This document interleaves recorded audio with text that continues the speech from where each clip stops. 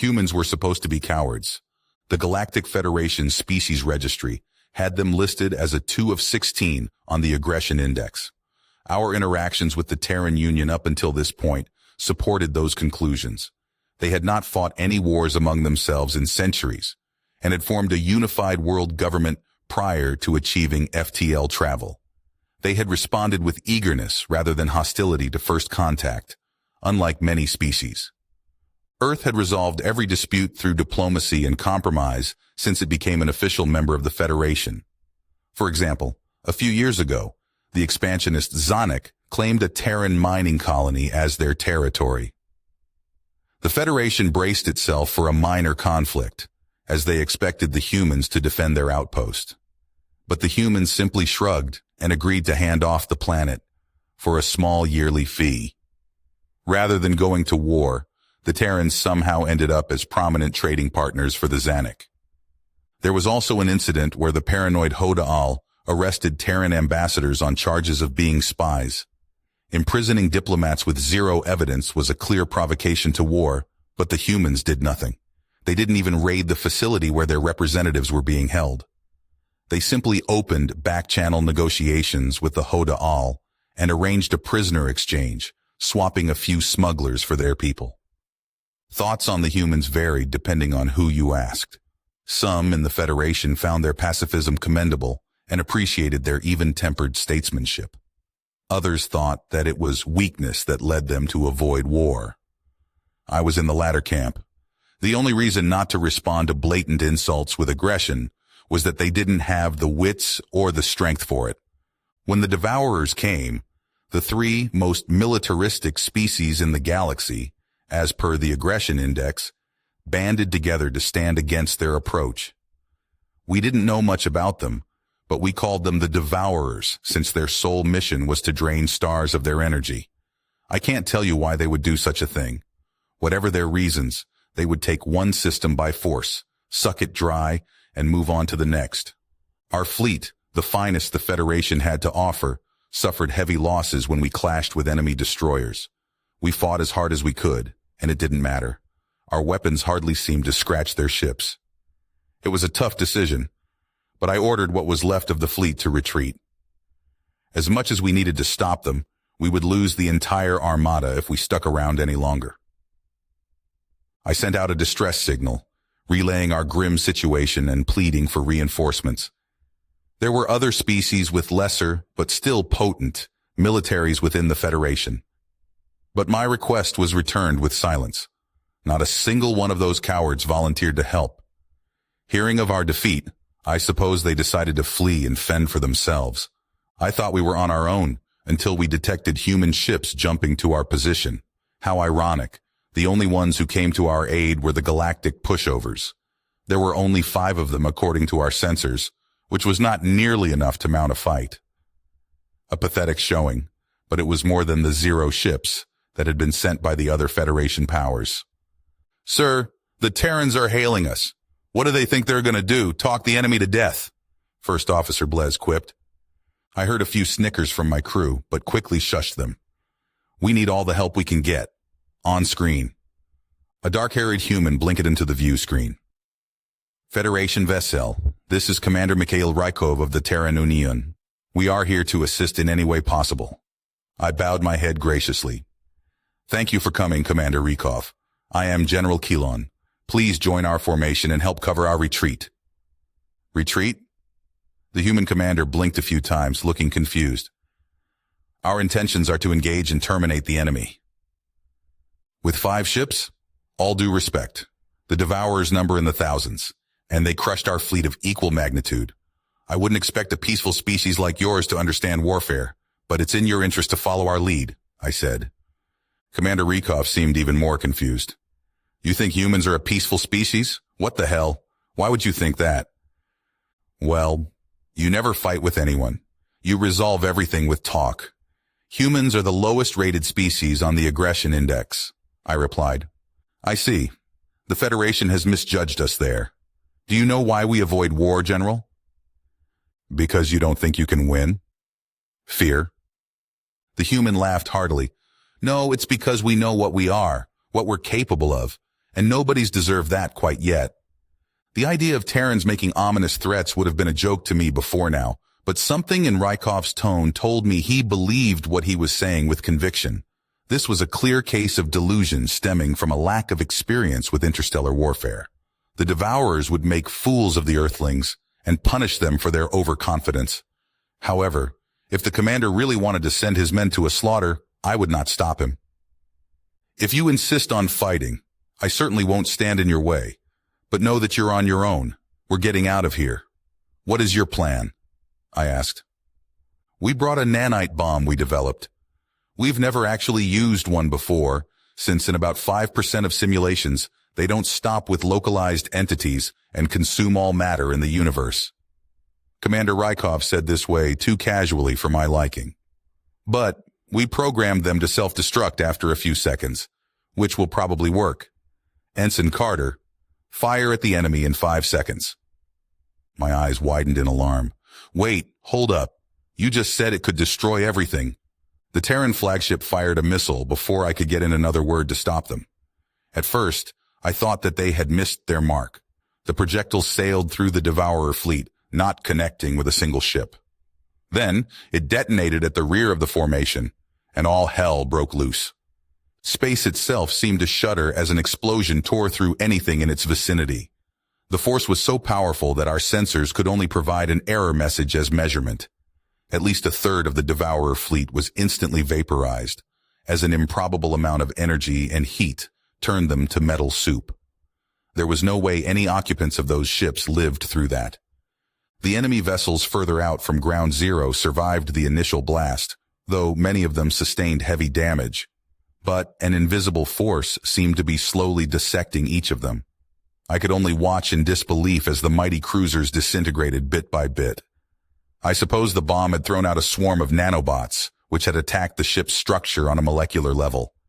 The Devourers hardly knew what hit them.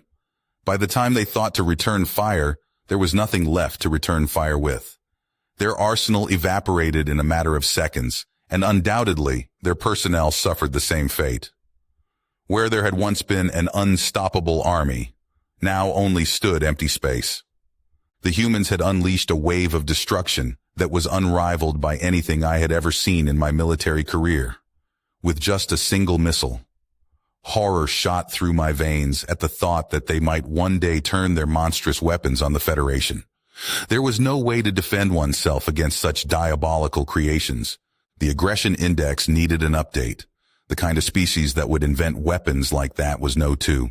Glancing around at my crew, I saw stunned and aghast reactions that mirrored my own.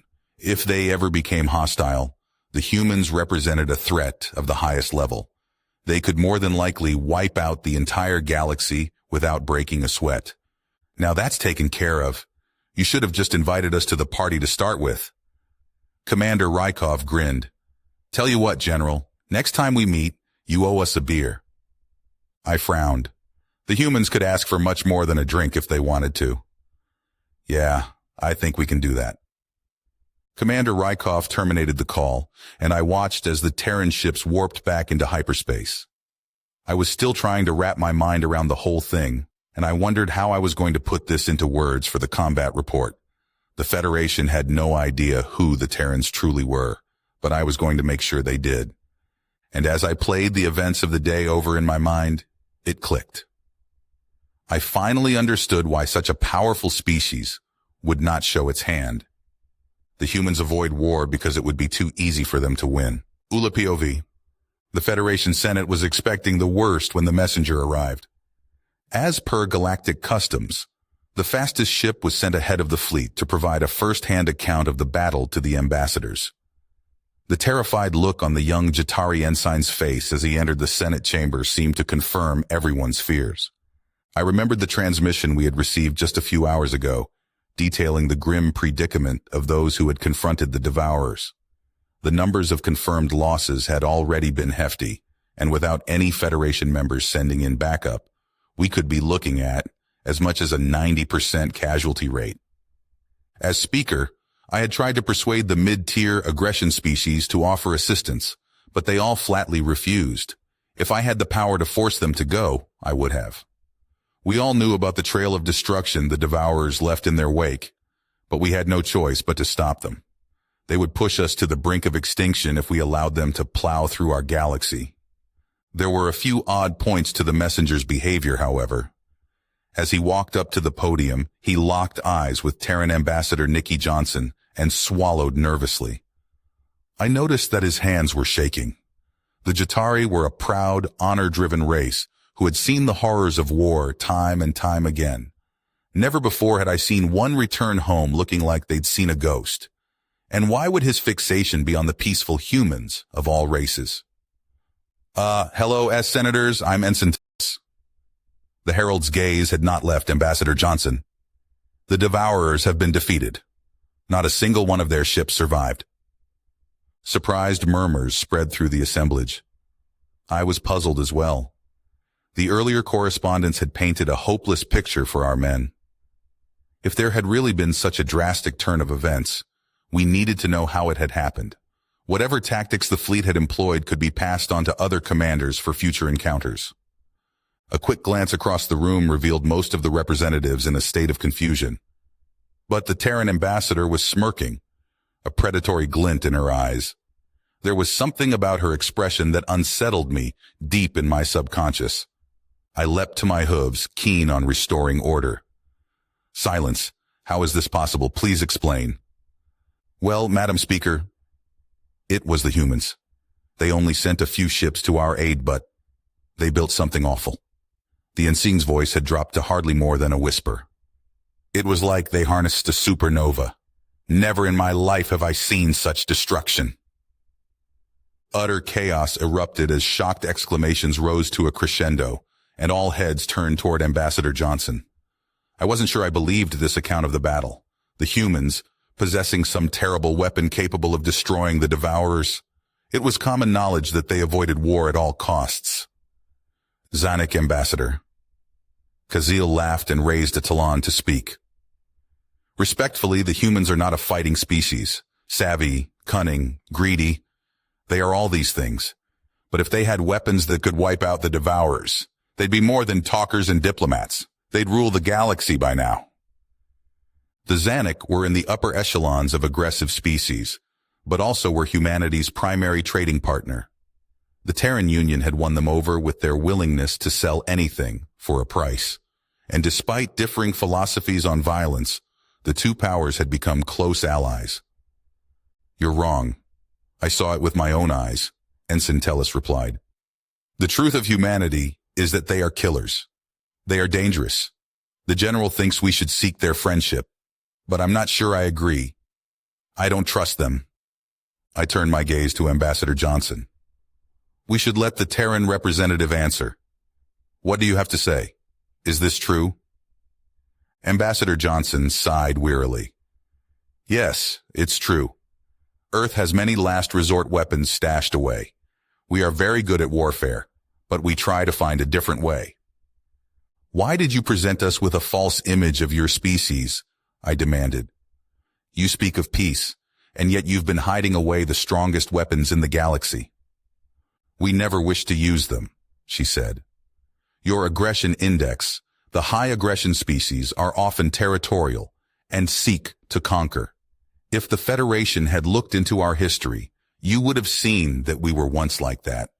We lost millions of lives in wars between our factions, and we grew tired of all that bloodshed. Humanity has tried to be better. Our destructive, impulsive nature is still there. We just buried it deep. You see, we are the only aggressive species to have a strong sense of empathy as well. We grapple with that duality constantly. We control ourselves with rules, and for the most part, we choose good. But we know the depths of depravity that exist. We knew that one day someone truly evil would come along, and we would have to be worse. I digested her words, my mind still reeling. A war with one's own species that had millions of casualties.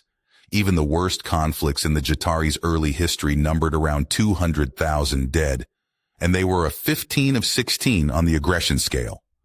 The bloodiest war we had previously known of didn't hold a candle to the humans' past. A species with that much of a propensity for violence should have killed itself off. There was no way they should be able to form a functioning society, let alone to think that they were acting as the galactic peacemakers. It was hard to reconcile my experiences with civilized, smooth-tongued human diplomats with the vile history Ambassador Johnson had described. No matter how much the humans claimed to be able to control their savagery, we could not trust them. A species with such a drive to violence could easily stab you in the back in a moment of anger and think nothing of it. Honestly, if I wasn't afraid of retaliation, I would have raised a motion to oust the Terran Union from the Federation then and there. But even if it was playing with fire, it was probably better to have them on our side than to have them turn their artillery on us. We would have to monitor them much more closely, though. I forced a neutral expression. You did save us from an enemy we could not beat on our own. We owe you a great debt. It will take some time for the Federation to fully consider what you have just told us, but we thank you for ending the war. Ambassador Johnson's eyes hardened. The war is not over, Speaker. We defeated one fleet, but the Devourers will send more if they are not eliminated. And they only would come back stronger. Humanity does not expect your blessing, but we do ask for your forgiveness for what we are about to do. What are you about to do? I asked cautiously. We're going to strike their home world with antimatter bombs. No survivors. It is a permanent solution. It may not be pretty, but we don't see any other options to put an end to the terror they subject the rest of the cluster to, she replied. Even the most aggressive species looked appalled at the suggestion. I noticed the ambassadors in closest proximity to the human edging away, as though they were afraid she might bite. I shook my head fervently. That is genocide. The Federation cannot accept the eradication of an entire species. Please, let us try to negotiate a truce. We must exhaust peaceful avenues before even considering an attack like this. You can't reason with someone who only wants to destroy you, kill, or be killed. Ambassador Johnson rose from her seat, collecting her belongings. How many innocent species have already perished by their hands? As far as we're concerned, it's better them than us. The Terran representative exited the building, waving farewell to Ambassador Kazil as she departed. I could not fathom how any sentient could be so calm and detached at the prospect of glassing a planet, even one of a parasitic race like the Devourers. I wondered if we should at least make some sort of attempt to stand in the humans' way. It was unlikely we could stop them, but at least we could say we tried. Things were simpler when we had thought they were peaceful. A part of me wished that that lie could have lasted for just a bit longer. I missed our pacifist friends already. Keelan POV. I had feared that the humans might attack as soon as our ships entered the Sol system, but the fact that we were still here was a good sign. The Federation Senate had narrowly voted to confront the Terrans, with Speaker Ula being one of the most ardent supporters of the motion. Even with her political pull, many representatives were on the fence about taking action. The fate that had befallen the Devourers could easily be ours as well if we provoked the humans. Honestly, I think if it were their own species being summoned to action, the Senate would not have passed the proposal. But as always, they assumed that the Jatari, the Zonic, and the Hoda'al would do their dirty work, while they stood by and watched from the safety of their offices. I was less than thrilled about leading this mission. After all, we were risking Federation lives to protect the very people that had sought to destroy us. While the Terrans' solution was extreme, I could at least understand where they were coming from, but it would be dishonorable to refuse a direct order. The last thing I wanted was to be branded a traitor and a coward.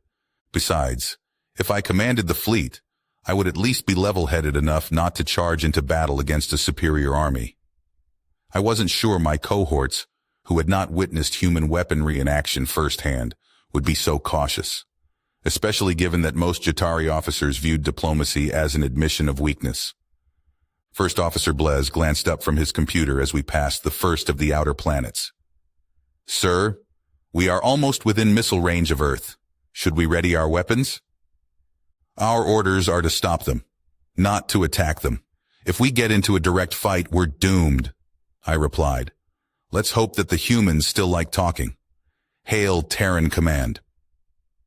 Blez opened his mouth to argue, then thought better of it. He silently input a few commands into his terminal, muttering under his breath. The few moments that the call went unanswered were nerve-wracking. I feared that the humans would simply ignore us. Relief washed over me as a familiar face blinked onto the view screen. Commander Rykov did not look well. His black hair was disheveled, his uniform was wrinkled, and dark circles had taken up residence under his eyes. This was a far cry from the radiant and confident man who had come to our rescue yesterday. It seemed that he should be resting rather than on the bridge of a ship, but I feared pointing out his condition would cause offense. The human officer stared into the camera, a pleading look on his face. "General, we strongly advise you to turn your ships around and stand aside." "I can't do that. What you're about to do is wrong. Intelligent life is sacred, and killing off an entire species is a crime against sentience," I said. "The Devourers have hardly shown that they are sapient. I'm surprised you of all people would rush to their defense," Rykov mused. "It hasn't even been a full day since they wiped out thousands of your ships. You and I both know if we hadn't shown up, they would have killed all of you without a second thought." I flinched. "Don't remind me. For all that they've done, I don't want to see an entire species slaughtered. That makes us just as bad as them. Their actions don't make yours right." Commander Rykov sighed. "Well, it seems we're at an impasse. I assume you're going to attack us if we don't stand down?" "We just want to talk. You don't have to do this. Your species has a moral code, right?" I took a deep breath, trying to collect my thoughts. What if there are innocent people, children and civilians on their homeworld? Look, I don't like what we're about to do, but I have my orders. We don't even know if they have civilians or if they can show emotion. Exactly. We don't know. What's the harm in waiting and getting more information? Don't you want to know why they're doing this? I'd like to understand. Rykov tilted his head as though thinking. I suppose it wouldn't hurt to gather some intelligence. Hell, it might come in handy down the road. What would you suggest? Do you think you can capture one of their ships? We need to bring one of them in alive. Yeah, I think we can do that, General. What would you say to joining us in person on our flagship? We would rather stand together than as enemies. I weighed my options. This could easily be some sort of human trickery, luring the highest-ranking Federation officer to their headquarters just to be imprisoned. Taking me out of the picture would disrupt our fleet's command. It was only natural to find their offer a bit suspect. But I figured if Rykov's intentions toward us were malicious, we wouldn't be having this dialogue in the first place. The Terrans had the ability to knock out our entire fleet in one fell swoop, yet they had not fired on us. At any rate, I still owed the commander a great debt for saving my life. The least I could give him was a bit of trust. I'd be happy to join you, Commander, I answered. The hint of a smile crept onto Rykov's face. Excellent. We'll await your shuttle. Come alone and unarmed. Please order your ships to halt their advance and allow us passage. The transmission ended, and First Officer Blez immediately piped up. Sir, you can't seriously be thinking of going over there. I scowled at him, not appreciating my decisions being called into question. I have to. It's our only chance at talking the humans down, and it will be the first time anyone has spoken with the enemy firsthand. Of course, any insight I could glean into the Devourer's nature would be priceless to the Federation, but I would be lying if I said my curiosity wasn't personal. I delighted in the possibility of demanding their reasons myself. Mass murder was not the solution, but our foes needed to be held accountable for the losses they had inflicted. 2 Terran soldiers were waiting in the airlock as my shuttle docked. The pat-down they gave me felt a bit invasive, but I suppose they just wanted to be thorough. Once they were satisfied that there were no weapons on my person, they led the way to the bridge. Compared to Federation vessels, the Terran flagship was downright ugly on the inside. The passageways were cramped and the colors were a drab mix of gray and off-white. It was evident the humans gave little consideration to design elements, rather focusing on packing the warship with as many weapons and stations as possible. I couldn't help but feel a bit claustrophobic as we navigated through a series of winding corridors and tight staircases. The hallway finally opened up into a wider chamber, which was lined with rows of computer monitors and a holographic display at the center. My first thought was that I had never seen such a disorderly command center in my life. Dozens of personnel were bustling about the place, tablets in hand, shouting at each other. How could they even function amid such noise and chaos? Commander Rykov was at the heart of this madness, studying a projection of the Devourer fleet. 2 officers stood by his side.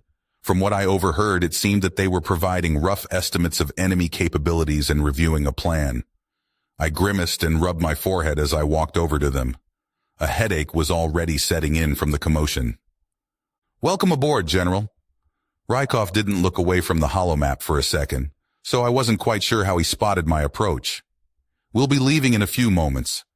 I trust you won't give us any trouble. Sit back and enjoy the show." "All right, everyone to your stations," Rykov's voice raised to a booming shout, carrying over the background chatter. "Set course for System 1964A. Weapon systems on high alert. Boarding party stand by." In an instant, all conversation ceased, and the crewmates scrambled to their posts. A silent, attentive team replaced the mayhem in a flash. I marveled at how drastic of a shift it was, watching as they executed their assignments with trained efficiency. The duality of humanity was as evident in their day-to-day operations as it was in their martial policy. A familiar sinking feeling clasped my stomach as we slipped into hyperspace. There was a strange rattling noise echoing from the walls, suggesting that the ship was pushing the upper limits of its warp speed. The human craft leapt back to real space in a matter of minutes, on the fringes of Devourer territory. "Our sensors are detecting a formation of 16 ships on patrol trajectory, within weapons range, sir," a young officer called out. Commander Rykov nodded. "Very good. I want all of the ships but one destroyed before they know what hit them. We disable the last and board her. We need systems online, so EMPs are off the table. Stick with conventional weapons. Let's go." I watched out the viewport as hundreds of missiles sailed toward the fleet. An indicator flashed on the display tracking the target locks. It seemed that the computer was remotely piloting the weapons. The patrol ships pivoted around to face us, firing kinetic rounds in an attempt to destroy the projectiles.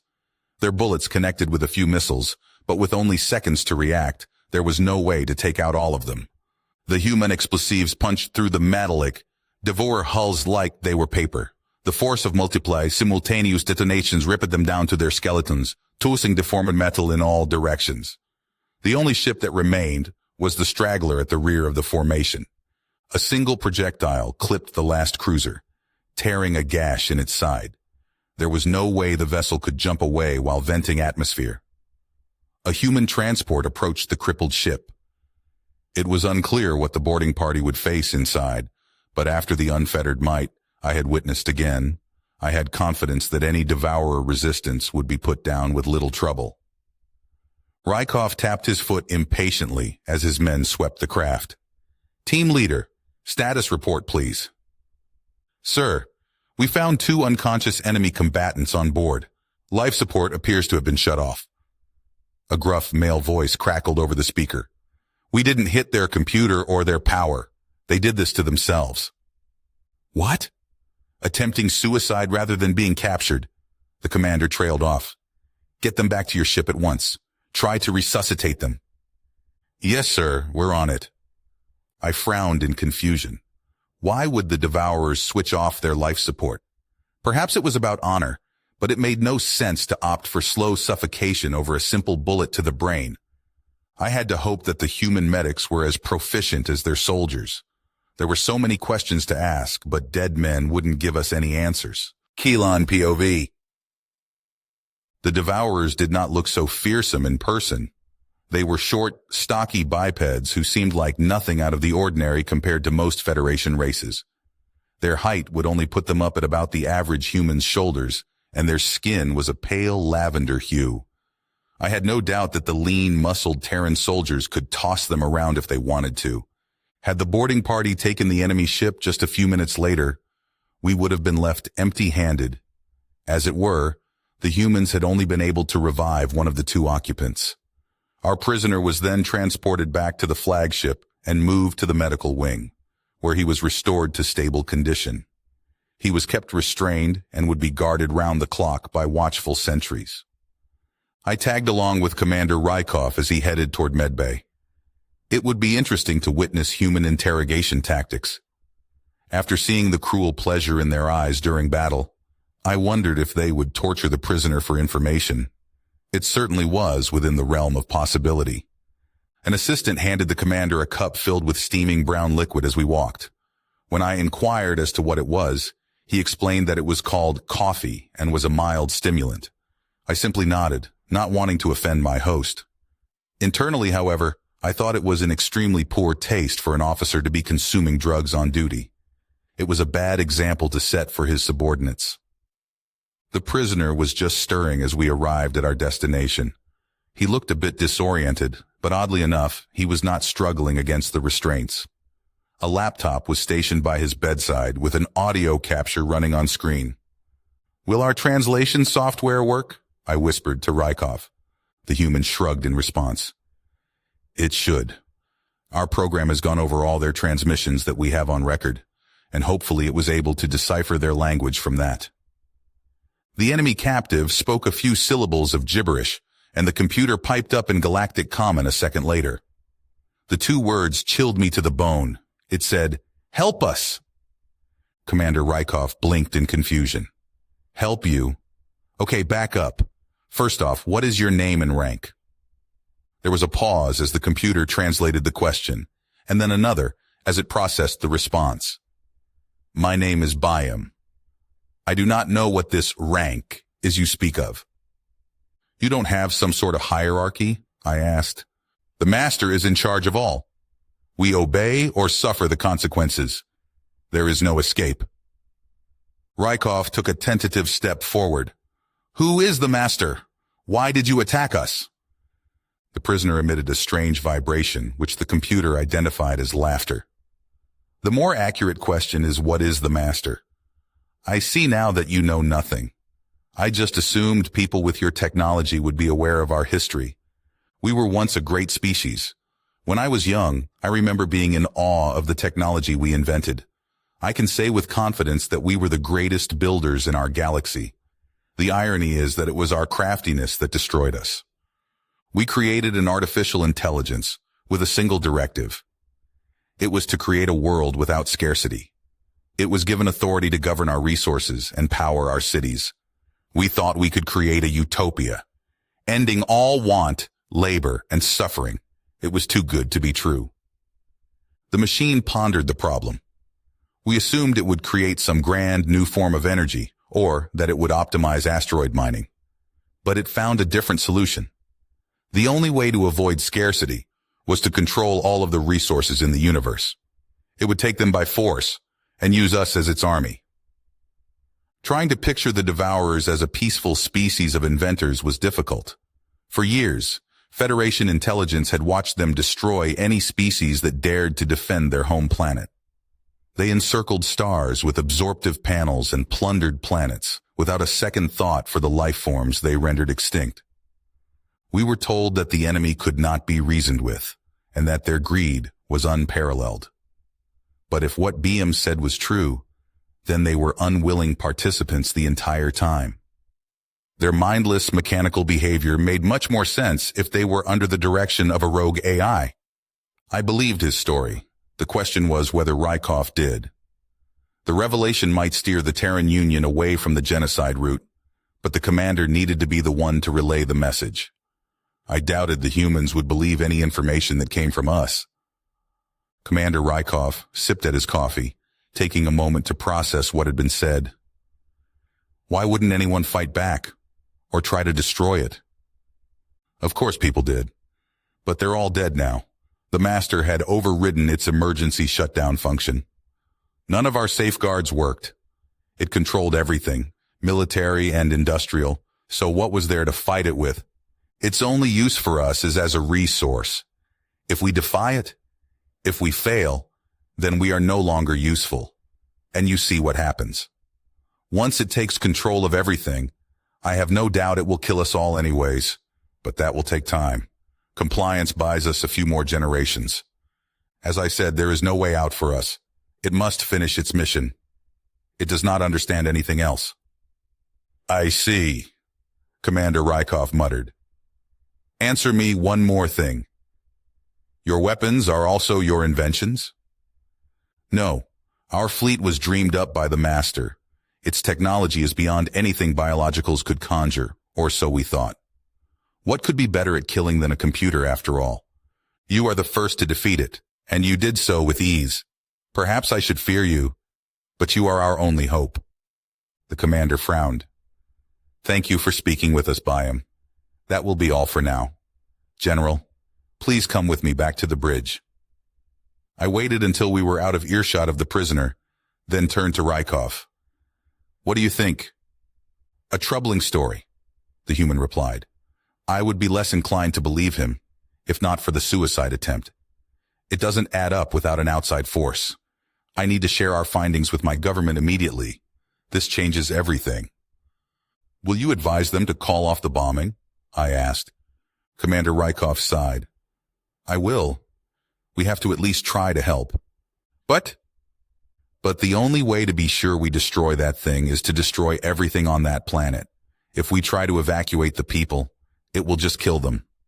If we do nothing, it could study our technology and replicate it.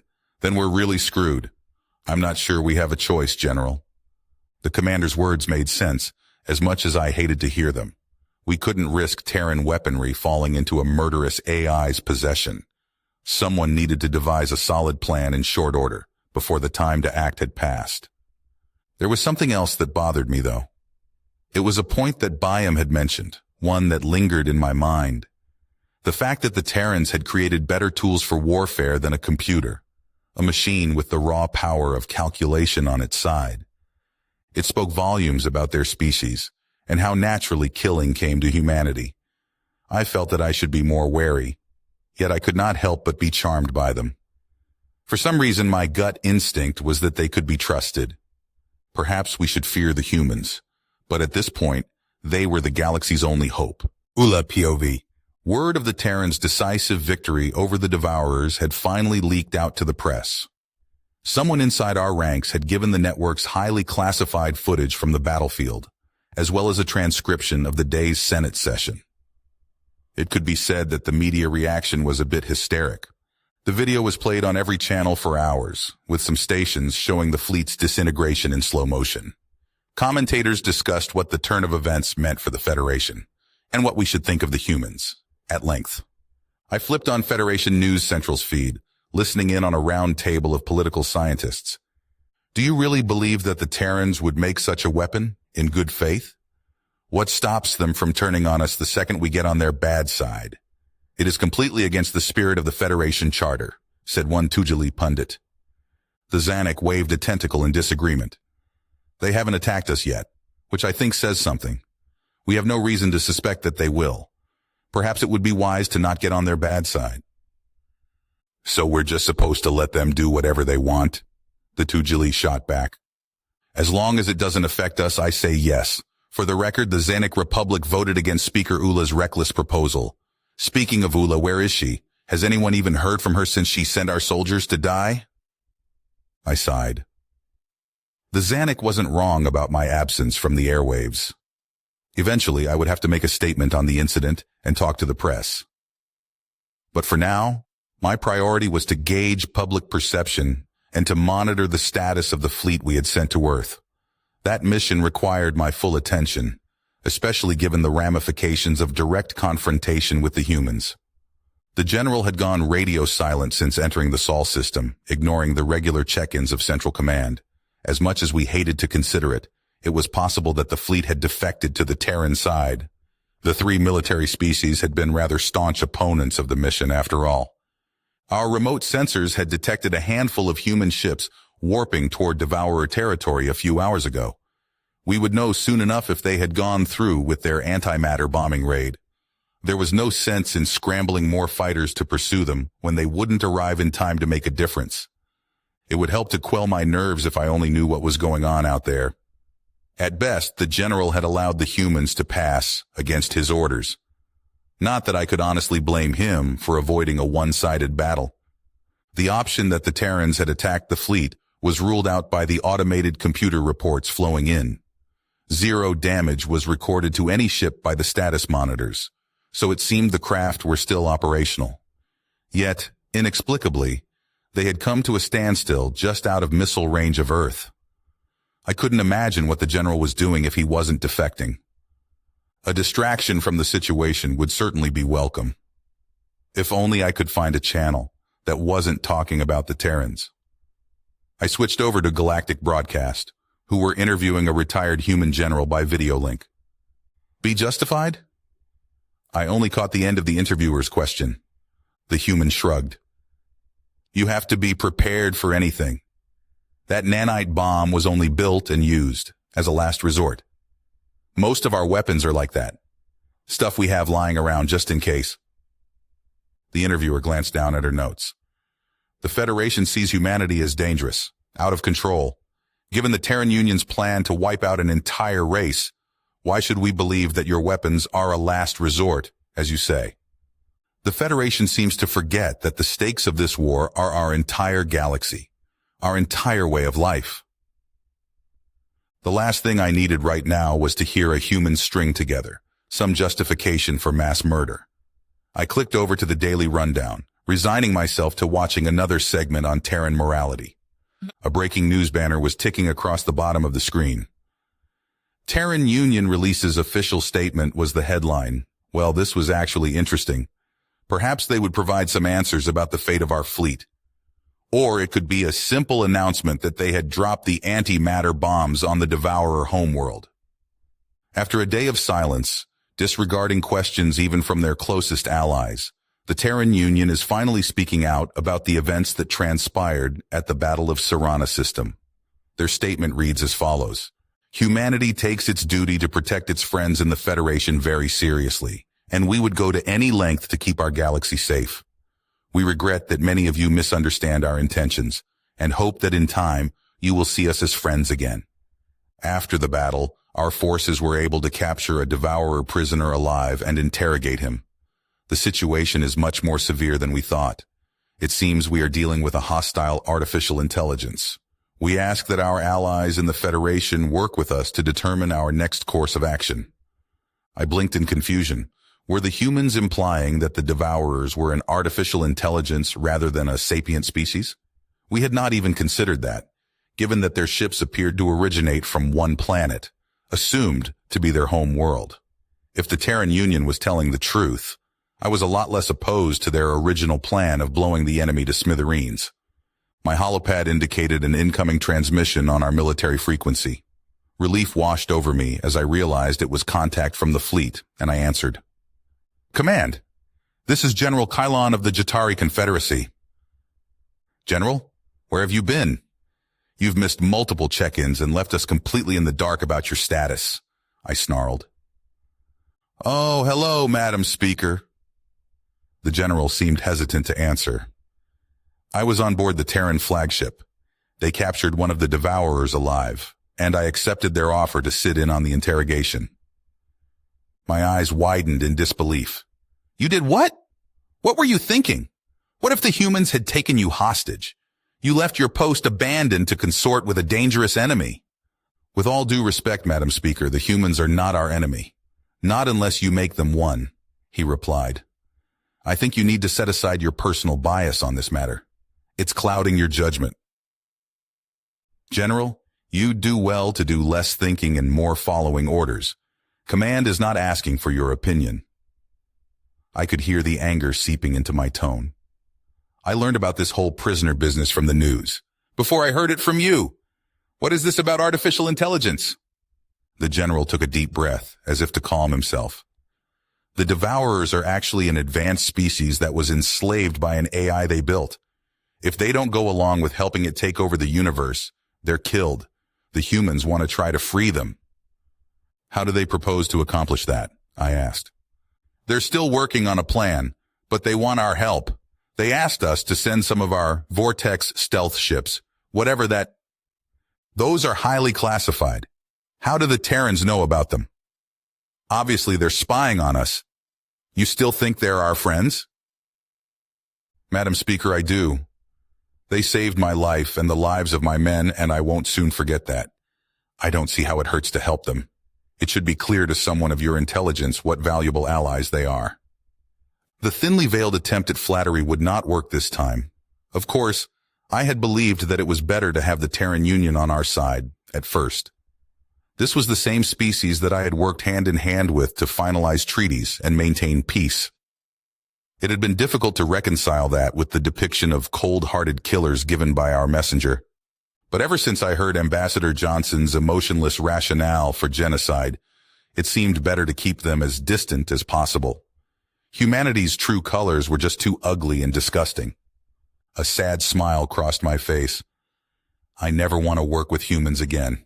They are savages, savages that masquerade as saints. It's not about the humans. This is what you wanted, right? To save the Devourers? Well, yes, but we don't need any help from... And frankly, Madam Speaker, if you keep up this crusade against the Terran Union, you're going to lose the fleet. The general's voice had lowered to just above a whisper. The Zanik barely went along with these orders, and if you don't give the humans what they want, you're looking at an outright mutiny. If the Zanik rebel, the Jatari, and the Hoda'al would probably follow close behind. I recalled the words of the Zanik on the news. His disdain for me and the Senate had been evident, and he had almost been acting as an apologist for humanity. Aggravating the Terran Union would have severe economic consequences for the Zanik Republic, so it was no wonder their loyalties were wavering.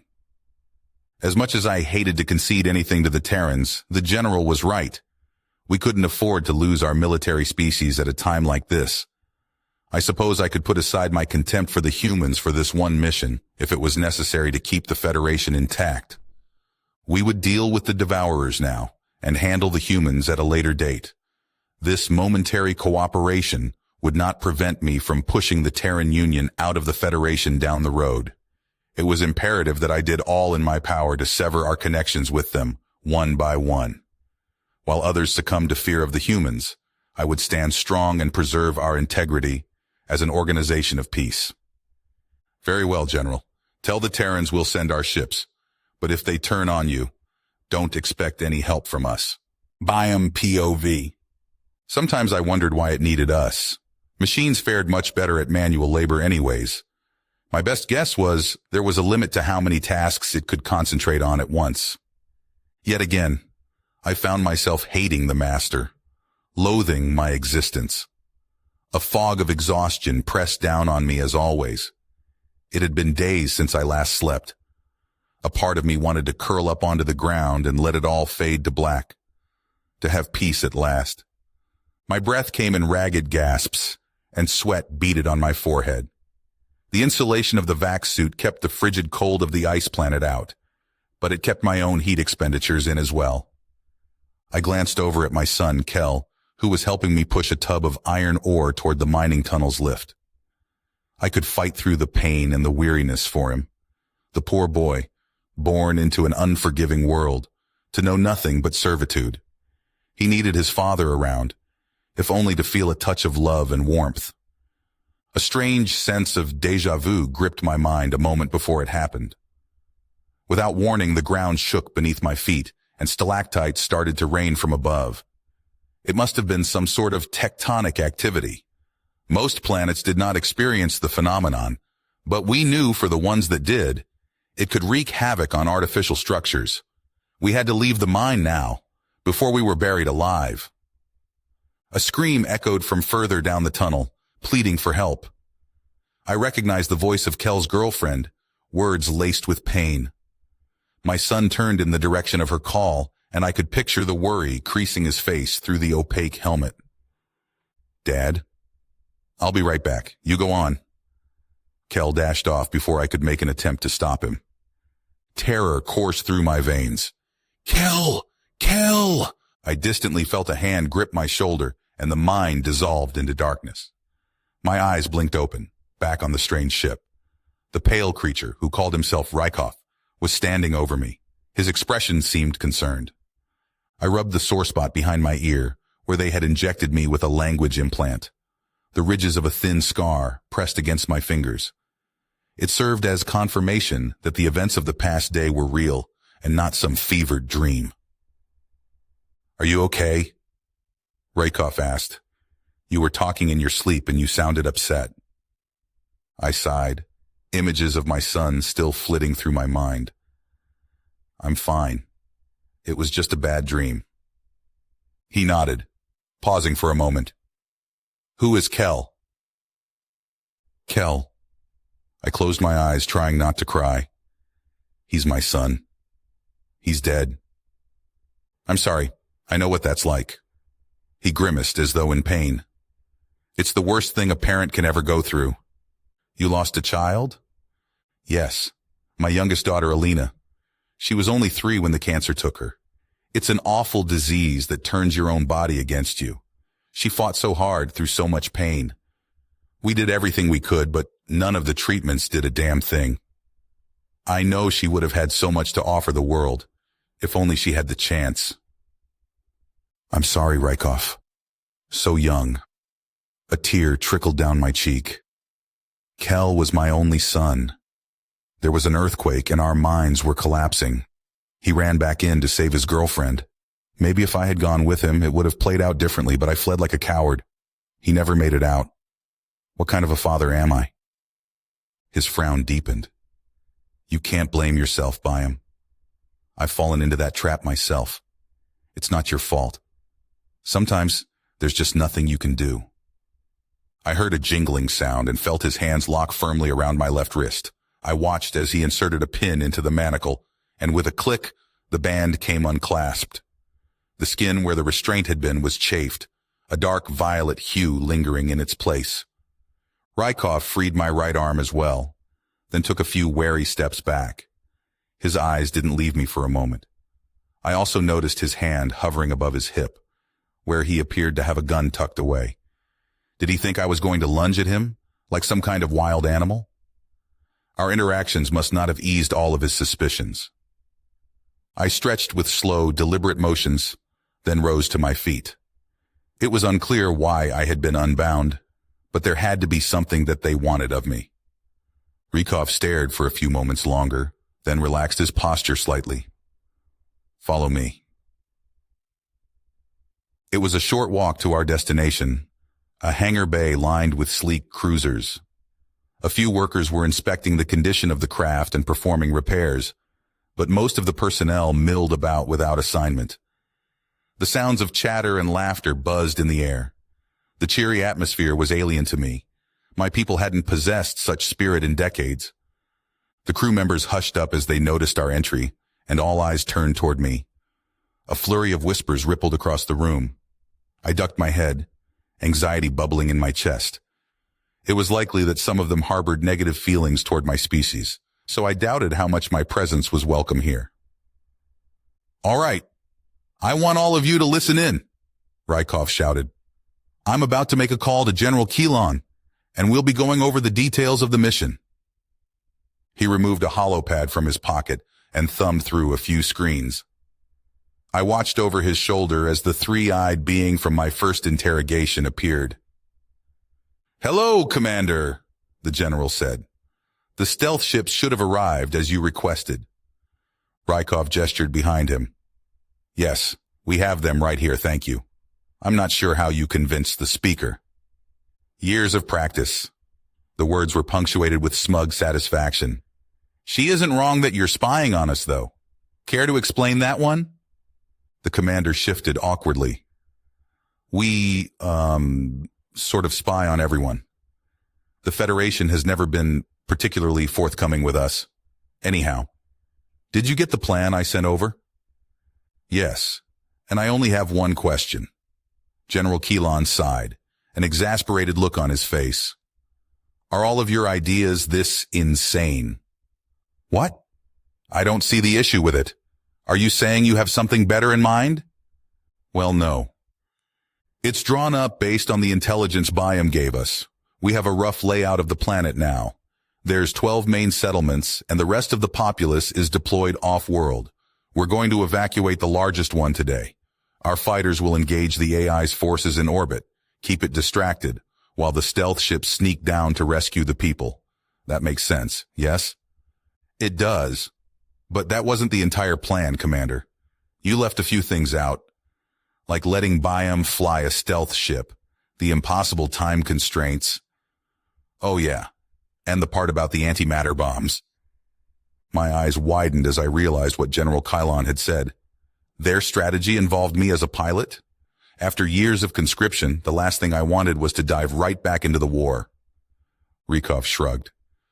There are mechanical sentries posted all over the city, surveilling the people.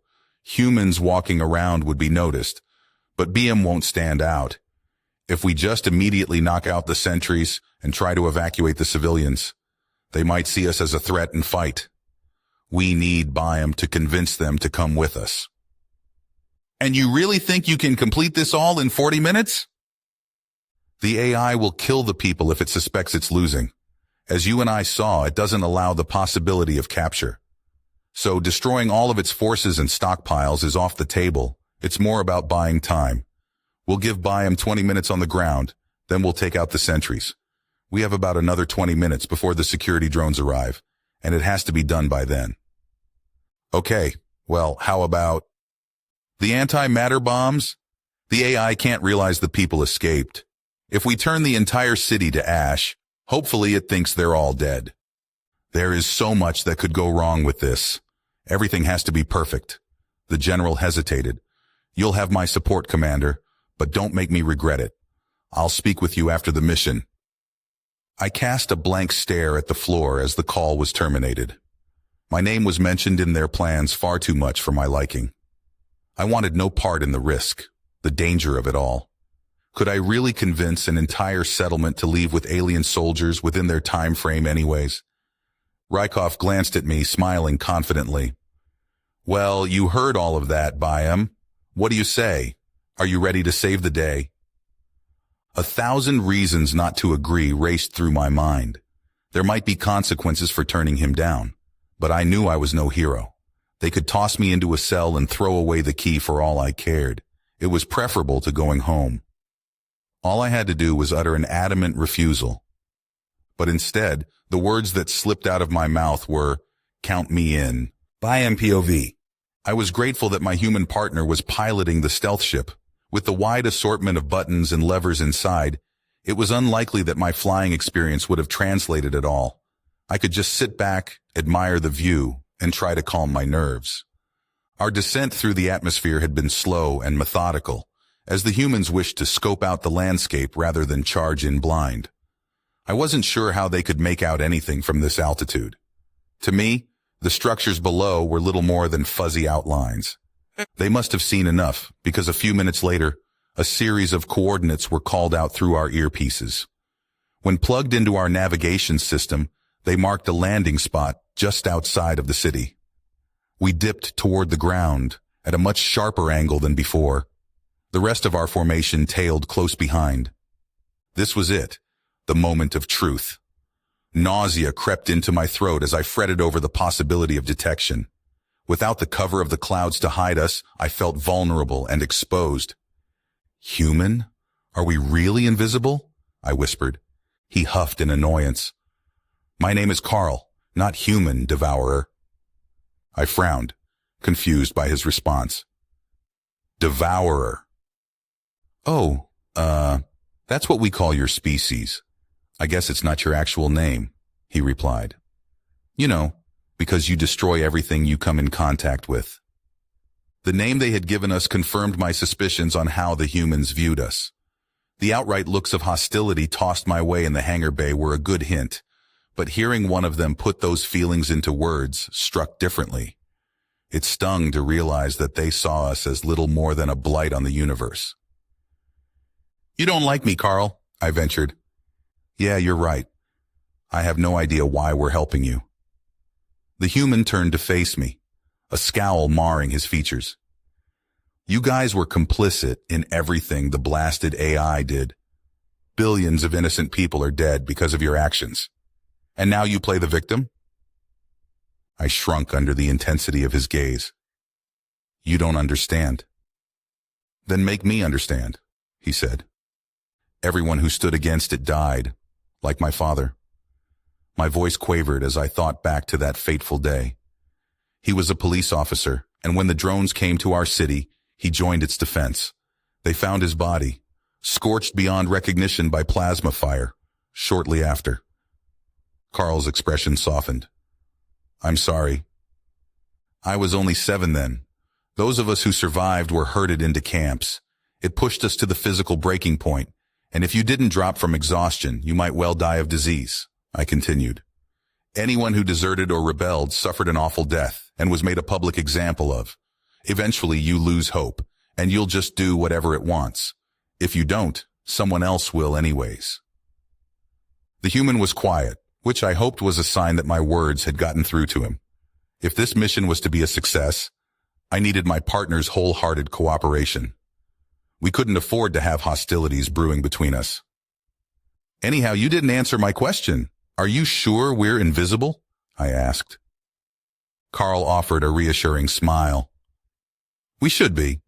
There's nothing to worry about. Relax. I pointed to a flashing indicator on the weapons screen. Well then, what's that? His eyes locked onto the red arrows, which were rapidly approaching our position. The color drained from his face, a sight which made me shudder. Most humans were pale enough in their normal state, but Carl had gone so ashen that he looked like a corpse. I feared he might keel over in front of me. The human switched on his headset. Missiles inbound, brace for impact. We've been spotted. A few moments later, the vessel was rocked by a violent collision. My body lurched forward, only to be thrown back into the chair by the safety harness. The air was forced from my lungs, and my brain seemed to rattle in my skull. A dizzy feeling fogged my mind, which was only compounded by the ship going into a wild tailspin. I saw Carl desperately tugging at the control column, but it did nothing to stabilize our flight. The urge to vomit only grew stronger as our acceleration quickened. It was a matter of seconds before we would crash into the fields below. So this was how it all would end. I would have liked to say I calmly accepted my death, but the truth was, I was terrified. My last thought before impact was cursing myself for agreeing to this insane plan, wondering why I had gone against my better judgment. There was a jolt as the craft slammed into the ground, followed by a screeching sound as it broke into multiple pieces. Loose objects and debris tumbled past us, and thinking quickly, I ducked down to shield my head. We skidded across the dirt for what felt like an eternity, before finally coming to a halt. Other than a few minor cuts and bruises, I was unharmed. You couldn't say the same for the ship, though. Glancing around at the swath of devastation, I figured a passerby could have mistaken the wreckage for the work of a cyclone. It was a miracle that the cockpit had, for the most part, stayed intact. I was rather shocked to still be alive, but now didn't seem like the time to celebrate. The acrid smell of smoke wafted into my nose, which suggested a prompt evacuation was in order. My harness was easy enough to unfasten despite my shaking hands. Now, all that was left was to walk out into the open air. Before exiting the craft, I thought to check on Carl, just to be certain that he was all right. As my eyes fell on the human, my relief turned to dismay. He was slumped over in his chair, unresponsive. Crimson liquid oozed from a gash on the back of his head, staining his frosty blonde hair. I assumed it was blood, despite the unusual coloration. I raced to his side, shaking him by the shoulders. No, no, no, wake up! The human's eyes fluttered open, and he groaned. If my species had sustained that sort of head injury, we would likely be dead. Regaining consciousness would have been out of the question. But clearly, humans were more resilient. The question was how much his injuries would impair him, and whether he was able to walk on his own power. Carl watched as I unclipped his harness. Can you help me out of here? I'm not asking you to carry me like a princess, but... Yeah, of course. I wouldn't leave you here, I answered. I draped his arm across my neck, bracing myself to support his weight. We managed to stagger out of the wreckage, but Carl sunk to his knees a few steps into the field. It was evident that he was in no condition to be traipsing about. Hopefully the rest of our entourage was still airworthy. It would provide some comfort to know they were out there, preparing a rescue party. The human pressed a hand to his wound, grimacing. How about we take a little rest here? I need a moment. All right. Clearly the AI knows we're here now. I don't think we were invisible. What exactly do we do now? I asked. We improvise, he grunted. Our biggest mistake was trusting Federation tech, but it was a terrible plan to begin with. Something was going to go wrong. Alarm coursed through my veins as Carl pulled a gun from its holster, and I fell backward in my haste to get away. It had not been my intention to provoke him, but I figured that my criticism of their command was not appreciated. Rather than pointing it at my head, however, he extended an arm to offer the weapon to me.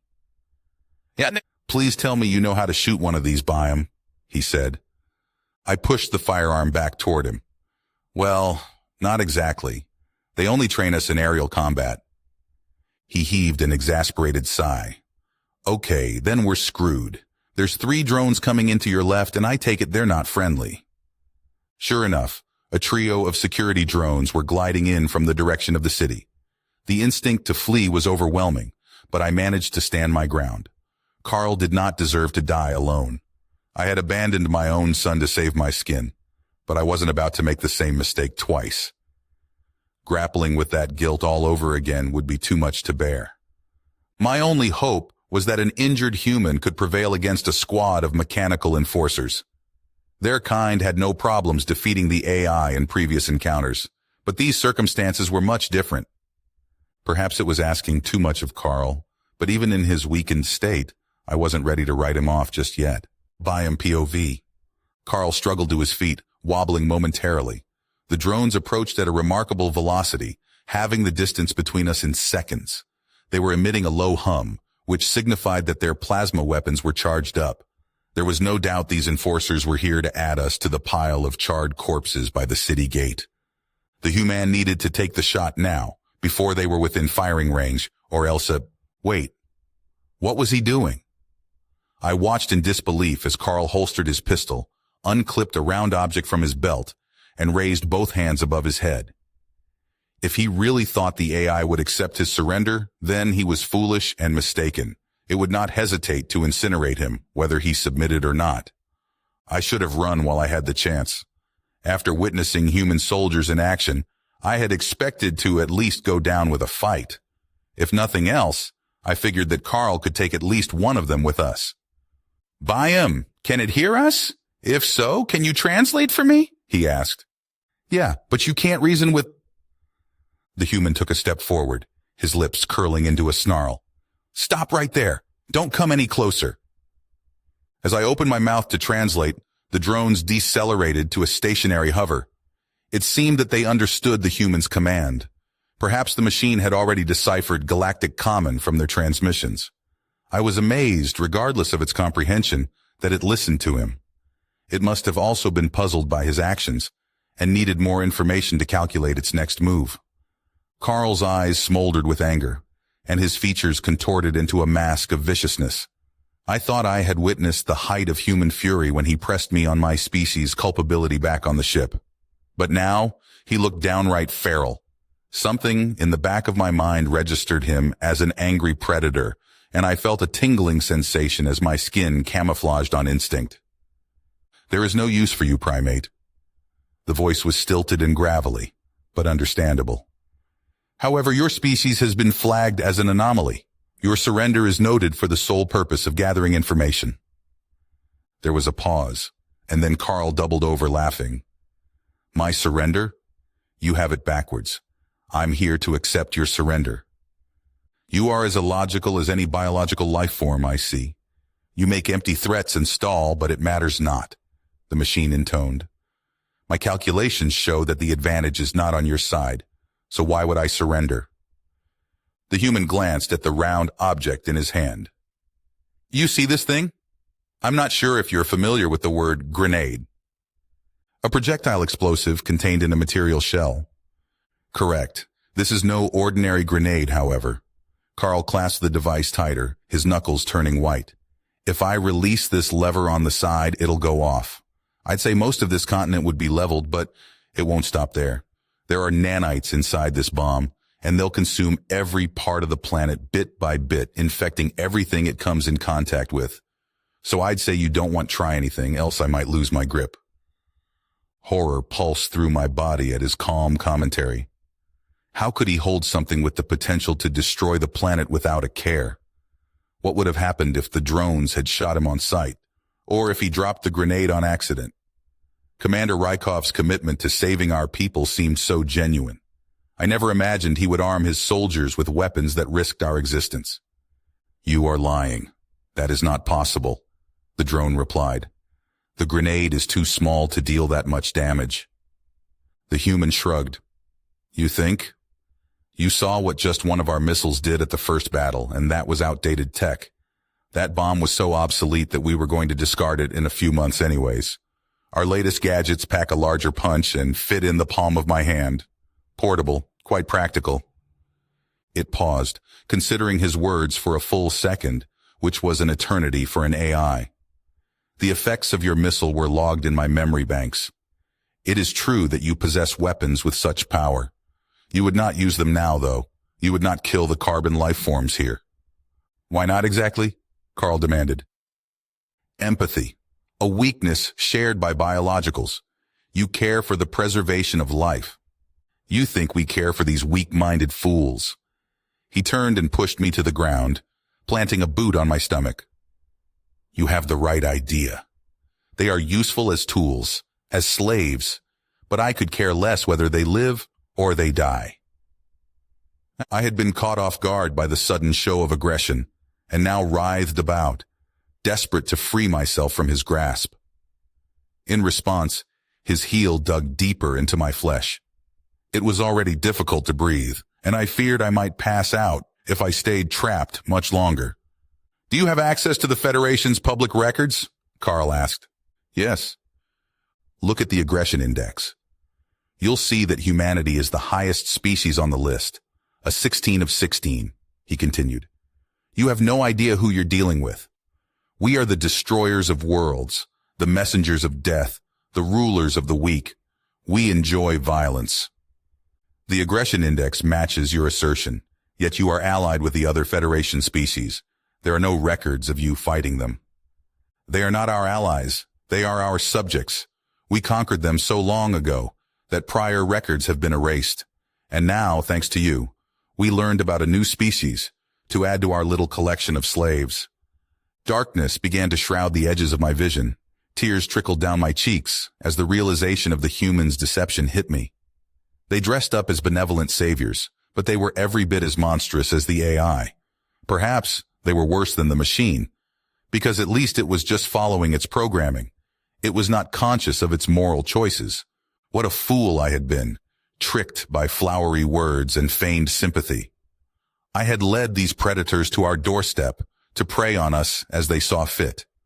My error in judgment would, at best, lead us to the same fate under different masters. At worst, it could spell the end for our species and our home. Here's how it's going to be. You're going to leave us and round up all the people in that city. Carl growled. We're going to land our ships and take them with us. You won't try to stop us. You might lose some resources, but biologicals aren't important anyways. Besides, if you don't, I'll detonate this grenade and you'll have no resources left at all. Calculate that. The human smirked, as though daring the AI to defy him. I faintly registered that the enforcers departed, but my oxygen-deprived brain was slipping out of consciousness. Just as I was about to fade away, the weight was lifted from my stomach. Gasping, spluttering, I tried to reorient myself. A calloused hand wrapped around mine, pulling me to my feet. Carl's skin was clammy to the touch, and I could feel the racing of his pulse on his wrist. Concern washed over me as he stumbled, but then I recalled what I had just learned. Oh dear, you're crying. I didn't hurt you, did I? I'm sorry if I went too far. I had to make it convincing, he said. I sniffled. You're here to enslave us, just like the master. Carl glanced around, checking that the drones were gone. No, of course we're not. But if it knew that we cared about you, it'd use your lives against us. You're saying you were lying? But the aggression index, you had it check, I responded. You're the highest-rated species in the galaxy. It would only make sense if you love violence and oppression. The human snorted. We were a 2 of 16 until literally yesterday. That index is total BS. What changed? Speaker Ula is trying to make a political statement. She's been on a crusade against humanity ever since we used that bomb against you guys. Yeah, speaking of bombs, you brought a nanite grenade on a rescue mission? What? Oh yeah, this. Cover your ears and close your eyes. Before I could process what he was doing, Carl tossed the explosive into some nearby bushes. He pressed his hands to his head and squeezed his eyes shut. I copied his movements. Despite shielding myself from the stimuli, I could still hear the thunderous crackle and sense the blinding flash. Hesitantly, I blinked my eyes open. Rather than our surroundings being vaporized, as Carl had claimed, the world around me appeared unscathed. Relief swelled in my chest as I realized it had truly been an act. It was unnerving how easily he had lied under duress, but I knew that the facade had saved our lives. The human chuckled. Total bluff. It's a flashbang. A stun grenade. I gaped at him, my mind reeling. You threatened an AI with a non-lethal weapon, and it worked? Yep. Carl pulled another object from his belt. I'm going to send up a flare, and we're going to get out of here. I'll tell the commander to send down some transports for the people when we do. Somehow, we had succeeded in our mission. I still wasn't fully sure what had happened, but I knew I was lucky to be alive. This was not humanity's first triumph over the AI, of course, but this time, it was through their cunning, not their military might, that they prevailed. I should have just enjoyed the moment. The feel of the cool air on my skin was soothing, and the knowledge that my people would be liberated was invigorating. However, in the back of my mind, something just was not adding up. How had the AI detected our presence so quickly? It was as though the stealth tech did nothing to cloak us. Whatever had gone wrong with the mission, I hoped that Commander Rykov could get to the bottom of it. Keelan POV. The sleek outline of the Terran flagship loomed ahead on the view screen. Our sensors failed to detect any damage or deviation from normal function, even at close range. But our hails to the Terran ships requesting status updates had gone unanswered for hours now. The radio silence from their fleet was out of character, and I had begun to fear the worst. A shuttle was sent to re-establish contact with the humans, and to render aid if necessary.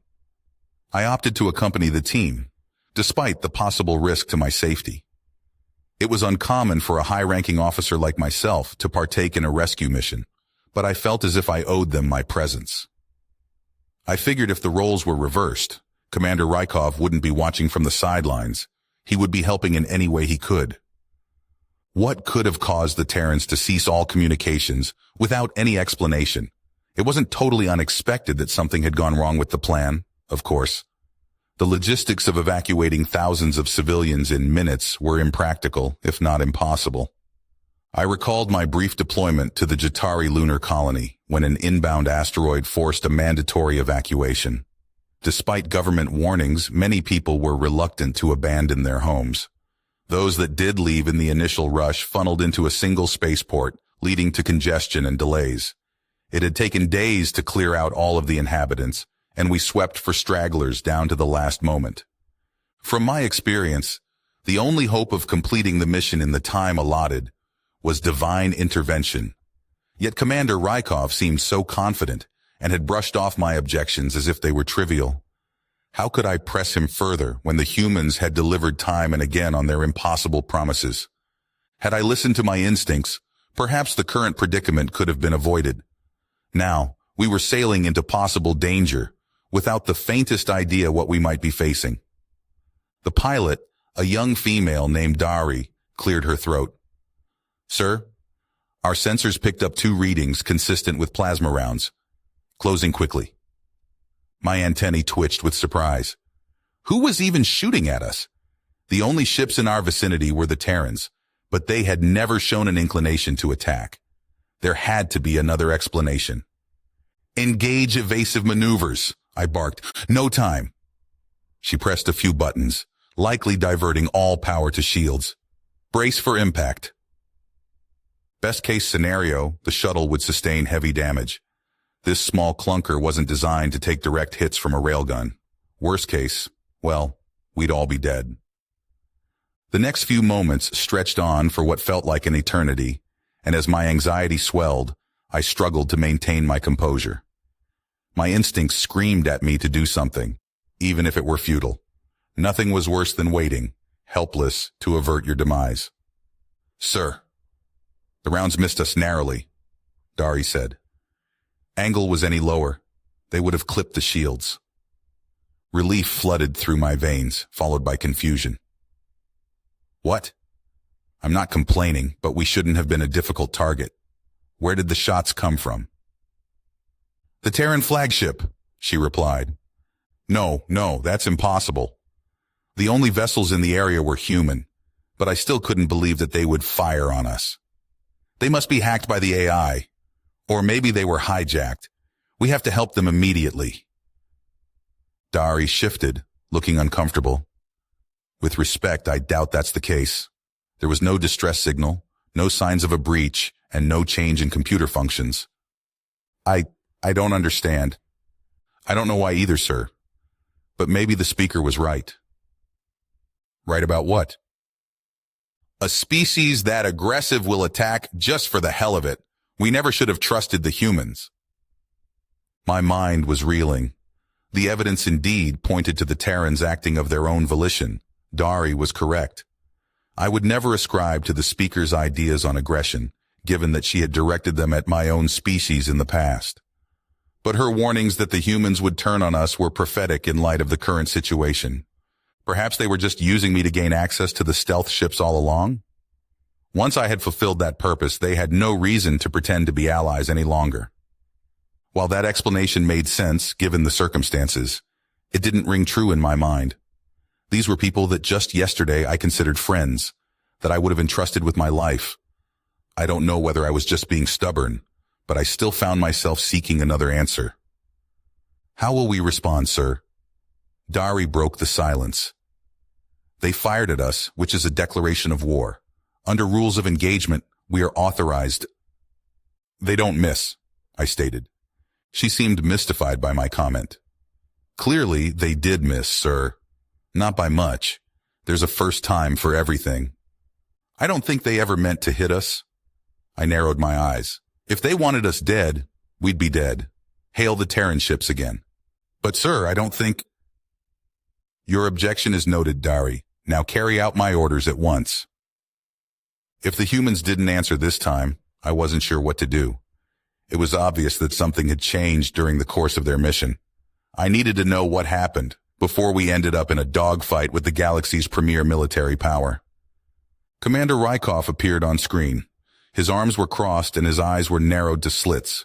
Judging by his expression, if we were meeting in person, he would have tried to punch me in the face. I had no idea what I had done to merit such hostility. I tried to placate the human with a friendly smile. "There must be some sort of misunderstanding because I'm pretty sure you just shot at us." His scowl deepened. "That was a warning shot. The next one is getting buried in your hull. Orders be damned. Leave. Now." "We just came to help," I protested. "We were worried about you." "Really? That's why you sabotaged the ships?" Rykov scoffed. "That's ridiculous. I did no such thing." "I guess you thought we wouldn't recover the ships after it shot them down. It's plainly obvious from the computer logs that there was a remote override of their stealth protocol by someone with level 9 clearance, which is only held by the highest-ranking Federation general." I was stunned by what I was hearing. The humans believed that I, their most ardent supporter, had disabled the Vortex ships. Never would I do such a thing, but if they had evidence to back that conclusion, I wasn't sure how to persuade them. This had to be some sort of setup. "Listen, it wasn't me. We can figure this out together," I pleaded. The commander shook his head. "Save it. 3 of my men died because of you. We should kill you, but us shooting down a Federation ship is just the thing Ula needs to throw us out." A gasp escaped my lips as realization dawned on me. Ula. She has level 9 clearance too. Wait, she does? That's right, the speaker is also your commander-in-chief, he muttered. She has a lot more motive than you. I couldn't understand why you did it. I know she hates your kind, but I can't believe she would stoop that low. She's a fanatic. I know the type. She believes she's doing what's right, and that makes her dangerous. It was evident the speaker had meant to pit the fleet and the humans against each other, and frighteningly enough, it almost worked. Her actions jeopardized the safety not only of the Terrans, but of her own forces, and the Devourer civilians as well. Anger simmered inside of me at the thought of confronting her. I wasn't sure what we would do, but holding her accountable was now my highest priority. She's dangerous to all of us as long as she's leading the Federation. Please, unless you still want me to leave, let us help. Ula needs to pay. We'd graciously accept your assistance and welcome you aboard the flagship. Our differences with the humans had been smoothed over, which was a relief. But I couldn't say the ease with which Rykov accused me of betrayal didn't sting, especially after the recent trials we had faced together. Clearly, the trust I bestowed in him was not a mutual feeling. We'll dock right away, I replied. But first, you really thought I would sabotage you? Get your people killed? The commander offered a sad smile. If I've learned one thing in my time as a commander, it's that you never really know anyone. But for what it's worth, I am sorry, General. I never should have accused you. My bitterness dissipated as I saw the glint of wetness in his eyes. A pang of pity stabbed through my heart as I realized the poor man didn't trust a soul. Expecting his confidence after being acquainted for mere days was perhaps too much to ask. Apology accepted. Ula POV. It was easy enough to whip a crowd into a frenzy, as long as you knew what they wanted to hear. The people who turned up to my rally today were a fearful bunch. The battle footage revealed the Terrans for charlatans they were, and their centuries-long deception would not be forgotten by the masses. They had festered within our ranks, scheming, manipulating our politics to unknown ends, propagating their vile culture. A species as warlike as humanity was like a tumor, consuming all that was natural and good, lest it be excised. I had faith that the people could recognize the monster lurking in their midst. My speech today was just giving the citizenry the push they needed. If the commoners directed their anger at the humans, it would force their hand. Terran soldiers striking down civilians on the street would play well in the media, and combined with the news of the Devourer massacre that would be coming in at any moment, the outcry might be enough to oust them from the Federation. When I was a young girl, humanity was a species noted in our civics class as the greatest diplomats, the peacekeepers. I paused, my gaze sweeping over the crowd. But recently, we learned that was all a lie. They are brutal, bloodthirsty. They are not like us, and they do not share our values, the values that hold our Federation together. A few cheers rippled through the assembly, but most onlookers looked anxious. That was exactly the sort of sentiment I hoped to evoke. There was no more powerful motivation than fear. I knew I had their rapt attention, and that they would hang on my every word. My friends, rest assured I share your shock and confusion at the news. But of this I am certain. We must act now. Humans prowl our streets, and it is a matter of time until they give in to their instincts. How many of you have welcomed one into your homes, sent your children to school with one?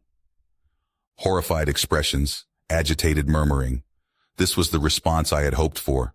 Most of the people here had had contact with a Terran at least once.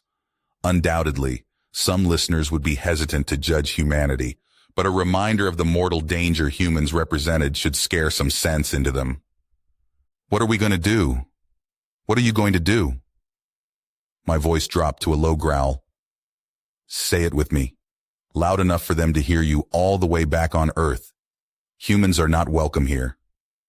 Humans are not welcome here! The crowd shouted. A smile stretched across my face. That's a beautiful sound. Now, the Terran embassy is on this very street, mere minutes from here. It defiles our capital with its presence. Why don't you make your voices heard down there? Let's go take back what's ours. Cheers of agreement came in response, and I watched with content as the people turned their sight on the gated complex down the road. It was no accident that I had selected an outdoor venue for this event, mere minutes on foot from the Terran embassy. There would be no time for the humans to prepare. An angry mob numbering in the thousands would overrun their security quickly, and then they would be forced to take more drastic measures. I fished my holopad out of my pocket as the crowd marched off. The next item on my agenda was to make contact with General Keelan and learn what had become of the Terran's rescue mission. Thanks to my meddling, they would have no choice but to resort to violence. The general often sympathized with the humans, likely out of gratitude for them saving his life. If anything could change his mind, it would be the slaughter of an entire planet. He would no longer see humanity as saviors, but as the monsters they truly were. My call to the fleet was either not received or not answered. A small seed of doubt was planted in my mind, as I considered the possibility that the Terrans had struck them down in retribution. There was no way they could know what I had done once the ships were lost, of course. But what if they had blamed the fleet anyways, or just not wanted any witnesses to their massacre? The thought chilled me to the bone. I had to hope that the general was simply occupied with other matters and would return my call soon enough. Whatever happened to the human ships, I could care less, but the loss of our servicemen would be tragic. Perhaps my actions had been a bit careless. It was too late to turn back now, though. Some people were bound to get hurt dealing with such an aggressive species, but their sacrifice was necessary for the greater good. Today's events were the perfect example of that principle. I doubted the chaos unfolding at the embassy would be bloodless. One of my staffers had tipped off Federation News Central, telling them to keep a camera crew posted at the Terran embassy. The media might have missed the start of the demonstration otherwise. I switched to their live stream on my holopad and was pleased to see coverage of the protest already rolling. 2 human sentries were pacing inside the gates, shouting for everyone to stand back. The crowd jeered at them in response, lobbing rocks and other projectiles over the barriers. A young Zonic reporter gestured at the scene behind him. As you can see, the situation at the Terran embassy is escalating. Speaker Ula gave a short speech this afternoon, laden with anti-human rhetoric. Her supporters felt inspired to take action, and at the speaker's encouragement, traveled out to the complex here. It appears a confrontation is imminent. A few protesters began scaling the walls, and the Terran guards pointed guns at them in response. Undeterred, the climbers dropped down on the other side. I chuckled to myself. The moment the humans opened fire on unarmed civilians, everyone would see them as I did. This incident would be broadcast live across the galaxy, and it would be played on repeat for days, just as the nanite bomb had been. More civilians descended onto the premises. The guards took a few steps back, weapons still raised. Their fingers hovered by the trigger, ready to fire the moment a protester advanced. The crowd closed ranks, then charged together. Rather than the sound of gunfire, all I heard was a human voice shout to fall back. Inexplicably, the guards holstered their weapons and retreated into the building. And, "Why aren't they shooting?" I screamed. "This isn't right. Humans are supposed to be murderers." My staffers, who were huddled nearby, were caught off guard by my outburst. They were staring at me like I had lost my mind. A young male named Roddy looked particularly concerned. "You want them to shoot? Are you okay?" I glared at him. "Mind your own damn business. I'm perfectly fine." The protesters had broken into the embassy itself while I wasn't paying attention and were no longer visible to the camera. The anchor said something about a hostage situation, but it didn't register in my mind. How could this have happened? An aggressive militarized species giving up without a fight. This was an absolute disaster. With their diplomats taken captive, the humans would be framed as the victims of the story. I could hear it now, a Terran on the news telling the viewers that they weren't the violent ones. It would distract from the atrocity of their weapons. And instead, the controversy would focus on me inciting the riot. This was the kind of scandal that could cripple the average politician's career. But I was no lesser representative. Surely a speaker as popular as myself could weather the storm. Rather than apologizing for my actions, I would double down. With the very soul of the Federation at stake, giving up on my quest to unmask humanity was not an option. Hopefully, my efforts to sabotage their rescue mission had fared better. One incident was all I needed to prove my case, and I knew the humans were bound to slip up eventually. It was in their nature, after all. Keelan POV. The atmosphere on board the Terran flagship was much different from my previous visit. The commander left me in a meeting room with 2 armed guards while he spoke with Terran intelligence about Ula's treachery. He claimed it was for my protection, but judging by their demeanor, that wasn't exactly the truth. The duo watched me with suspicious eyes the entire time, never cracking a smile or saying a word. Thankfully, Rykov wasn't gone for long. I couldn't help but notice his face was creased with worry when he returned. Whatever he had just learned, I had a feeling it wasn't good news. "You're back. Did they say what they're going to do about the sabotage?" I asked. The commander sighed.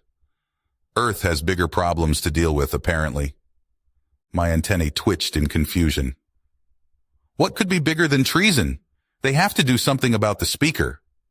"They agree that something has to be done, but she's on their radar for other reasons," he replied. "She's been encouraging acts of violence against our civilians. There's been enough incidents the past few days that Earth has closed its spaceports. We can't risk a terror attack on our soil." Terror attack? I figured the phrase must be some Terran military jargon I was unfamiliar with. "What does that mean?" Commander Rykov's eyes widened. "You don't, well, it's a form of violence against civilians. Mass casualty events that are planned, done publicly, and meant to frighten a certain group of people." The fact that the Terrans had a term designated for such an attack implied that they occurred with some regularity. I shuddered at the notion of civilians, slaughtered in broad daylight for sole purpose of cruelty. For all the wars the Jatari fought in our early years, the violence was never so senseless. Yet the commander spoke of these terror attacks as though they were just something that happened, like a natural disaster. "Why are you looking at me like that?" Rykov scowled, crossing his arms. "Don't you dare try and act like that stuff never happens in the Federation." I shifted awkwardly. "Well, it doesn't. That's not how I see it. You know our embassy in the Federation capital?" He paused, waiting for my nod. "Demonstrators stormed it, took the diplomats hostage. Now they're holed up inside, threatening to blow the place to the high heavens if we make a move." "What? Why would they do that? Humans have been nothing but kind to us. There's no reason for bloodshed." "Try telling that to them. The way I see it, they're terrorists, but that's still the subject of debate back home. We should be taking the embassy back, not trying to negotiate with these people. They won't even talk to anyone that's human." I could sense that there was something Rykov wasn't telling me. He cared for the people under his command, and for the preservation of life in general, but never to the point where you could hear it in his voice. If this mission was personal to him, I needed to know why. He was a competent commander, but nothing could cloud one's judgment like emotions. I don't mean to pry, but... I placed a hand on his shoulder and noticed the guards tense up at the contact. "Do you know someone there?" Was it that obvious? "Yeah, my brother lives at the embassy. He works for the State Department," Rykov replied. I frowned. "Maybe we can help somehow. What are your orders?" "Well, first they were to return to Earth with the refugees. I asked to join up with the tactical team outside the embassy, but was told, and I quote, 'You're too close to this.' The bigwigs really expected me to sit this one out. Orders are orders. We'll have to think of a plan after you get home." 2 steps ahead of you, General. I said that you offered to help, and that you asked for me to escort you to the embassy. It would be an insult to the Jatari if I refused. And what do you know? Permission was granted. You lied to your superiors? My brother's life is on the line. I didn't lie. I just stretched the truth. That is the definition of lying. Not the point. Anyhow, the flagship will set off for the capital immediately, and the other ships will bring the refugees back to Earth. I won't force you to go. but I would appreciate your help. Will you join us? There was no question that I should accompany the commander. It went beyond owing him my life or considering him a friend. After the speaker's betrayal and the Federation's abandonment, the humans needed to see that they still had allies. They needed to know they were not alone. Of course, it's the least I can do, I answered. Rykov smiled. Excellent. Let's head over to the bridge and we'll warp out. The guards were at my side in a heartbeat, pushing me forward like I was some sort of cattle. My patience for the prisoner treatment was growing thin.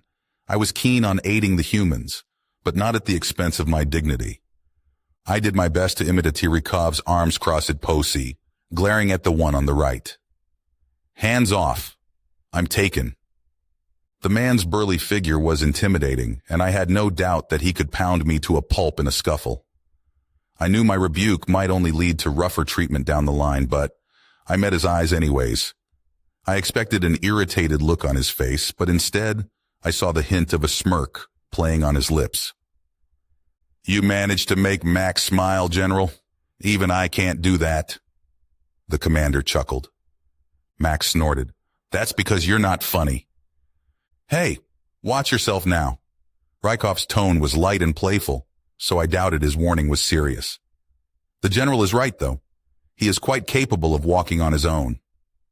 Mac nodded, stepping back. His partner followed suit, dropping off a few paces behind us. My thoughts drifted as we passed through the narrow corridors to the bridge. I wished the commander would have dismissed the guards altogether, but I'd settle for having them out of my personal space. If the humans still didn't trust me, that was their problem. You look upset.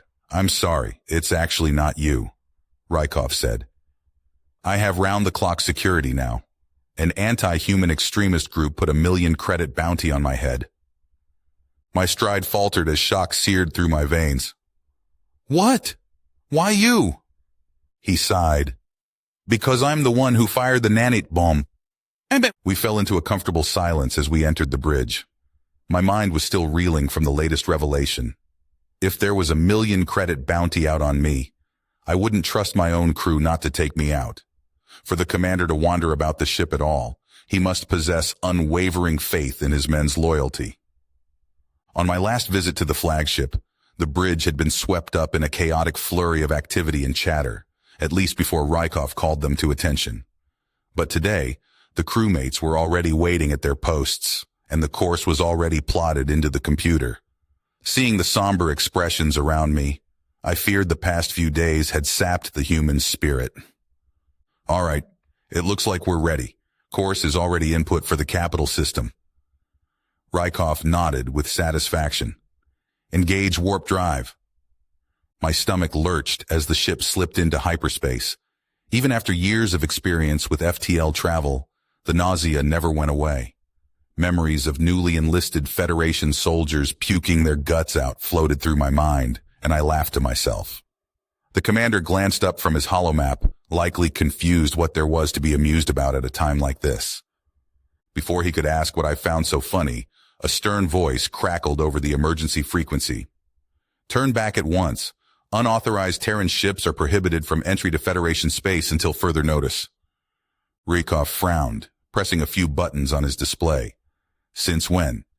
You do realize we're a member of the Federation, so I don't see how we can be denied access to Federation space. Earth halted interplanetary flights earlier today, and the Senate passed a temporary freeze on Terran visitors in response, came the reply. For all we know, you shut down your spaceports because you're planning an attack. That's ridiculous, Rykov protested. Look, we're here on a rescue mission. We're going to dock, and you're not going to get in our way. You are trespassing in this system. If you enter real space, you will be fired upon. What's that? You're breaking up. I can't hear you. The commander ended the transmission, shaking his head in disgust. Idiots, raise shields to full power and enter real space. I felt the ship shudder beneath my feet as it emerged from hyperspace, and my expression morphed into one of horror. No, you must turn back. The planetary defense systems, they'll shoot you down. I'd like to see them try, Rykov growled. Well, this was just wonderful. It seemed Speaker Ula might be getting her wish for a war with the humans after all. Keelan POV. The planetary defense system for the Federation's capital world was designed to ward off an orbital bombardment and consisted of state-of-the-art weaponry. This was the most heavily guarded planet in the galaxy, given its political and symbolic importance. With all of their firepower turned against a single ship, there was no way conventional shields could withstand the blast. I feared the humans had bit off more than they could chew. How would the Terran government retaliate for the destruction of their fleet's crown jewel? It was unclear whether they would stick to the concept of a proportional response. An outright declaration of war could be imminent, especially if the Federation fired the first shots. It seemed common sense from my perspective that provocation of the humans was not in our best interest. Earth was signed on to, and in many cases, the founder of treaties that prohibited attacks on civilians. But if pushed to the brink, who knew what they were capable of? Just a single nanite bomb dropped against a metropolitan populace. The casualties would number in the millions. Not that I would be around to worry about the consequences. In a few moments, I would be vaporized, alongside every other occupant of this vessel. Gazing through the flagship's viewport, I saw an azure glow spreading across the lunar surface. That indicated the orbital laser was charging up. It was capable of emitting the same amount of energy as medium-sized star, at least for a few seconds. A hit that powerful would pass through our shields as though they were non-existent. Any hopes I had of escaping the situation alive evaporated. I thought they would fire the lunar station's plasma railguns or their guided missiles, as was typically the protocol for a space intrusion. The orbital laser was the capital's last line of defense, which seemed rather overkill for a single vessel. Was there any way to convince Commander Rykov to turn back? This is suicide. We must stand down, or we're all dead. I hated the note of desperation in my voice, which crept higher in pitch as I spoke. You can talk to the Federation later, work something out. The commander straightened, the glint of bitterness in his eyes. The time for talking is over. We've tried talking for hundreds of years, and look how well that worked out for us. The Federation needs to learn a lesson in humility. Look, I agree that this is an act of war. If I were in your place, I would respond in kind too. But you need more ships and a solid plan. Our deaths won't achieve anything, I pleaded. He waved a hand dismissively. I'm not planning on dying today, General. We'll be fine. It occurred to me that Rykov either did not grasp the gravity of the threat, or that his recent skirmishes had led to overconfidence. Whatever fortifications the flagship had, there was no way they were designed to be subjected to such extreme forces. Warning. A target lock against this ship has been detected. Estimated time of impact, 5 seconds. A computerized voice said. I squeezed my eyes shut, waiting for permanent darkness to overtake me. The sound of trilling alarms rang in my ears, and I wondered if it would be the last thing I heard. There was no fear in my mind, just a burning hatred for the fools running the federal government. This loss of life could have been avoided, if only the speaker behaved with sensibility. 5, 4, 3, 2, 1. My eyes shot open as a jolt passed through the ship, and I nearly lost my balance in its wake. The lights flickered overhead, presumably from power being rerouted to shields, but that was the only side effect of the blast I noticed. There were no fires breaking out on the bridge, no systems knocked offline. Shields at 96%, structural integrity uncompromised, retaliatory action advised, the computer intoned. I couldn't understand how the flagship was still in one piece. That orbital laser was designed to overpower an entire formation, yet it hardly scratched the Terran craft. All it had achieved was a tiny dent to their shield capacity. Humanity's meekness and why they had hidden their true nature for so long was more baffling than ever. Their vessels were nigh invincible, and their technology outpaced the Federation's weaponry by centuries. What was it that differentiated humans from other aggressive species? They could rule the galaxy, if they so desired. But instead, they moralized and mediated. Commander Rykov cleared his throat. That was your most powerful weapon, General. You people need us more than you realize. I suppose nothing should surprise me anymore, I grumbled. What now? They're going to fire again once the laser is recharged. The human tilted his head, as though weighing his options. That station is remotely operated. A sensor scan of the moon detected 0 life signatures. Yes, to my knowledge, I answered. Good. In that case, we're going to make sure they don't have the chance to fire again. He clapped his hands together, a predatory grin on his face. Ensign Carter, ready the antimatter missiles. I want you to bury that station. Understood, sir, came the reply from the weapons post. I felt strangely detached, watching a trio of warheads close the distance between us and the station. My oath as a soldier was to protect and defend the Federation against all enemies, and it seemed the Terrans could now be classified as a hostile party. After all, without the planetary defense system, the capital would be left vulnerable to attack. By taking no action during this engagement, I was siding with the humans, wasn't I? The missiles slammed into the lunar surface with a radiant flash, churning up plumes of dust and debris. Where a sophisticated defense complex once stood, only 3 craters remained. The aftermath was reminiscent of an asteroid strike, rather than a missile, given the magnitude of its depth. Staring at the fresh gash in the stony ground, I wondered yet again why the Federation was hell-bent on angering the humans. Creatures with such a mastery of destruction should be appeased, not aggravated, unless your objective was the eradication of your civilization. The low whir of machinery sounded from behind me, and I flinched on instinct. Whipping around, I spotted a robotic cart stocked with firearms wheeling across the bridge, and the Terran personnel gearing up as it passed by. Commander Rykov withdrew a scoped plasma rifle, and without a word, handed it to me. Its weight was much heavier than I expected, and my shoulders sagged as I accepted it. Either the humans were sporting some sort of power armor, or their physical strength greatly exceeded that of my species. General, I think we're going to have to fight our way to Embassy once we dock. Between protesters and the Federation security forces, we'll be outnumbered, the commander said. You know the layout of the capital better than us. Any suggestions? I paused, tossing a few ideas around my head. Well, a diversion would help.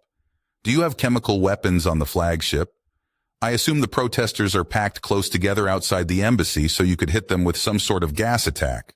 When the emergency hovercraft respond to the scene, you can use them as a shield from the special forces. I expected the human to appreciate the resourcefulness of my plan, but instead, he was looking at me like I'd grown a 4th eye.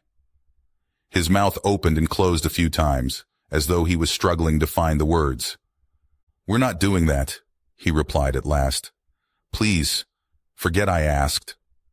Whatever his problem with my suggestion was, it escaped my comprehension. Not only would it minimize human casualties, but it would also provide cover in a dense, urban landscape. A wide-open avenue wasn't exactly ideal for ground combat and maneuvering.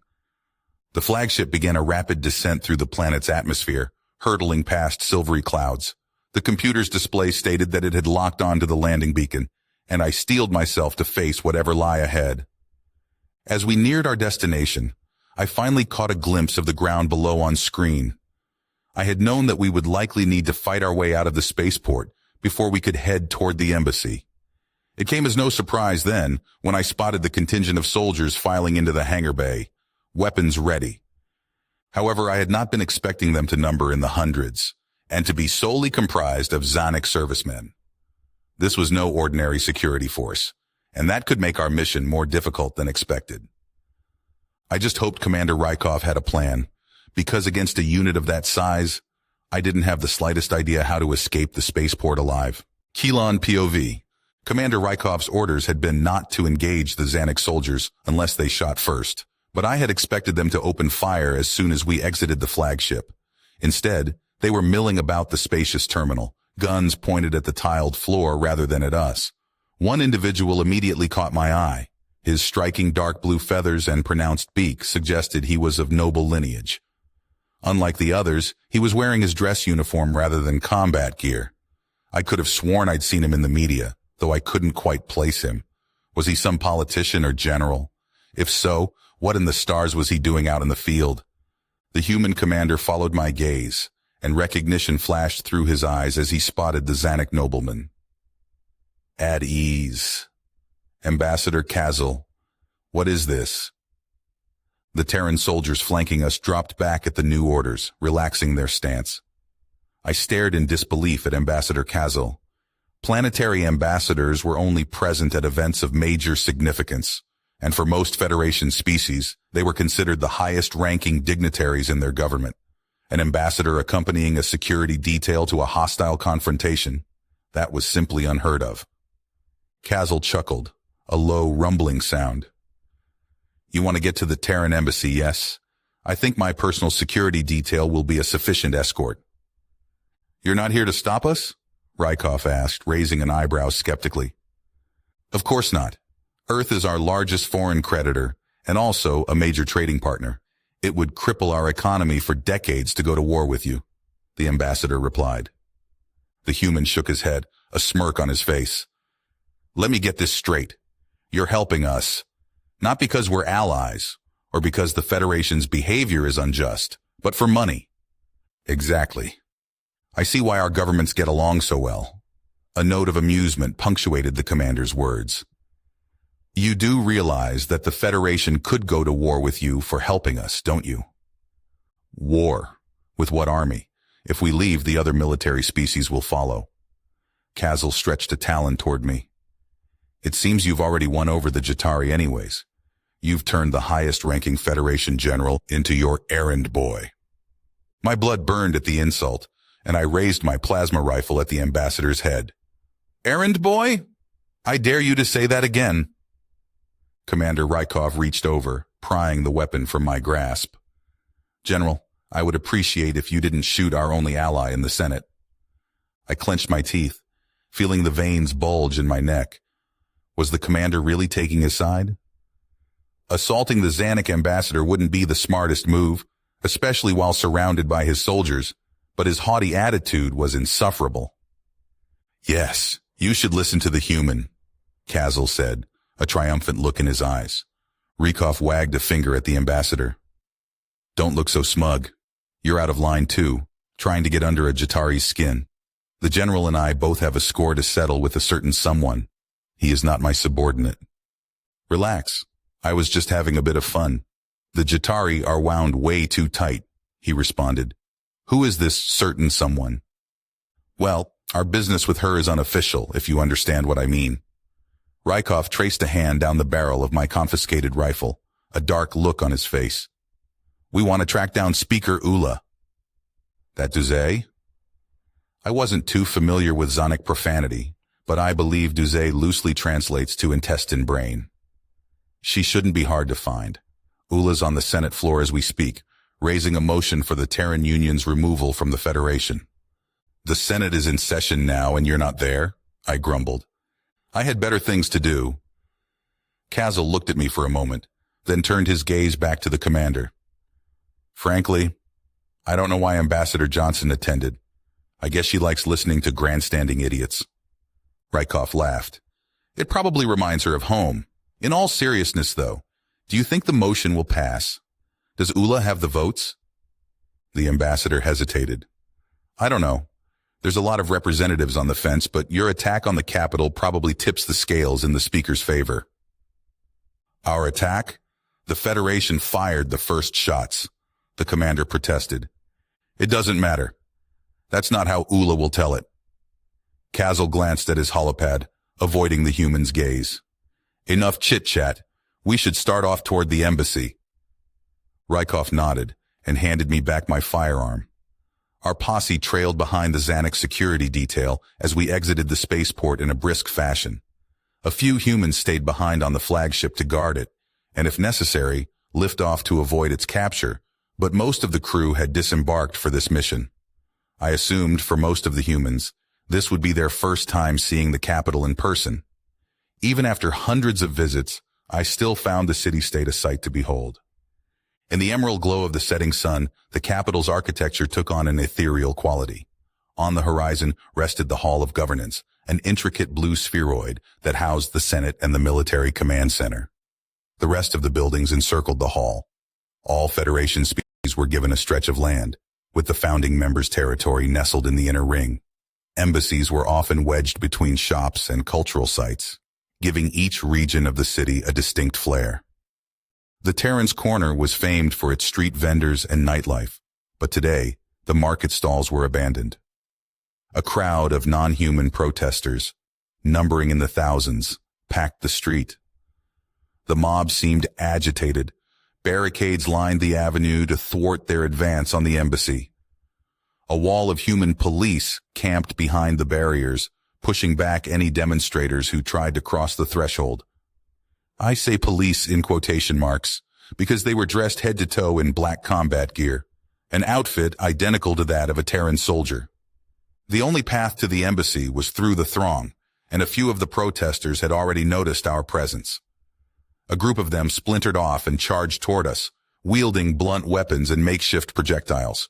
It was evident that we needed to get the demonstrators out of our way, or they would overwhelm us with sheer numbers.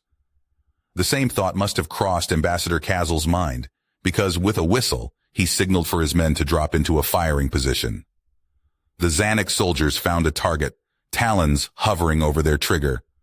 "Stop! What is wrong with you people?" Rykov shrieked, sounding almost hysterical.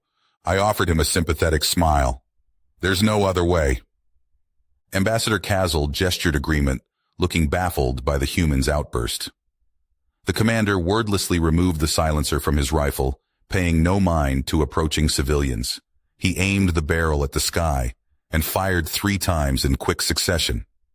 I winced at the unmistakable, ear-splitting pops.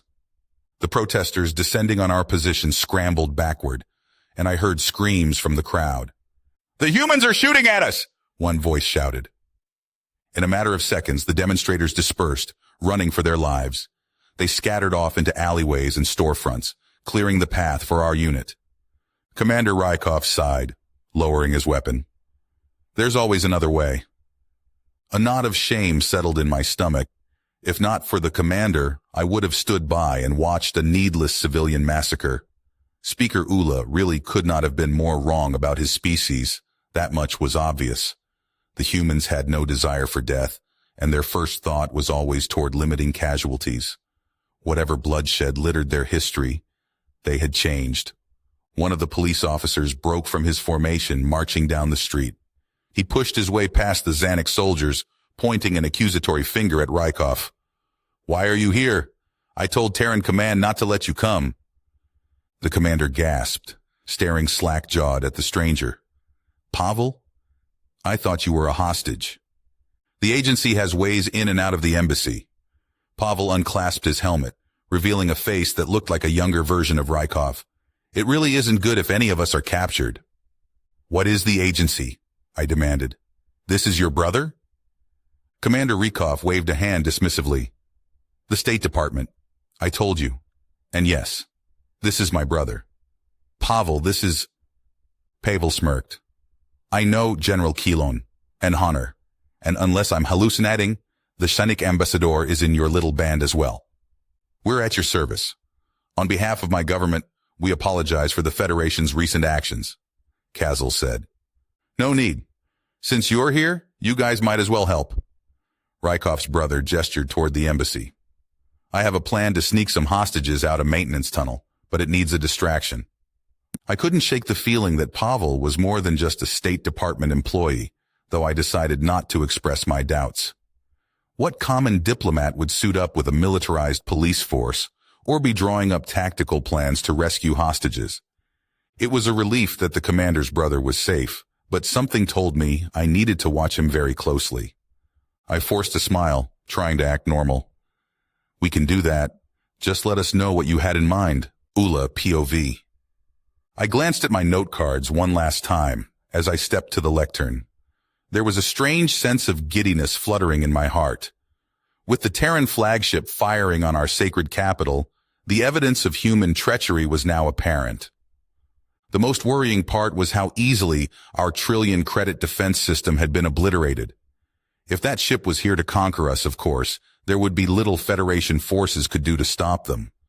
But given how humanity liked to present itself as a docile, peaceful race on the galactic stage, it seemed more likely they would attempt to salvage the optics of their attack.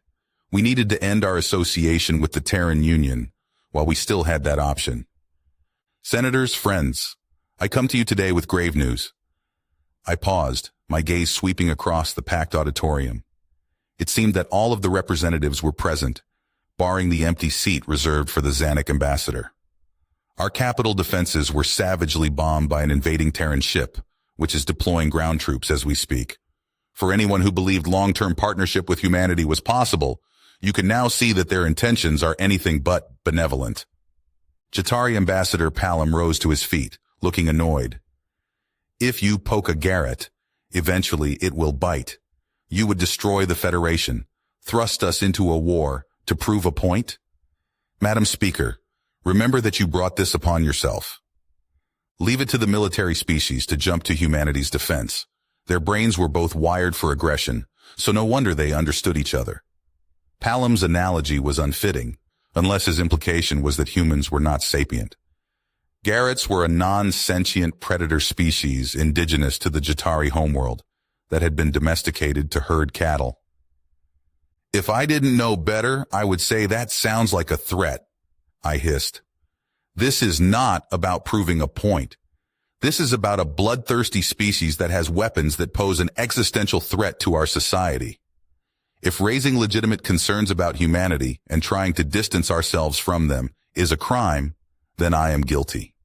The Federation will never throw its lot in with a planet of murderers and liars, not under my watch.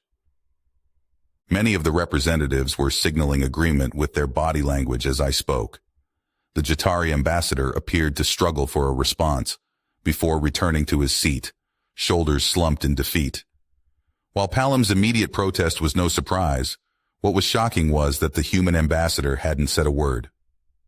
A quick glance in her direction found her leaning forward in her chair, watching me with unblinking eyes. An involuntary shudder went down my spine, and I drew a deep breath to calm myself.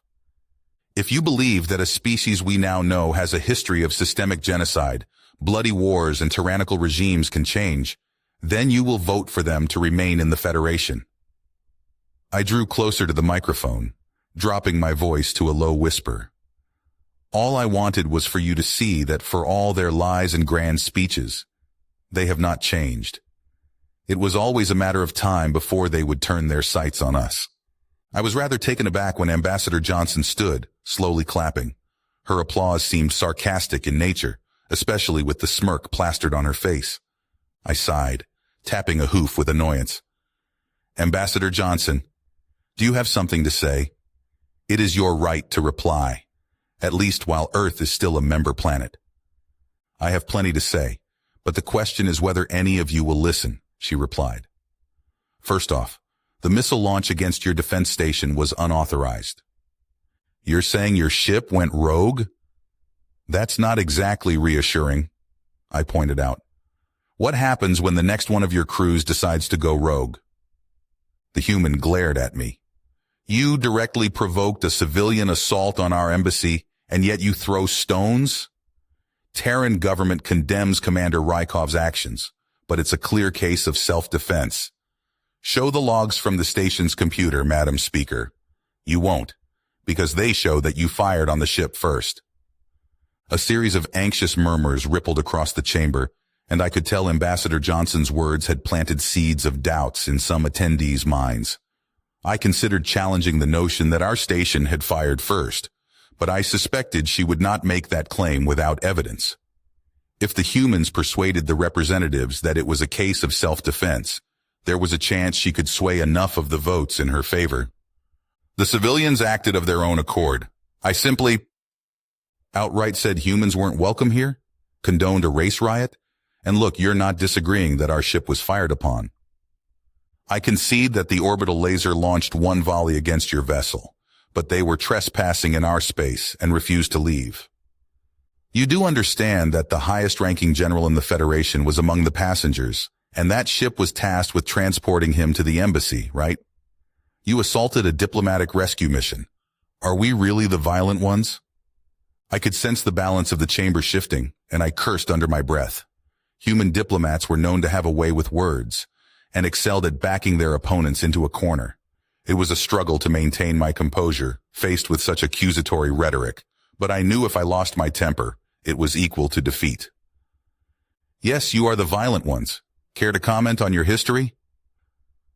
A triumphant smile inched across my face.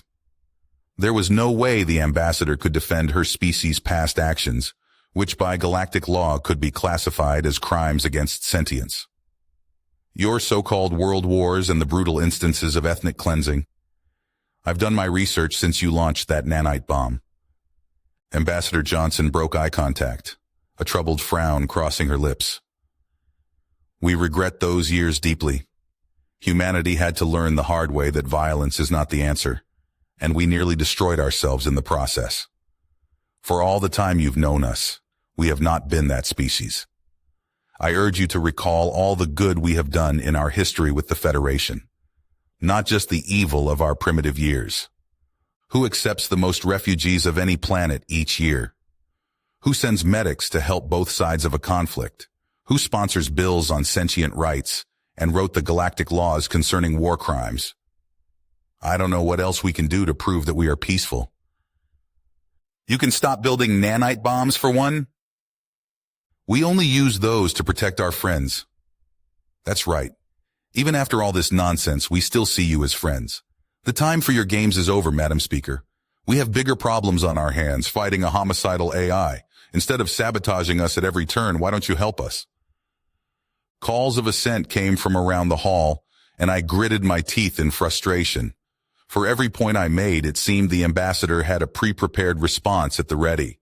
There was no way I could tolerate the Terran Union's presence among us any longer. Humans were despicable creatures. How did the others not see the truth, even after an attack on the capital? As I was trying to think of a response, a panicked Tujili messenger burst into the chamber. Madam Speaker, please forgive me for interrupting, but you weren't answering your holopad. We are under attack. Hundreds of battleships are descending on the capital, and our defenses are obviously offline. You did this, I screeched, pointing at Ambassador Johnson. I knew it. The human held up her hands defensively, appearing genuinely confused. It's not us, really. What, rogue ships again? Hundreds of them? I sneered. They're not Terran Union ships. In fact, the transponders identify them as ours, the messenger said. Pandemonium erupted among the Senate body, with dozens of representatives shouting questions at once. As far as I was concerned, humanity had to be behind this somehow. Perhaps they had hacked our military craft? I pounded a hoof against the floor, attempting to restore order. Silence! Have the attackers fired on us? Have they broadcast demands? No shots fired yet, but they told us we have 1 hour to surrender unconditionally, he answered. I glanced back at Ambassador Johnson, trying to gauge her response. She was staring at the empty seat belonging to the Zanik Republic, as though some revelation had occurred to her. I could have sworn the words she muttered were, "Damn it, Kazel." The human hesitated, her gaze sweeping across the chamber. Her eyes stopped on me, and I could see the unspoken question in them. She wanted the satisfaction of hearing me beg for assistance, a groveling apology. But even if she had been truly unaware of the Zanik's intentions, surely their assault would force the Terran Union's hand. So, what are you going to do, Ambassador?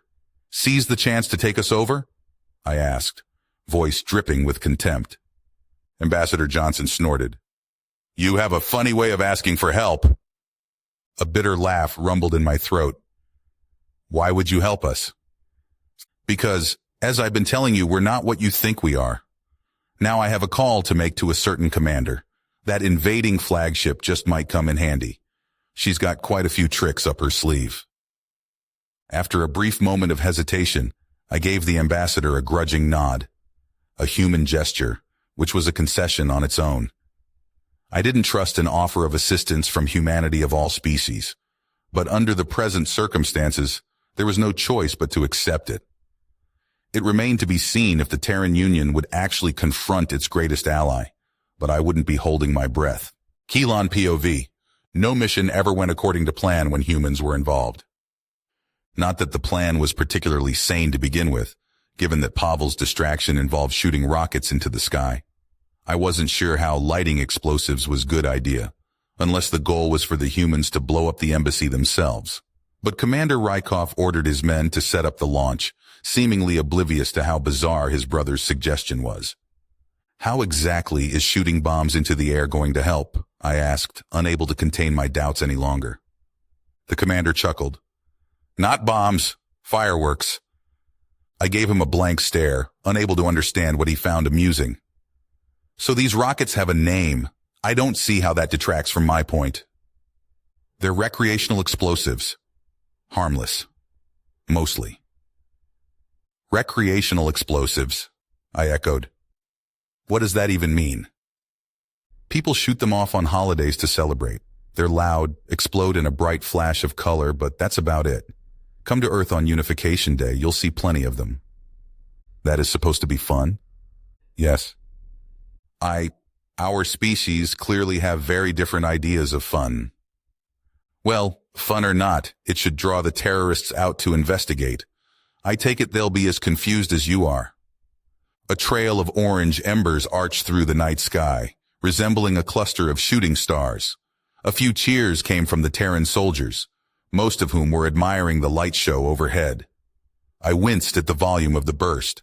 I wasn't fully convinced that the fire wasn't going to rain down on our position. The Zanik patrolmen seemed outright frightened, with many ducking for cover.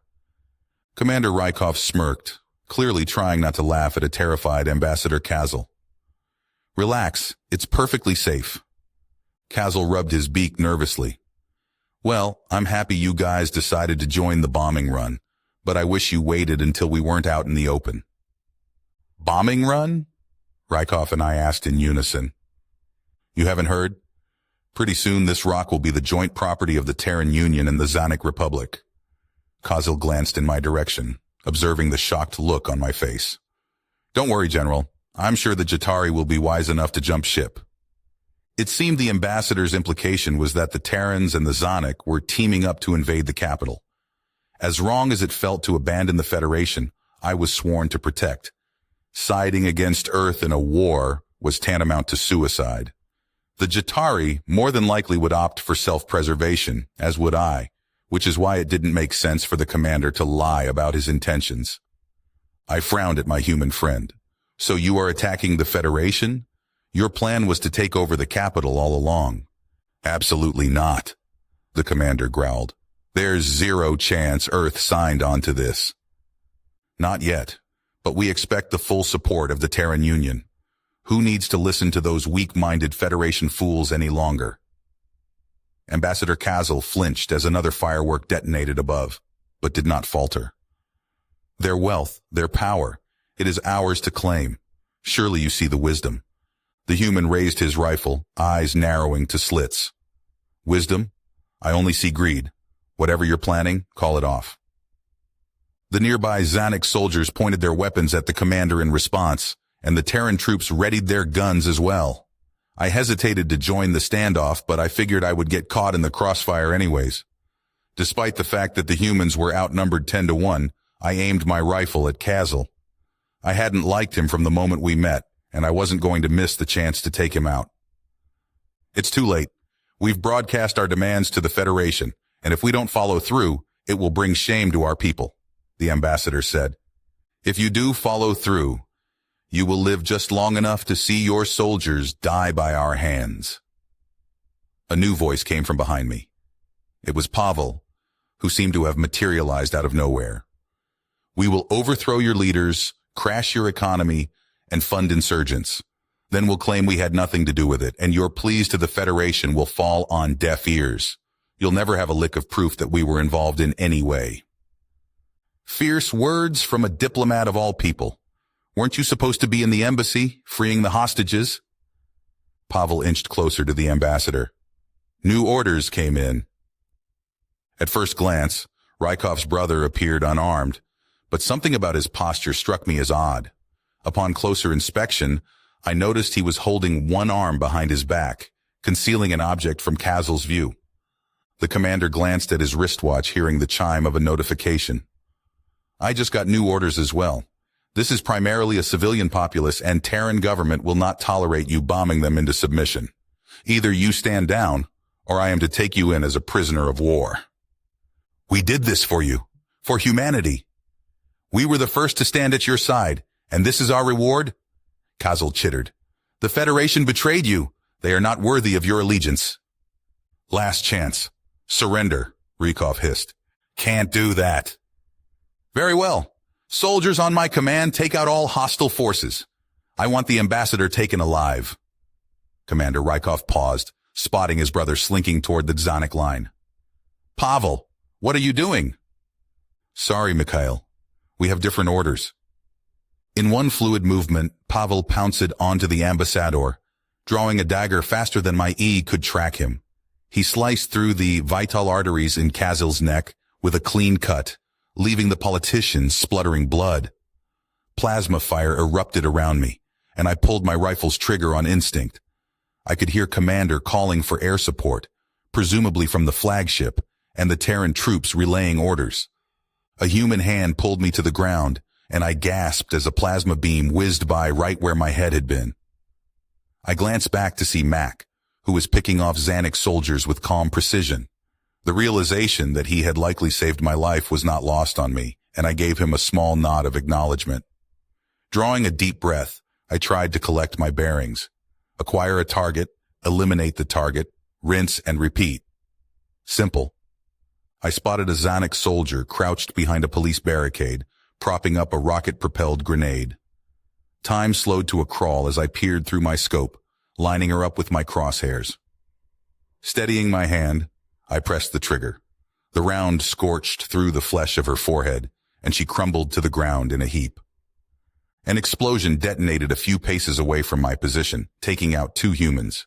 Clearly, the combatant I had eliminated wasn't the only one with an RPG. Perhaps it would be wisest to move out of the open road before I was shelled to death. I noticed a small group of Terran soldiers off to my left, sheltering behind a market stall. Joining them would probably be the safest bet. We could hunker down there until the air support arrived. Rising to my feet, I darted in their direction. I had only made it a few steps when a sharp pain tore through my side, and I cascaded to the ground. Glancing down, I saw a small hole etched into my stomach. The flesh was still sizzling around the edges. Blood spurted from the wound, staining my uniform a sickly shade of green. I tried to move, but my body refused to obey. General! Commander Rykov scrambled out of an alleyway and was at my side in a flash. He wrapped his arms underneath my shoulders, dragging me to safety. It's going to be okay. I'm here.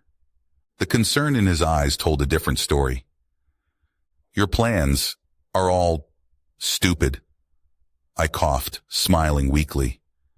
The human laughed, wiping away a tear. Yes, they are. I stared up at the stars shining in the night sky, admiring their static beauty. The chaos of the battlefield was growing fainter, as though my ears no longer registered the sound. It was calm, quiet, still. Perhaps death was not the fiend I feared it to be. I felt at peace for the first time in long time, ready to drift off into the night. Darkness crept in at the corners of my vision, and then the world faded away. Rykov POV. The flagship's arrival was heralded by a wave of death, its seamless blend of brutish kinetic weaponry and newfangled plasma bolts mowing down everything in its path. There were no pauses, no reprieves, just an unyielding stream of destruction. Bottled into the narrow streets, the Xanic soldiers could be picked off like fish in a barrel. There was something almost beautiful in its execution, in the same way an onlooker could appreciate a surgeon's skill in dissecting a patient. I was trying to forget the green blood drenching my hands and the lifeless alien body lying beside me, long enough to relay coordinates over my headset. Calling down fire so close to my soldier's position was, of course, dangerous. A single breakdown in communication would find Terran forces on the receiving end of the cannon's volleys. I was responsible for all of the lives under my command. For my men's sake, I couldn't afford to let emotions overtake me. Yet the unwanted thoughts crept in all the same. General Keelan had his flaws, but he had proved a steadfast ally at a time when those were in short supply. I liked him, often considering him with the same regard as my own crew. It had been my idea to bring him along, and though I never could have imagined the bloodbath that transpired, I felt responsible for his fate. I couldn't let him die. The safe move was to sit back and wait for the dust to settle, but by then, it would be too late. A silhouette flashed at the edge of my vision, and I quickly raised my rifle. "Don't shoot!" It was Pavel, who had a red-soaked bandage wrapped around his leg. There was a mix of human and non-human blood on his shirt, which indicated he was hit on the torso as well. "I know I look bad, but you should see the other guy." I gritted my teeth. I did see the other guy. That was uncalled for, and now my friend is dying because of you. I realized too late that I had referred to Kylon as a friend. Pavel's eyes flickered over to the general's body, and I could almost see the gears turning in his head. He didn't say anything, but his thoughts were evident from his expression. He found my attachment to a long-time Federation officer naive and premature. "Let me see," Pavel muttered, crouching beside the general with a grimace. "Downed by a single gut shot? I'll try to patch him up." My brother slipped a knapsack off his shoulders, retrieving a portable first aid kit from inside.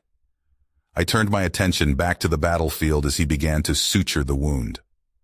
A large group of Xanax soldiers were sheltering in the lobby of a luxury hotel down the road. Perhaps they thought taking refuge inside would save them from the flagship's wrath. I ordered a bomb dropped onto the building and watched as moments later it imploded on itself, as easily as a house of cards. There was a grim certainty in my mind that the unit was buried, or rather, crushed by the rubble. With their numbers dwindling, I expected the dozen or so remaining Xanax soldiers to surrender to the Terran Union at any moment. Sure enough, I saw a cluster of them walking backwards toward our front line, holding their rifles above their heads, the equivalent of a white flag back on Earth. "Hold your fire! Disarm and restrain them! Nothing else!" I spoke into my headset, shooting a pointed look at Pavel. "I don't want the POWs harmed in any way. Do you understand me?" I thought my brother was too absorbed with the general's injuries to hear, but he nodded in acknowledgement. "We're two sides of the same coin, Mikhail.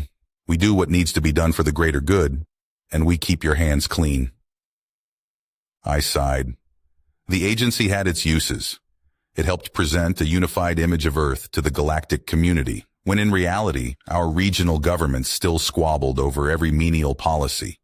It swept diplomatic incidents under the rug, like the time the Hoda'al caught a handful of our spies copying sensitive documents. It provided the foundation of our military intelligence, keeping us posted on Federation military capabilities, not that we were particularly impressed. Their Machiavellian attitude, however, left a lot to be desired. "Keep telling yourself that, if it helps you sleep at night," I grumbled. "How is the general?" To my eyes, it wasn't apparent whether the Jatari was still breathing. The discoloration of his skin had turned him pale as a corpse, and I feared that he might well be dead. "Your friend," Pavel lingered on the word friend, tone sharp with distaste, "has lost a lot of blood. He needs a transfusion, and a miracle. I only have human blood here." I frowned. "You're saying he's going to die?" "I'd say it's likely. You can try to get him to the flagship, pump him full of fluids, put him on life support, but it's a shot in the dark," he replied. I sucked in a deep breath. "Okay, all right, that's something. I'll summon a shuttle." I thought those were too risky to fly. The Federation could shoot them down. We just saved their asses, they better not. And anyways, we have to try. "Mikhail, I doubt it will make a difference. They're not built like us. His heart is too weak. That's the problem. What if we gave him the serum? It improves strength, recovery time, and most importantly, cardiovascular function." "You can't be serious." The serum was the layman's way of referencing genetic nanotechnology, which was used to enhance our soldiers through gene manipulation and regenerative therapy. While humans were hardier than most aliens to begin with, the nanites mending his tissue in real time were the reason Pavel was still standing, despite being shot twice. Genetic engineering was a state secret, since it was prohibited by galactic law. Honestly, the ban existed for sensible reasons. The Federation was concerned about long-term impacts on a species' gene pool. Humanity wasn't exactly a risk-averse species, though, and was happy enough to experiment with the field on the down low. Earth's affairs weren't closely monitored, at least while the Federation had considered it a pacifist planet. "I'm dead serious. It could work," I said. "Think about this logically for a second. He's not human, and it's never been tested on alien species," Pavel replied. "We have no idea how it will affect him. It might even kill him. He's going to die anyways. What have we got to lose? Let's say he lives. You think he won't figure out what we did? Then he'll spill the beans to the Federation, and we'll be right back on their shit list. Hell, what happens when he tells them we assassinated Kazal? Keelan's not loyal to the Federation. We can trust him. You think we can afford to take that sort of risk? We'd have to keep him on Earth. Permanently, to be sure. That won't be necessary. I think I can get him to defect, of his own free will." Pavel's eyebrows shot up in surprise. The idea of the Terran Union recruiting a high-profile Federation officer to our ranks must have been sufficient temptation, because he began to rummage through his knapsack. He retrieved a small vial of clear liquid, filled a syringe, and injected the general without another word. I wasn't convinced that I could follow through with bringing Keelan to our side. With how honor-bound his species was, it was unclear whether he'd even consider abandoning his homeworld. But what was important now was saving his life. I paced back and forth as I radioed for medevac. My gaze kept drifting back to the general, studying his form for the smallest sign of hope. There was no immediate change in the Jatari's condition, but I hoped the serum could give him a fighting chance. Keelan POV. Clinical death. A human phrase that refers to the absence of respiration and a heartbeat. What any normal species would simply call death. The human doctor in the flagship's medical wing told me I had no vital functions for a little over 2 minutes. This claim seemed impossible, given that I was very much alive. When I pressed him on how that was possible, he basically said, "They beat my corpse back to life," though he dressed up the concept with scientific jargon. Chest compressions, I believe was the term. If that was the Terran idea of a joke, it wasn't very funny. That wound should have been mortal, by all known medical standards. Waking up in a surreal, all-white room, strung out on whatever drug cocktails were in those IVs, my first thought had been that I was dead. I still wasn't fully convinced this wasn't the afterlife or some trick of the dying mind. "What are you thinking about?" It was Commander Rykov, seated on the bar stool next to me, dressed in civilian clothes. The flagship had stopped on Luna for maintenance following our little adventure, and I had obliged his offer to hit the local pub. "You're going to stare a hole through the counter there." I tried to snap out of my thoughts, sighing. "I'm thinking I need a drink." He chuckled, beckoning the bartender. "That's the spirit. 2 shots of vodka." The barkeep nodded, and she shuffled off to fill his request. I could feel a few stares directed at me, and I realized with a bit of discomfort that I was the only non-human in the establishment. I glanced up at the television screens on the wall, trying to distract myself. The sound was muted, but I could see closed captioning ticking across the picture. For Speaker Ula's resignation intensify, after internal memos disparaging various Federation representatives were leaked to the press. The source of this information is unclear, but she has, of course, accused the Terran Union. "What exactly did she say?" I asked, pointing to the screen. "Well, for one, she called the Araktar ambassador gutless, witless, and possibly brainless, and then proceeded to say she would hardly consider his species sentient. You can see how that might be offensive." "Might be. I'd say her days as speaker are numbered." I gave the commander a pointed look, crossing my arms. "I'm glad your brother's friends exposed her." Rykov stiffened, alarm flashing in his eyes. "I don't know what—" "I'll stop you right there." "Yes, you do," I growled. "Do you think I'm stupid? We all thought the Hoda All were just paranoid, but they were right when they said your diplomats were spies, weren't they?" Between us, yes, but it's best not to talk about this. The agency doesn't have rules and it has ears everywhere. The human had lowered his voice to just above a whisper. I had never seen him look this uncomfortable, which unnerved me as well. We need to talk anyways. Pavel wants me to ask you to keep quiet about how Kazil died. I told him we could trust you. There was an implicit question in his words, asking whether that trust was justified. His tone was almost pleading, and his eyebrows were scrunched with concern. I suspected that worry was for my welfare, rather than his own. If these spies would waltz into the middle of a standoff and murder a planetary ambassador in cold blood, I had no doubt they would ensure my silence, one way or another. You can. My lips are sealed, I said. Next time, just give it to me straight, though. I don't appreciate that State Department BS. I know, General, and I'm sorry. I had to maintain his cover, but I never should have dragged you into that embassy mess to begin with. Wouldn't have missed it for the world. I wish I could have seen the look on their faces when the flagship showed up. The bartender returned, placing 2 tiny glasses of clear liquid in front of us. I squinted, inspecting the drinks with suspicious eyes. This was a rather small serving for an alcoholic beverage, but perhaps humans were more susceptible to alcohol's effects. After taking a single whiff of the drink, however, I recoiled in shock. It seemed that quite the opposite was true. Is this diluted at all? It smells like pure alcohol. You said you needed a drink. I figured you needed the good stuff, not just a beer. The commander downed the entire glass in a single gulp, then grinned at me. Your turn. I hesitated, but swallowed the drink as the human did. The strength of the brew left me coughing, my eyes streaming from its intensity. I clutched at my throat as I felt the vodka burning a trail down my gullet. The only thing that kept me from pitching out of my chair was Commander Rykov, who seemed unimpaired as he caught me. What is wrong with you people? I spluttered.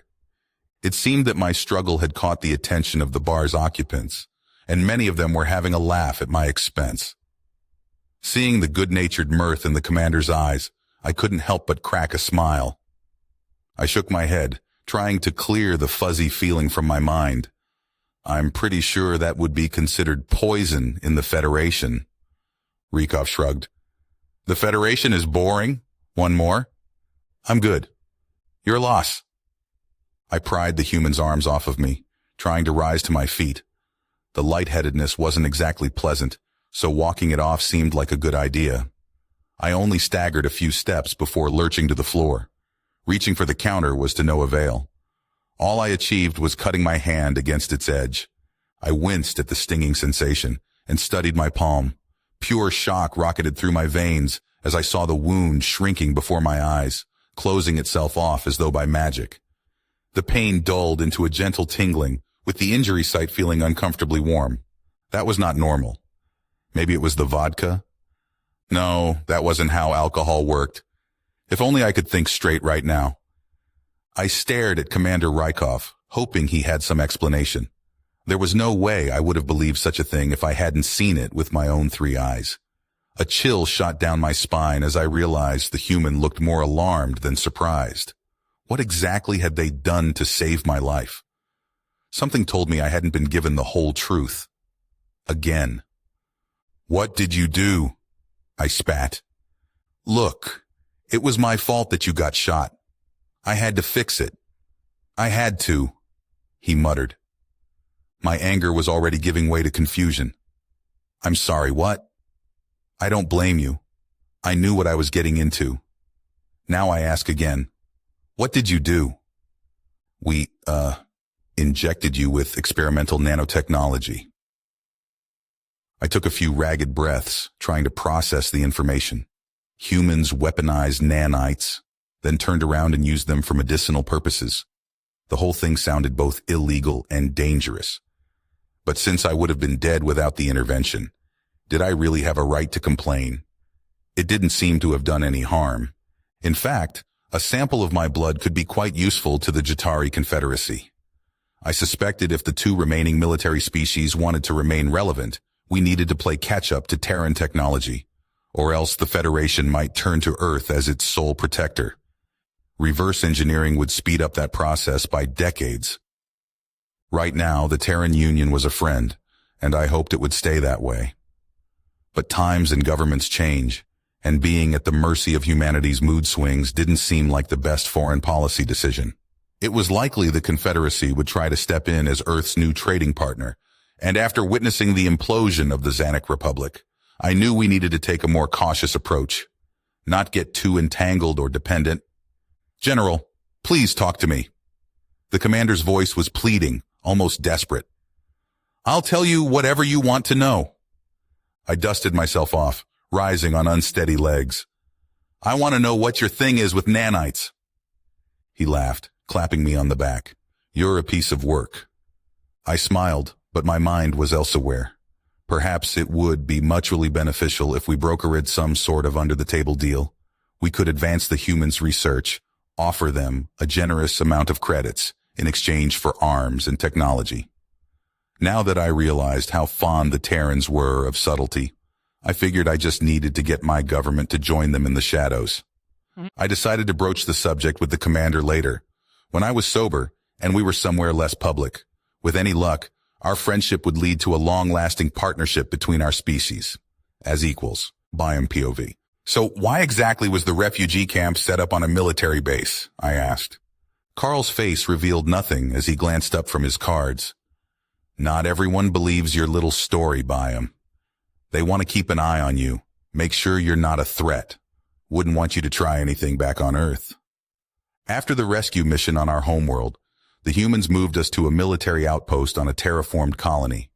From what I understood, its chief function was as a listening station, though it also could serve as a launch point for a preemptive strike if needed.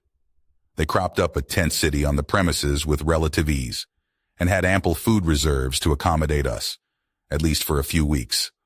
Carl had requested a transfer to the refugee camp while he recovered from his injuries, which I was grateful for. I could tell a lot of the Terran soldiers didn't like us from their strained body language and curt replies. The three other humans at the table hadn't so much as looked at me throughout the game. I had only been taught this poker game yesterday, but the rules were simple enough. Trying to read the humans for signs of deception was another story. Honestly, this game seemed designed for sociopaths. Did their species derive pleasure from lying? With a frustrated sigh, I folded my hand. "Obviously, you humans are much better at lying than me." Carl smirked, raking in my chips. "You can't just let us bully you. Sometimes you have to call. Can I look at your cards?" "Go for it," I grumbled. "Biome, why did you fold?" The look he gave me seemed almost angry, and I shrunk down in my seat. "You had pocket aces. You know that's good, right?" "Yes, but I don't know what you had." "It doesn't matter. That's literally the best starting hand." "What did you have?" Carl flipped over his cards, revealing a 2 and a 7.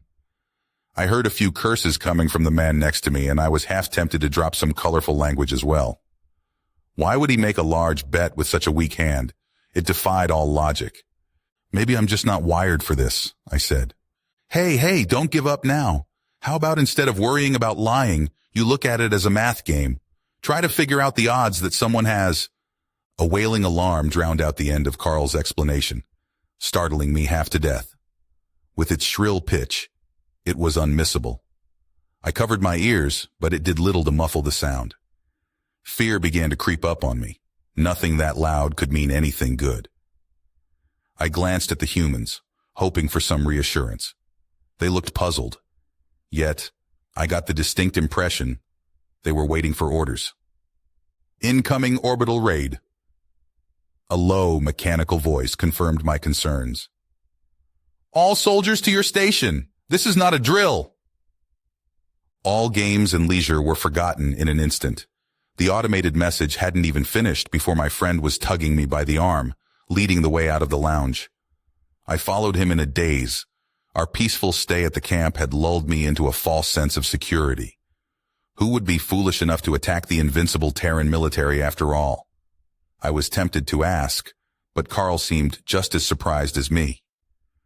We exited the building with haste, and I took a peek at the pandemonium around us. Terran soldiers were nearly tripping over themselves, racing to their destinations, while the medical personnel were shuffling refugees off to a bunker. A squadron of fighter jets was already lined up on the tarmac, preparing to take to the skies. The response to the attack was almost immediate. The humans could intercept the enemy before they ever reached the planet. I slowed my pace, trying to catch my breath. "Where are we going?" "I'm taking you to the bomb shelter with the others," Carl replied. I frowned. "What about you?" "Well, they'll want me there too because I'm not cleared to fly yet." He tightened his grip on my wrist, wordlessly telling me to keep up with him. "But I'm getting on a ship, one way or another." "I'm coming with you." Something about leaving Carl to fend for himself didn't sit well with me, despite the protests of my self-preservation instincts. Maybe I was just trying to convince myself that I wasn't a coward anymore. "You need a gunner. I'm your guy." "I don't know, but you sound sure." "All right, let's get a move on it." He veered toward the nearest hangar, strides brisk and confident. "If anyone stops us, let me do the talking." A few shocked looks were thrown in my direction as we entered the hangar, which I ignored. The structure was packed full of spacecraft, which all looked pristine and well-maintained. Most of them had slim, angular designs, indicating they were built for speed. A few larger craft were present, which were likely the heavy hitters. There was nothing of the flagship's caliber in stock, but it was still a sizable armada. Carl steered us toward a skirmisher. He helped me into the back seat before climbing behind the steering column. It was a much cozier fit than the craft we flew before. As I fastened my safety harness, I heard the human switch on the comms relay, and a transmission crackled over the speakers. "Pick up, damn it. What in God's name are you doing?" an angry male voice asked. Carl cleared his throat. "We're going to kill some alien bastards, sir." "You're not going with that thing in tow?" came the reply. My friend's expression darkened. "That thing has a name. Byam flew honorably under Commander Rykov. Rykov is a bleeding heart, and everyone treats the guy like a damn folk hero. He is a hero, and more importantly, he's a good man, but that's beyond the point. Sir, I trust Byam with my life. What does an extra set of hands hurt?" "We have plenty of folks raring to go as is. The first squadron is confronting the enemy now. This will be over soon anyways." A female voice buzzed onto our channel, which I assumed was the emergency frequency. "Sir, we've lost contact with our fighters." "What?" There was a pause, and then a measured response. "How many of them?" "All of them," she replied. The man was stunned to silence, which stretched on for several seconds. "Blondie, you still there?" Carl frowned, but didn't correct his name. "Still here, sir." "You're cleared for takeoff.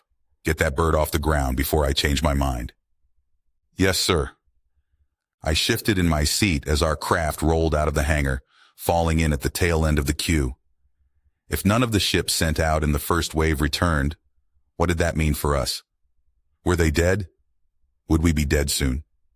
I didn't think there was an army in the galaxy cluster that could trade blows with the humans, let alone annihilate an entire squadron. The thought crossed my mind that it was the AI. Perhaps it had learned from its defeats, and after sufficient study it was able to replicate or negate Terran technology. That would also explain why a little-known outpost in a fringe system had been attacked. It was here to prove that no escape was possible, or, in its words, to reclaim its resources. I tried to shake the idea, but the more I considered it, the more I was certain it was true. My nerves were replaced by cold resolve. After tasting freedom, if only for a few days, I couldn't go back to life in chains.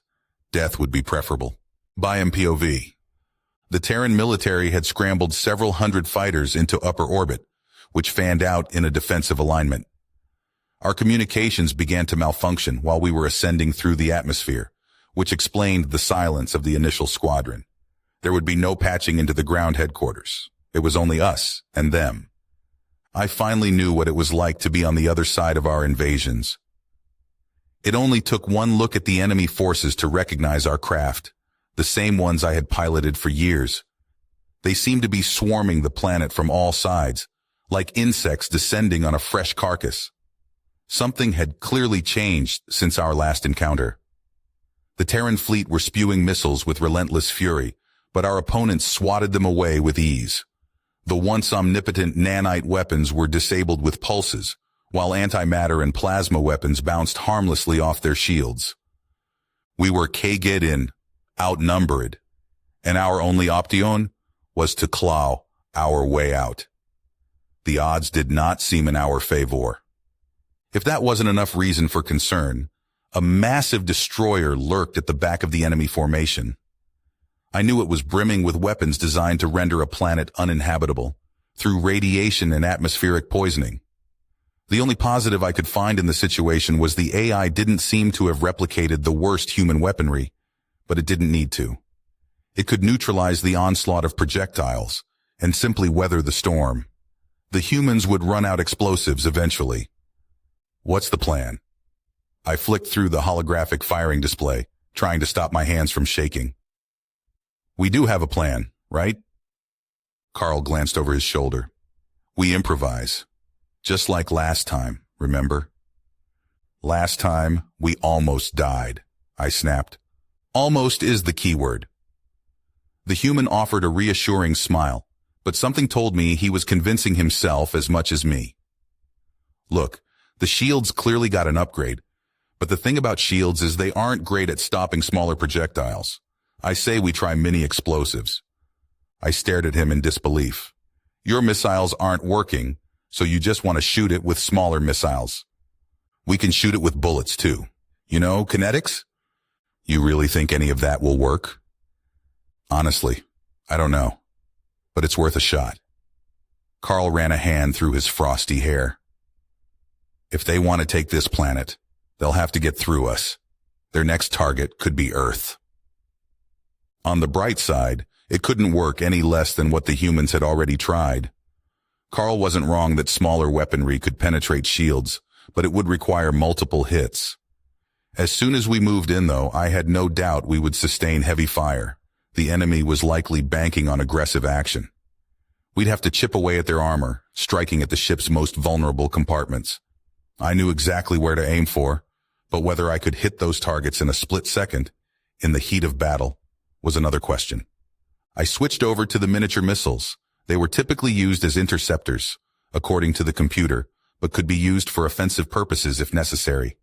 We accelerated toward the enemy fleet, and our allies fell in behind us, inspired by our advance. 5 AI ships closed around us, ready to pick us off.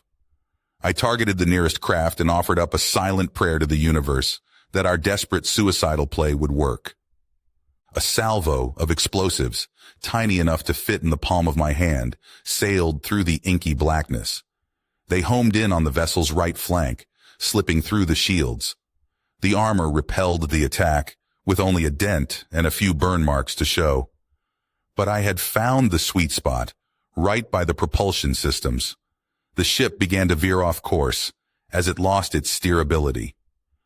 Carl weaved off to the right, dodging a string of plasma rounds fired by the damaged vessel's partners.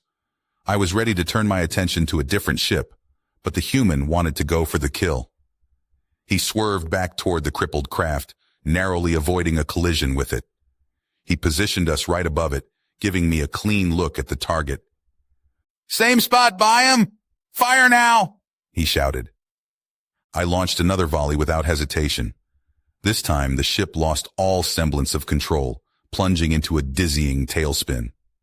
The planet's gravity well only encouraged its forward trajectory, drawing it toward the surface. The Terran ships parted around the doomed craft, then forged ahead with renewed spirit. They emulated our tactics, hurling tiny missiles at the opposing fleet. Who would have thought to attack a fortress with pebbles but the humans? The enemy vessels concentrated all of their firepower on our advance. They had been caught off guard at first, but they would compensate quickly. A few of our allies met an untimely end as potent plasma rounds found their mark. These human ships weren't designed to take a beating. We had to rely on their quick, nimble frames to evade incoming projectiles, because a single shot spelled death for us. Carl dipped down to avoid the stream of fire, taking advantage of our three-dimensional battlefield. Switch over to bullets. We're gonna hit the beast's soft underbelly. Clever tactics. Typically, in space warfare, the high ground, relative to your opponent, of course, was considered advantageous, which was why our ships confronted each other on the same plane. It was also why they wouldn't expect us to carry out an assault from below, especially while they were preoccupied with the charging ships above. While kinetics were fairly weak, I found them much easier to aim than their more powerful successors. Also, it was possible to fire dozens of rounds in rapid succession, without so much as a pause. I unleashed a spray of bullets at the ship's underside, hoping to bombard them into submission.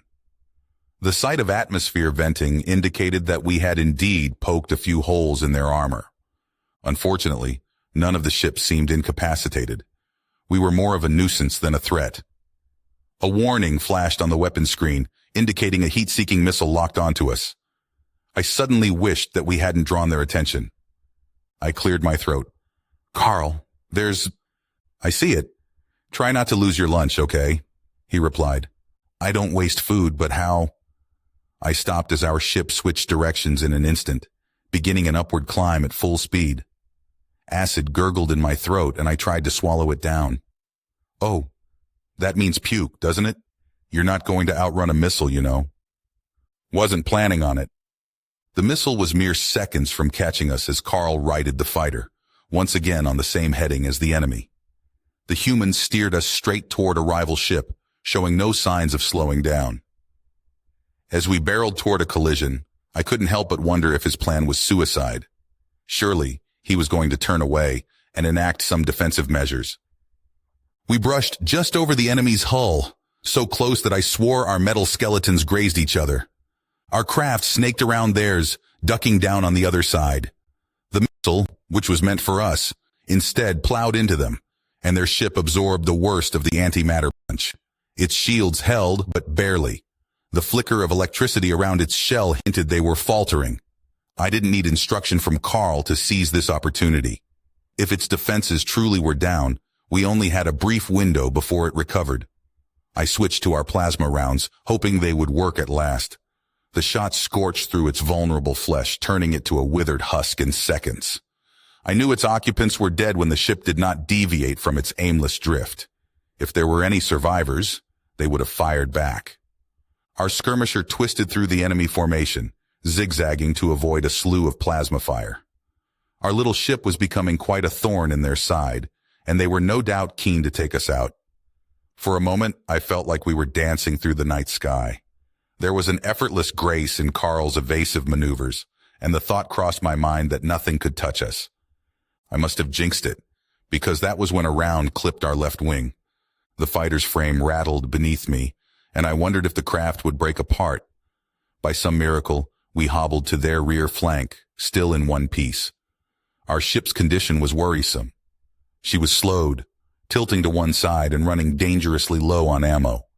I wasn't sure how much fight she had left in her, but we had to press on. If this was our last stand, so be it.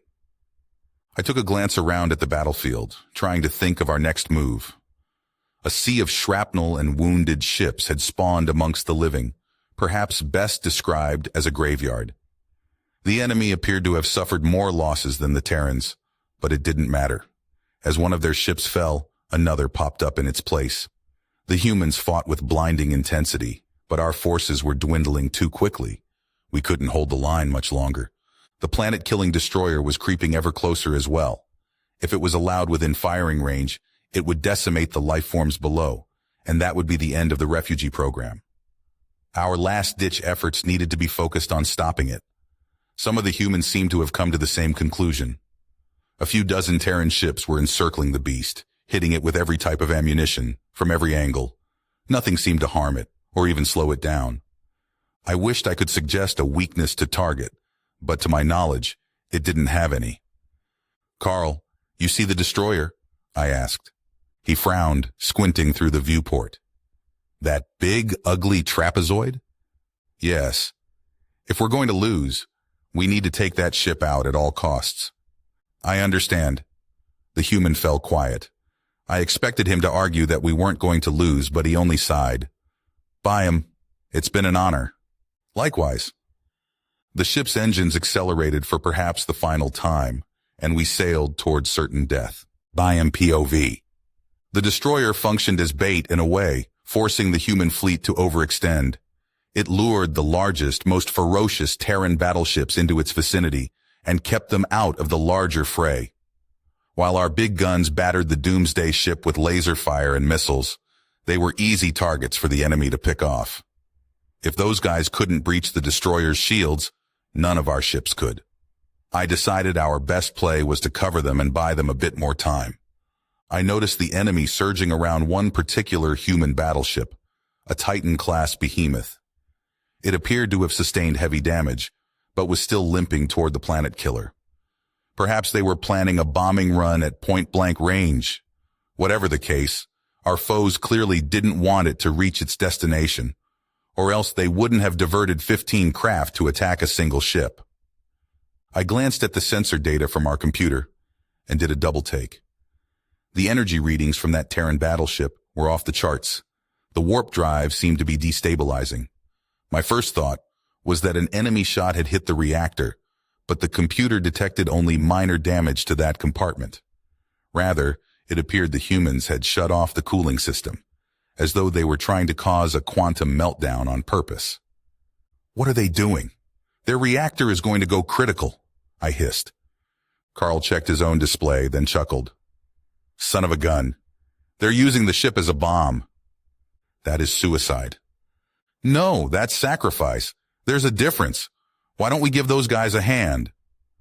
I readied the kinetic weapons without further comment. This was hardly the time to muse about human courage. We swooped into the fray, lighting the enemy up from their blind side. A few of the ships snapped their attention to us, giving our allies a slight reprieve. Their first instinct was likely to pick us off with plasma rounds, but Carl had pulled us in dangerously close to their position. Any shots fired at us would risk hitting their own ships. Not that it would make a difference. Our opponents had precision weapons and would target us without batting an eye. As two antimatter missiles locked onto us, I prepared myself for the final flash and hoped that we had done enough. In our ship's weakened state, there would be no evasive maneuvers. "Deploy the last mini-missiles, Byam," Carl barked. My fingers obeyed before my brain processed his request. If their original purpose was as interceptors, perhaps they could stop the inbound projectiles. I watched with bated breath as the tiny warheads arced through space, planting themselves in the path of the missiles.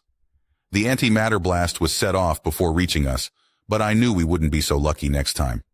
Our vessel peeled back before they could target lock us again, circling for another pass. I could feel the ship shuddering each time we turned. In her current condition, we were pushing the limits of her capabilities. The warning lights panel looked like abstract art, with more colorful indicators blinking to life every second. Most of the enemy craft had turned their focus back to the suicidal battleship. It was easy enough for them to brush off any Terran skirmishers that came to their allies' aid. However, one of their fighters had tracked our movement and veered off from the pack. It was zipping toward us at full speed, plasma weapons primed for the kill.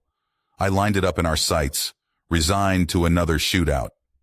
At this point, it was more about taking as many of them with us rather than surviving. My resignation morphed into pure terror as I saw a predatory, crazed smile on Carl's face. Humans usually had that expression right before they did something insane. "Let's play a little game of chicken, shall we?" he growled. A high-pitched yelp escaped my throat as our ship accelerated to full speed, and I was flung back in my seat. The floorboards quaked beneath my feet, and I noticed new warnings popping up in the engine column. What exactly was this chicken game the human referred to? I was pretty sure I didn't like it, since it seemed to involve playing with our lives. We swerved right into our adversary's path, putting us moments away from a head-on collision. All coherent thoughts evaporated as the enemy fighters stared us down. Despite our imminent demise, Carl made no attempts to slow down or turn away. My instincts screamed to lunge forward, grab the control column, and steer us out of danger, but I couldn't move. At the last possible second, our opponent deviated from their course. I exhaled a sigh of relief, realizing that I hadn't breathed in much too long. No wonder I was so lightheaded. My entire body was trembling, overwhelmed by the fear chemicals pumping through my veins. Carl, meanwhile, clapped his hands together, grinning from ear to ear. Cowards! Cheer up, Byam. They blinked, not us. I massaged my temples, groaning. Carl, I'm okay with dying, but we don't have to actively encourage it.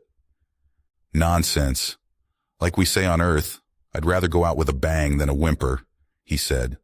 Our friends will ram the bastards in 30 seconds, tops. So hit 'em with everything we got.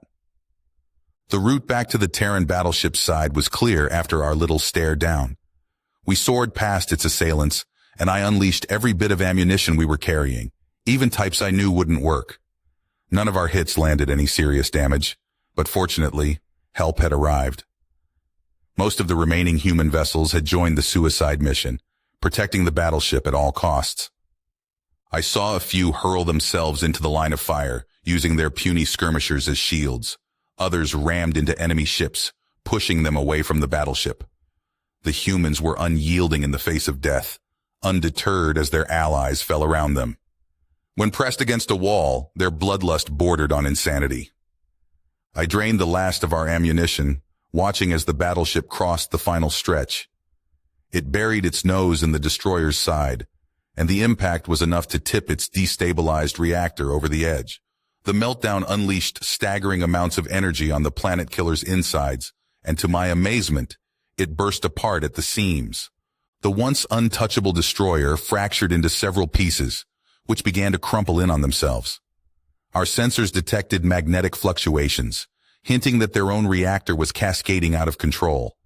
It teetered on the edge of order and destruction for a few tense moments before spilling into chaos. The scraps of the mighty ship fused together into a deformed monstrosity, folding up like a paper ball. Our communications crackled to life, startling me. Whatever had been jamming our transmissions must have been aboard the destroyer. The voice belonged to the same officer who had tried to stop us earlier. All Terran ships, you are ordered to retreat. Abandon system, I repeat. Abandon system. Get word back to Earth at all costs. I was shocked to hear the word retreat called out over our feed. I hadn't been certain the word even existed in the human lexicon. Carl leaned forward, a frown on his face. Sir, what about the refugees? Oh, it's you. The officer's tone carried a mixture of disdain and disappointment. You guys bought us some time. We're sending transports out now. Whether we can warp out before we get shot down, I don't know. The Devourers will be on you in seconds. They're everywhere. You need an escort? We're probably going to die. I'm aware. If you stick around, you will too, pretty boy. My friend shook his head, clicking off the radio with a frustrated sigh. He glanced back at me, sympathy in his gaze. No doubt he was aware of our lack of ammunition and the damage to our ship. There was nothing more we could achieve. We had done everything we could. Any reasonable being would leave and live to fight another day. He's right, Byam, Carl finally spoke. If I thought it would make a difference, I would stay. But with this ship... I tried to suppress the guilt fogging my mind. It wouldn't be fair to ask Carl to die a pointless death after all, just because I had my son's death on my conscience. But I knew then and there, abandoning my people would haunt me for the rest of my life. That even if the humans won down the road, I would be the sole survivor of an extinct species. Of course, I know. I was surprised by how curt my tone was, flat and emotionless. It didn't even sound like my voice. To Earth, then. My friend plugged in the coordinates with haste, as we didn't have a moment to spare. A cluster of enemy ships were nearing our position, surrounding us on all sides. Most of our surviving allies had already jumped away, which made any stragglers easy targets. I hoped our warp drive was still working, because if not, we were about to get dusted. Our surroundings shimmered as we slipped into hyperspace, and the battlefield faded away. My mind drifted to thoughts of vengeance, anger burning in my chest. Someone, or something, needed to pay for what happened today. Keelan POV. A human hand clamped down on my shoulder, jolting me out of my slumber. Wake up, General. The voice was firm and insistent. We need to talk. I groaned, taking a glance at the clock. It was less than an hour since I drifted off, and I sorely needed the sleep. As much as I liked Commander Rykov, he better have a good reason for waking me. Can it wait until later? No. We have a problem. A major one. Was that fear in his voice? My brain snapped to attention in an instant, and I rolled out of bed without further protest. If it frightened the commander, it could only mean one of two things. Either the humans had done something terrible, or there was an apocalyptic threat on the horizon. I wasn't sure which one I was more worried about. Rykov led the way out of my quarters, weaving a path through the flagship's winding corridors. His silence was unsettling and rather out of character. As tempting as it was to demand answers, I had a feeling I was going to get them soon enough. We turned into a conference room where two individuals were waiting for us. I recognized the Devourer refugee from our earlier adventures, but not the blonde human sitting next to him. The human was slumped in his chair, looking defeated and exhausted. Byam had a distant look on his face, not even reacting to our presence. The commander cleared his throat, frowning with displeasure. Captain Larson, please repeat what you told me, including the part about leaving a refugee camp to their deaths. Seabit Larson flinched as though he had been slapped. With respect, sir, our fighter was crippled and out of ammunition. It would have been an exercise in futility. I don't want your excuses. Just start from the beginning, Rykov said. Well, to keep a long story short, we set up a refugee camp on a military base, which the Devourers attacked with no warning. Their shields got an upgrade. None of our main weapons worked, and most of our fleet was killed in action. The blonde captain paused, gauging my reaction. I managed to keep my expression neutral, but a knot of fear was forming in the pit of my stomach. Our CO ordered us to retreat from the system. We believe they'll be en route to Earth shortly. It had been mere days since the Terrans' decisive victory over the Devourers, and their weapons had already been rendered ineffective. I shuddered as I recalled how easily the humans had blown through the capital's defenses. The Federation's artillery seemed like toys in comparison. If none of their firepower worked, we didn't stand a chance. I couldn't help but feel responsible, as I was the one who persuaded Rykov not to glass their world. In hindsight, perhaps the Devourers should have been put down, while chance permitted. It would have been the pragmatic option, though not the moral one. To my recollection, Ambassador Johnson said something along the lines of, "I'd rather they die than us," in her infamous Senate speech. Now, with the entire galaxy facing extinction, maybe the Federation would understand those words. Did this base have nanite weapons? I asked. Sapta Larson sighed. Of course, all of our outposts have them. I didn't even want to address the implications of that comment, since it meant the humans possessed thousands of those reality-bending missiles. A stockpile of that size. Were the Earthlings planning to level a small galaxy or something? There has to be some sort of weakness, some chink in their armor, I mused. Smaller weapons. Those don't exactly pack a real punch, though. Larson drummed his fingers on the table, eyes rolled back in thought. They're vulnerable to ramming tactics. Not that I'd try that first. Those options are less than ideal, I agreed. How soon will they reach Earth? My best guess, a few hours. Right, we were doomed. I glanced at Commander Rykov. Please tell me you have one of your terrible plans. Well, not even a smirk from the dark-haired human. He was avoiding eye contact, which wasn't a good sign. I think we have to bring out the doomsday weapons. I almost keeled over in shock as I tried to process his words. Those nanite bombs, which could disintegrate an entire fleet, weren't their last resort weapons. According to their simulations, those had a 5% chance of destroying the universe. Whatever Rykov was referring to, it had to be truly appalling. I'm sure I'm going to love this, I grumbled. What exactly are they? The commander looked at the silent Byam, his frown deepening. We call them grav bombs. They can be used to cause a stellar explosion. Some in the Federation will see us as monsters, they already do. But we need to finish the job. Humanity had the power to snuff out stars? They could render entire systems uninhabitable in a flash, damning species with the wave of a hand. By now, I was well aware that they were a dangerous species to befriend, but their capacity for violence never ceased to amaze me. Why would they even dream up such a thing during centuries of peacetime? No doubt leaders in the Federation would ask the same question, if this plan worked, and perhaps rightfully so. At least they would be around to raise those concerns. I couldn't see another way forward. If the Devourer AI wasn't eliminated, it would be our worlds reduced to dust instead. Chipani, Larson leaned over, nudging Byam in the shoulder. What do you think?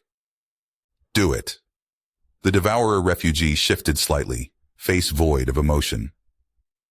There are fates worse than death. We've suffered enough. And you, General? Do I have your blessing? Rykov asked. Always.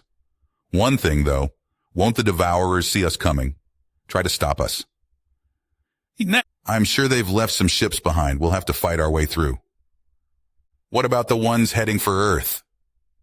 According to Byam, they're programmed with a kill switch if they lose contact with the home world. We wipe out the AI, we kill two birds with one stone. I grimaced. What we were about to do amounted to genocide, and I can't say it sat well on my conscience. Millions of enslaved devourers would perish along with the AI, and there would be no opportunity for us to rescue any of them.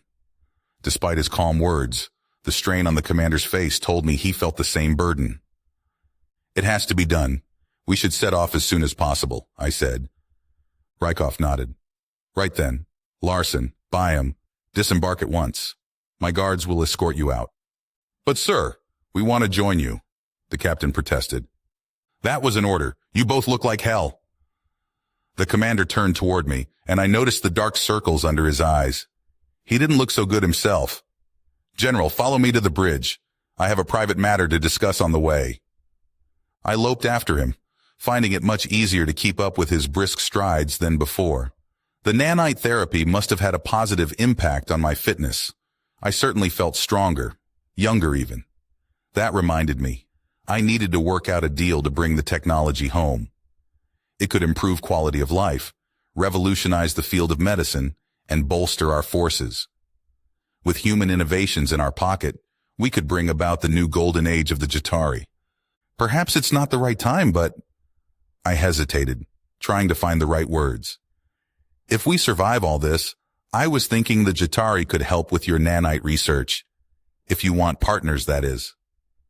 Yes, that's what I wanted to speak to you about as well. The commander ran a hand through his hair, sighing. I promised you no more bullshit, so here's the truth. You understand how dangerous nanotech can be. The last thing Earth wants is it falling into the wrong hands, so they don't want it leaving our territory under any circumstances. I see. That wouldn't happen to include me, would it?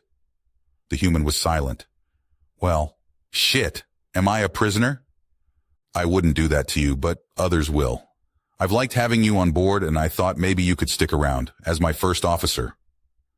You're suggesting I join the Terran military? Yes. A command post sounded better than a dark cell, that was for sure. A permanent stay with the humans wasn't quite what I had in mind, but it didn't sound like I had any choice in the matter. Rykov clearly had known what exposing me to the nanites would entail, but I couldn't fault him, since the alternative was for him to let me die. However, the thought of never seeing home again was almost too much to bear, and something told me the humans would make a public procession out of my transfer, using it for PR purposes. My legacy would be destroyed, my name cursed and slandered among my people. I would be remembered as the general who jumped ship at the first sign of trouble, and that I truly could not live with. Not my first choice, I said. I know. I'm sorry. Do you know what my people do to traitors, Commander? Because that is how they will see defection. The ones they capture, they gut from head to toe, then pour acid inside their bodies. And your bloodline is considered tainted for 100 generations, your family mocked and beaten. Any feats you ever achieved burned from the pages of history. Your name only spoken with the most vile curses. It would be better to die. Then we tell them you died, with honor. They don't know you're alive. That might be acceptable. I will think on it. My primary loyalties would always lie with the Jatari, but perhaps I could find a way to guard their interests from afar. The same way the humans kept an eye on their neighbors. If it were up to me, our species would work together. But if the Terran Union was so determined to keep its progress to itself, a different approach was necessary. None of those concerns would be relevant if we failed in our mission, of course. The fate of the galaxy hinged on the next few hours, and it would be nice if just this once everything went according to the plan. Keelan POV. The last official engagement I saw the humans partaking in, they deployed a total of 5 ships. That was all they needed. This time, they had raised a proper armada, gathering thousands of their finest vessels. Word had been sent to the Federation, informing them of the disaster at the refugee camp and warning them to prepare for a devourer incursion in case of our failure. However, the Terrans opted not to request any military assistance or divulge the specifics of their plan. No doubt the speaker's sabotage was still imprinted in their memory. Earth's sudden mobilization, despite their given reasons, no doubt raised some alarms back in the Federation. The two parties deeply mistrusted each other in light of recent events, and I was doubtful that would ever wear off. Hell, even I was frightened of humanity at times. But now, as we warped toward our final confrontation, I was only worried about the humans, especially Rykov. Perhaps I didn't understand human body language, but his posture signaled pain to me. He was huddled over his holo display, head bowed. His shoulders sagged as though a weight had been placed upon them. Was he truly prepared to do what was necessary? I sidled up to him, nudging him on the arm. "Are you all right? You seem like you're having second thoughts." "Quite. Don't worry, I won't hesitate." The human sighed, shaking his head. "The people at home won't understand what we sacrifice, what we give of ourselves. Perhaps you don't either, General." "Dying? Almost dying? Getting shot?" I offered. Rykov chuckled bitterly. "Beyond that, you don't come back the same person. You have to live with the terrible things you've done, and you just try to convince yourself it was right." "It is right. Trillions of lives will be saved." "I think there is honor in that," I replied. "Perhaps." "There are no good choices today," he said. "But believe me, I take no pleasure." The ship rocked violently as we were thrown out of hyperspace on the fringes of the Devourer system. I skidded across the floor, groaning as I collided with a metal chair. That hardly seemed like a controlled emergence. It seemed that we had run into a warp-disrupting field. The enemy must have installed some new defenses while we were away. I heard cursing a few lengths from me and saw Commander Rykov on his knees. It appeared he collided headfirst with a workstation. Grimy red blood was streaming from his nostrils, and his nose was jutting unnaturally off to the side. That definitely was broken, and in my estimation, entailed a considerable amount of pain. I crawled over to the human. "You require medical attention. I can oversee—" The commander picked himself up, gritting his teeth. "It's but a scratch. Soldiers, I want weapons powered up yesterday. Shoot anything that moves that isn't one of ours." I limped after him, staring in disbelief. Was he really going to carry on like nothing happened? Humans were tougher than they looked. "Sir, we have another problem," an ensign called. "It appears the enemy detached a breaching pod.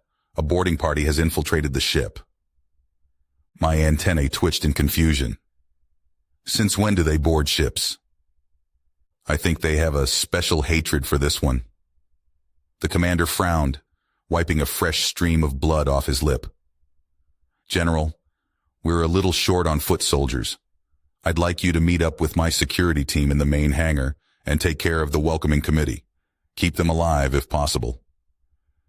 Despite several tours of the flagship, I wasn't sure where the main hangar was, but I thought I could figure it out.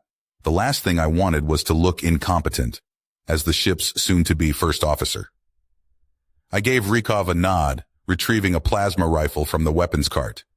The gun was much lighter than I remembered, which I attributed to the nanite enhancements.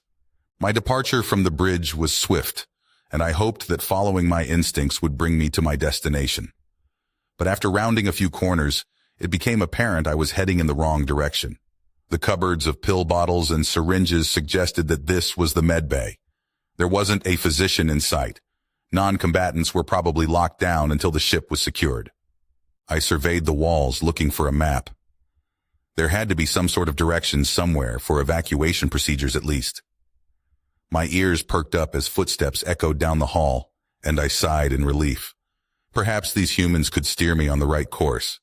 I was about to call out, but then I realized something was off. Those weren't the heavy thuds of Terran boots. Instead, they were a tapping sound, like raindrops striking a rooftop. I ducked into a doctor's office, peering around a wall. There were 5 devourer soldiers by my count, slinking through the hallways. They seemed to be sweeping the premises for any stragglers. I pressed my gun to my chest, trying to steady my breathing. My only hope was to ambush them and take several out before they knew what hit them. Shadows stretched past the doorframe, which suggested they would pass the office in a matter of seconds. My finger found the trigger as soon as they crossed my vision. A plasma round sailed through the lead soldier's forehead, and he crumpled to the ground. Fueled by survival instincts, I charged at the other 4 in an animalistic frenzy. Before they could shoot back, I had tackled another guy and rolled him on top of me to serve as a shield. His friends opened fire, and I felt his body spasm as it was peppered with rounds. There was a pause as their weapons went on cooldown, and that was all the time I needed. Wriggling out from under the corpse, I picked off one with a shot to the chest, then turned my rifle on the second.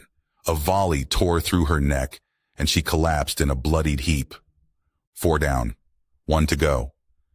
Theoretically, the last guy should have been the easiest to take out.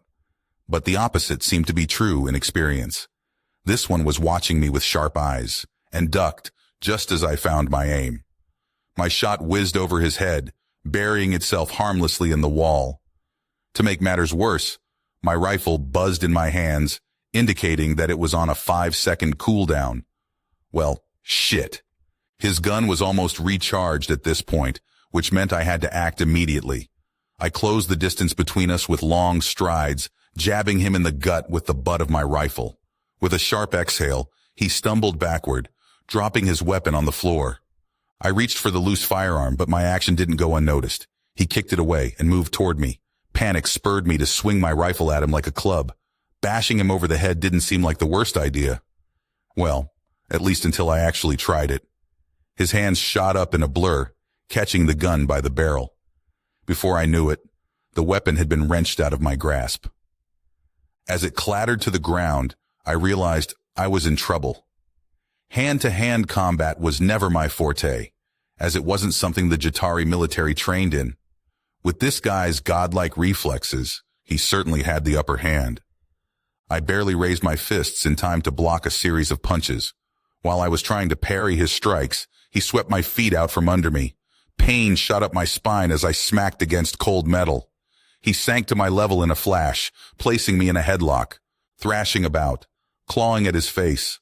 None of it seemed to do any good. His grip around my airway only tightened, and I could feel my awareness dimming. A burning sensation pulsated through my lungs as my body screamed for oxygen. It was becoming increasingly hard to form coherent thoughts. A shroud of darkness was creeping into my perception. In a few moments, I would slip into its embrace. There was a sickening crunch, which I only faintly registered. My assailant's grip slackened, and I pulled free, gasping for air. An ache lingered in my throat where his arm had been, and I figured I'd have some bruises to show for our encounter. But without intervention, it could have been a lot worse. What were you thinking? Engaging a group of them by yourself? I glanced up to see Mac, Rykov's security officer, accompanied by a team of 12 others. You were a no-show, and now I see why. I got lost, I spluttered. This ship is a damn maze. Mac paused. I see. Well, I gave your buddy there a good knock upside the head. When he wakes up, he'll be in the brig. Come with me, if you can walk. Thanks. I owe you one.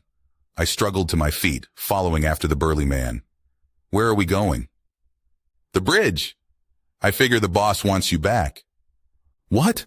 I'm sure there are more of them. We have to... There were. Past tense, he growled. Just, look at the scenery as we walk. A series of questions floated through my mind, which I figured were better left unanswered. Was he saying they cleared the entire ship? It couldn't have been more than 15 minutes since I set off on Rykov's orders.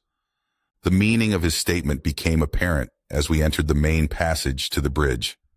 Bodies were splayed out in the hallway, with blood and brain matter splattered on the walls. One of the corpses had a severed arm shoved down its throat, while another was sawed clean in half. I didn't even want to know. The brutality was revolting. Scenery? I stared around me, dumbfounded. What the fuck, Mac? These guys are slaves. Did you have to butcher them? Rykov said alive and you... Calm down. These are no slaves. See the brands on their necks? The human lowered his voice. Your friend Byam warned us about them. They're part of a doomsday cult that worships the AI and wants to help it bring about the end of days, always on the front lines when they destroy a world. I frowned. Even so, don't you think this is a bit excessive? Not at all. In fact, I wish they suffered more. I fell quiet. Deriving pleasure from another being's pain seemed cruel. Yet Max spoke as if it were the most normal thing in the world. It was in glimpses of their worst impulses that humanity terrified me. They were always a step away from becoming the monsters they despised. Keelan POV. I hurried back to my post by the holo display, eager to get as far away from the mangled bodies as possible. Through the lens of the viewport, I glimpsed the battle raging among the stars.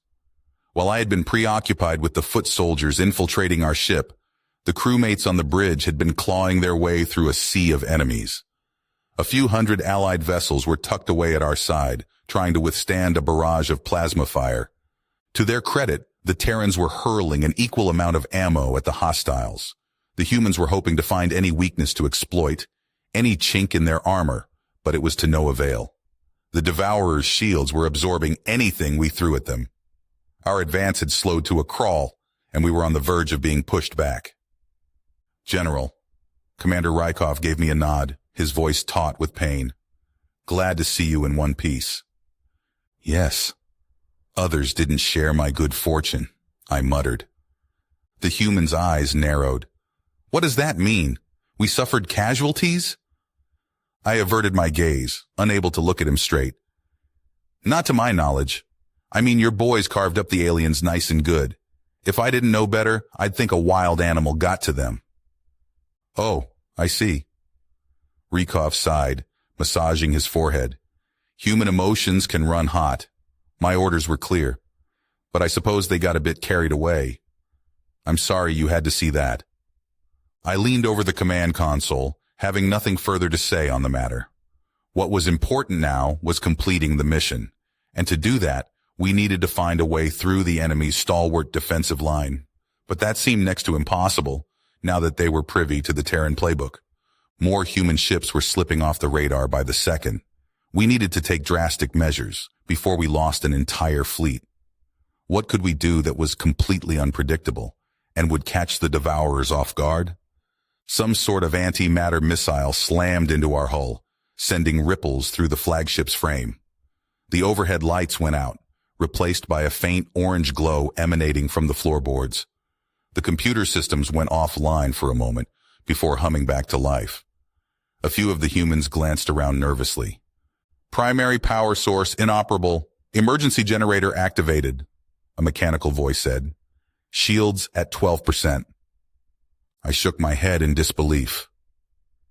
This is the same ship that breezed through the Federation's orbital defenses without a scratch? That's not the first hit we took. Just the straw that broke the camel's back, Rykov growled. The human idiom was lost on me, but I thought I understood the gist of it. We're running out of time then. Doesn't sound like we can take too many more hits. What do we do now? Earth is depending on us, General. We carry on. We fight to the last. There's nothing else to be done, he answered. That's not going to be enough. They're one step ahead of us at every turn. Well, what would you suggest exactly? We call on God to smite them? We retreat. You've got to be kidding, General. I'd rather die than live a coward. I won't just let my planet burr. I'm no coward, you know that. Breaking through their formation is impossible. We need to bait them forward, lure them to us. When they chase us, we outflank them. Rykov pursed his lips, considering my proposition. Despite the conviction in my voice, I wasn't convinced that my ploy would be effective. But with the human ship count ticking lower, our shields waning, and our forward trajectory stalling, it was a necessary gamble. I just hoped the commander would arrive at the same conclusion. Okay, so we drop back. What makes you think they'll follow us? He asked after a long silence. I tried to imitate a human shrug. Just a hunch. They're arrogant, and from what I've seen, they don't like to leave survivors. A hunch, you say? He frowned, casting a final glance at the holodisplay. Very well. I'll have an encrypted message sent out to the fleet. For all our sakes, I hope this works. The commander called out a series of orders, setting the new plan into motion. The flagship banked sharply, reversing our course in a matter of seconds. We accelerated at full throttle. The quicker we got out of plasma range, the better. Our allies tailed after us, and the Devourers were left without any vessels to engage. The enemy remained stationary for a moment. No doubt they were bewildered by the humans' sudden departure. A coordinated retreat, while the fight was still in the balance, had to raise suspicions after all. But the chance to finish us off before we could regroup or jump to warp must have been too tempting. Our opponents tore after the withdrawing ships, guns blazing. I breathed a sigh of relief, even though that was only the first step in the plan. The next part was the most difficult, and would take the humans out of their comfort zone. Acting like prey. The Devourers needed to smell weakness. The Terrans slowed their breakneck pace, allowing the pursuance to close the distance. An outslaught of missiles preceded the enemy's arrival, all bound for our largest battleships. I counted at least 20 warheads heading for the flagship and hoped we could weather the storm once more. The first impact was almost indetectable, and it seemed that the damage might not be so bad. Then, several missiles struck in quick succession, and all hell broke loose. In their weakened state, our shields strained to keep up with such concentrated force. The floor quaked beneath my feet, powerful enough that I could feel my teeth rattling. A terrible groan came from the ceiling above, as though a pipe had burst. Sparks darted up the wiring on the walls, leaving an acrid scent in the air. My guess was that the cooling systems had taken the worst of it. Fire reported in the engine room, shields at negligible power. The computer's voice was emotionless, as always. Evacuation of all personnel recommended. Not happening. Rykov clapped his hands together, a maniacal smile on his face. His ship was literally on fire, and he was... excited? It's our turn now, boys. Light 'em up. The Devourers zipped toward our position. Clearly, they had thrown all caution to the wind. The Terran vessels parted around them as they arrived, granting them access to the heart of the formation. We were swallowing them like a tasty morsel, and I don't think they even noticed. Well, not until they were already surrounded on all sides. After corralling the enemy, the humans nailed them with precise, relentless measures. Similar to how the flagship's shields had crumbled, the Devourers' defenses just weren't designed for a 360-degree bombardment. Their logical AI master would have never planned for such a scenario, because there was no valid reason for the fleet to get boxed in like this. The humans softened up the enemy's shields first, grilling them with steady laser fire from all sides. This was followed by the deployment of missiles as soon as their defenses began to wane. The primates seemed to have an infinite supply of world-ending explosives, as usual.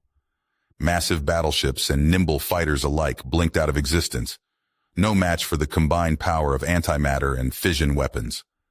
In panicked attempts to escape, some of the Devourer ships collided with each other.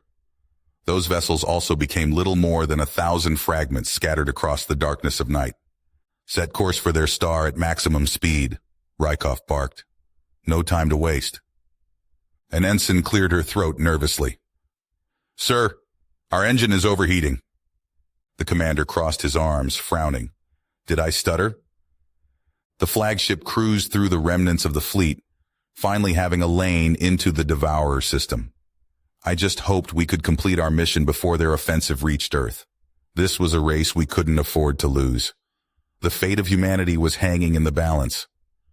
A few enemy ships had lingered behind while their partners walked into our trap, though these vessels were in the minority. A cluster of 5 battleships blocked our path as that was all they could muster. There were no new orders on the bridge, not even an acknowledgement of their presence. The flagship sped on, full steam ahead.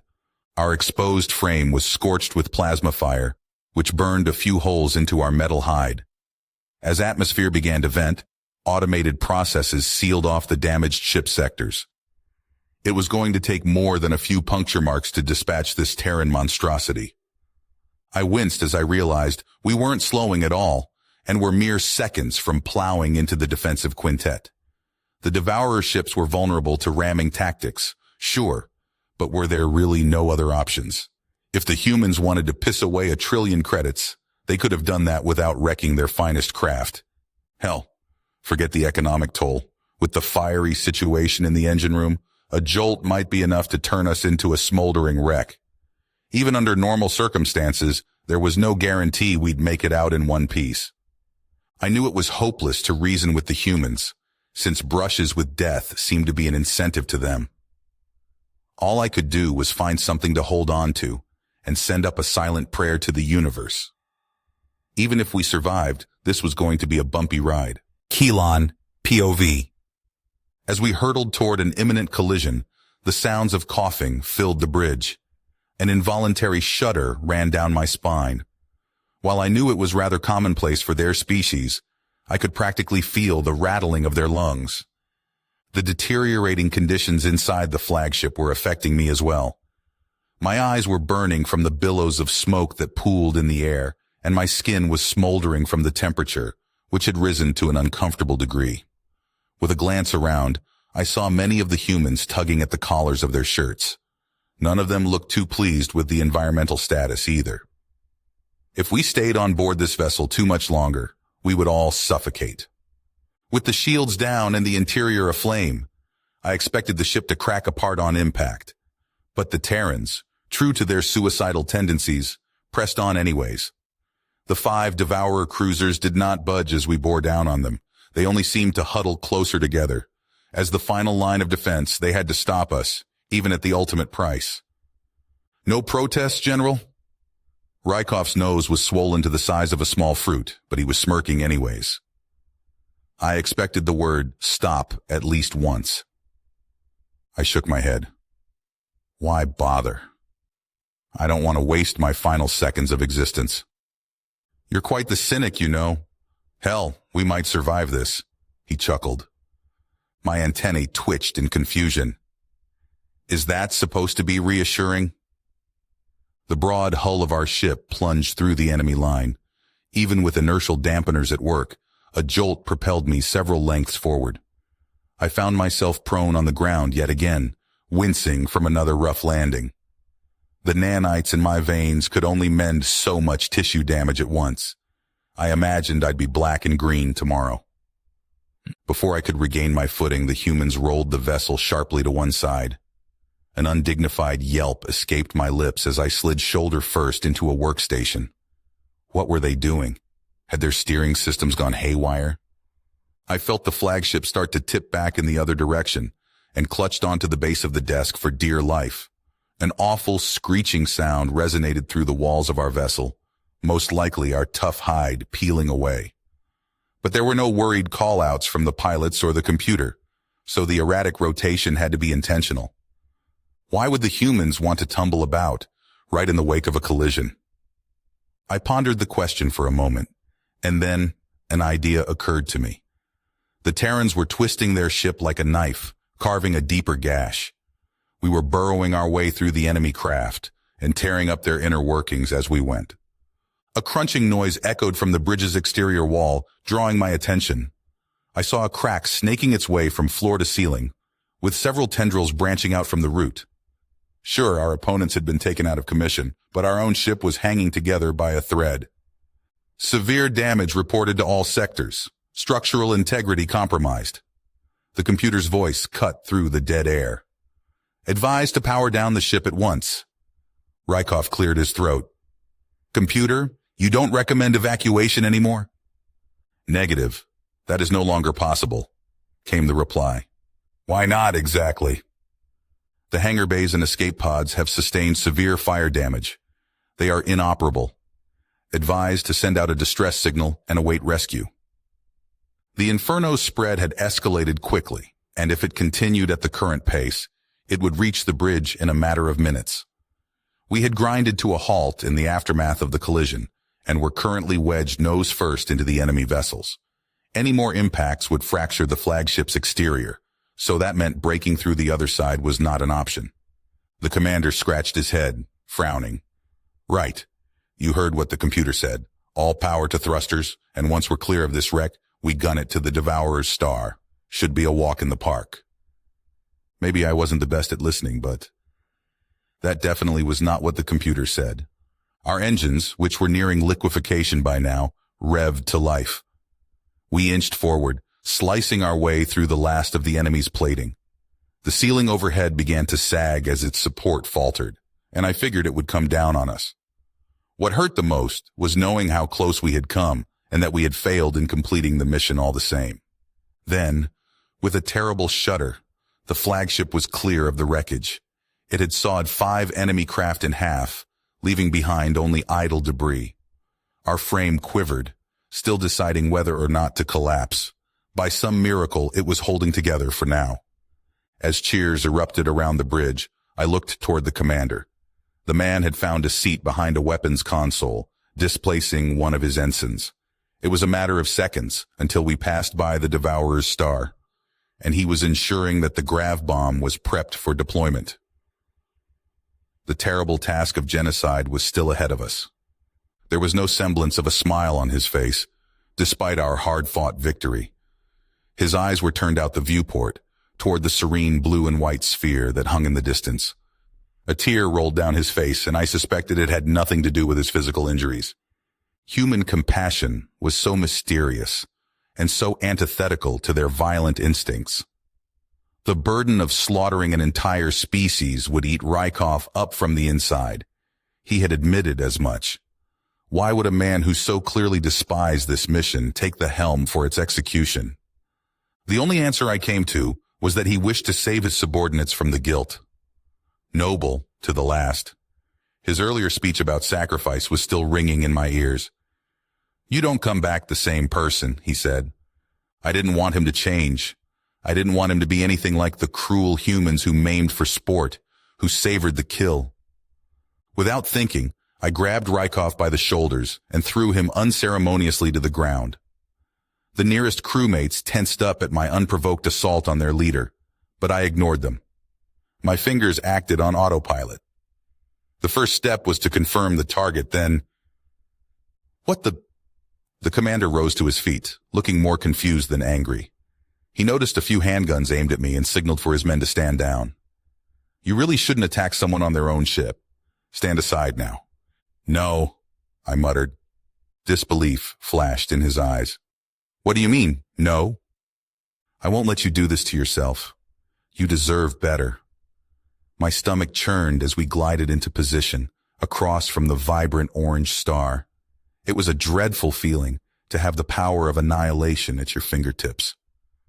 Let this one fall on my conscience. I appreciate the thought, but I'm giving the orders here. It's on my conscience either way, General, he replied. It hits different when you pull the trigger. I'd expect a soldier to know that. My hand was trembling, my voice hardly more than a whisper. I pressed the firing mechanism before I could talk myself out it. No more General, by the way. That's first officer, or just Keelan to you. I was taken aback as Commander Rykov embraced me. Why did humans show affection by trying to smother people? I gritted my teeth, resisting the urge to squirm out of his grasp. It would be over soon, wouldn't it? You're a good friend, Keelan, he said. I sighed. Yes, But you smell like vinegar. Get off of me. The human withdrew, stepping back. That's not very nice. I know. It's part of my charm, I replied. All right. Quit staring, everyone. Time to get moving. The commander swept a stern look around the bridge, and the crewmates snapped back to work. We want to be long gone when this star blows her top. Let's hope we have enough juice to make it home. Slipping into hyperspace was always rough, but this time blew all previous experiences out of the water. The pressure condensing in my ear canals stripped me of my hearing, and my stomach felt as though it was tied up in knots. Every particle of air was squeezed from my lungs, and my feet were glued to the floor. I was utterly powerless, trapped in a lifeless shell of a body. I wanted to scream, then to throw up, perhaps both at once, but my lips were locked together. The minutes stretched on for what felt like hours, and my desperation built to a frenzy. The paralysis dissipated as we emerged in range of Earth. I crumpled to my knees, spilling my guts on the floor. Embarrassment rushed through my veins, until I realized most of the humans were doubled over as well. There was a reason ships with environmental regulation issues weren't supposed to enter hyperspace. If the system hadn't been about to go nova, I don't think even their deranged species would have tried it. As my senses returned to me, the most important concern crossed my mind. Had we dropped our payload in time to save Earth? There was no sign of Devourer spacecraft by the outer planets, which meant one of two things. Either they never reached the Terran system, or they had already taken it. Unknown vessel, you are trespassing in Terran space. Your transponder is offline, which is a violation of planetary laws. Identify yourself at once. A male voice crackled over the speakers. Rykov staggered to the holodisplay. Orbital Command, I would hope you'd recognize your own flagship. Jesus Christ! The man's pitch rose sharply, presumably from shock. Rykov, what on earth happened to you? Your bird looks like it got chewed up and spit back out. We did crash it at full speed, but that's not the point. Request emergency landing at Mars Station. Need emergency vehicles on site. Understood. You are cleared to dock at any open port. A strange mix of relief and sadness fogged my mind as we glided toward our destination. The knowledge that our endeavors had saved the Federation from certain death was a source of pride. But I wished there had been another way. If not for our arrogance, if we had finished what we started on that rescue mission a short time ago, perhaps there could have been. Humanity would be called to account by its galactic neighbors when they learned what we had done today. Maybe, just maybe, the two parties could learn from their past mistakes and find a path to reconciliation. If the Federation insisted on making the humans an enemy, they might get more than they bargained for. This war was over, but the next one, that was the one I truly feared. Rykov POV. As I was ushered through the Hall of Governance, I slowed to admire the artwork scattered throughout the premises. Murals depicting the cosmos, carvings of ancient deities, cultural artifacts from eons ago. Commander Rykov.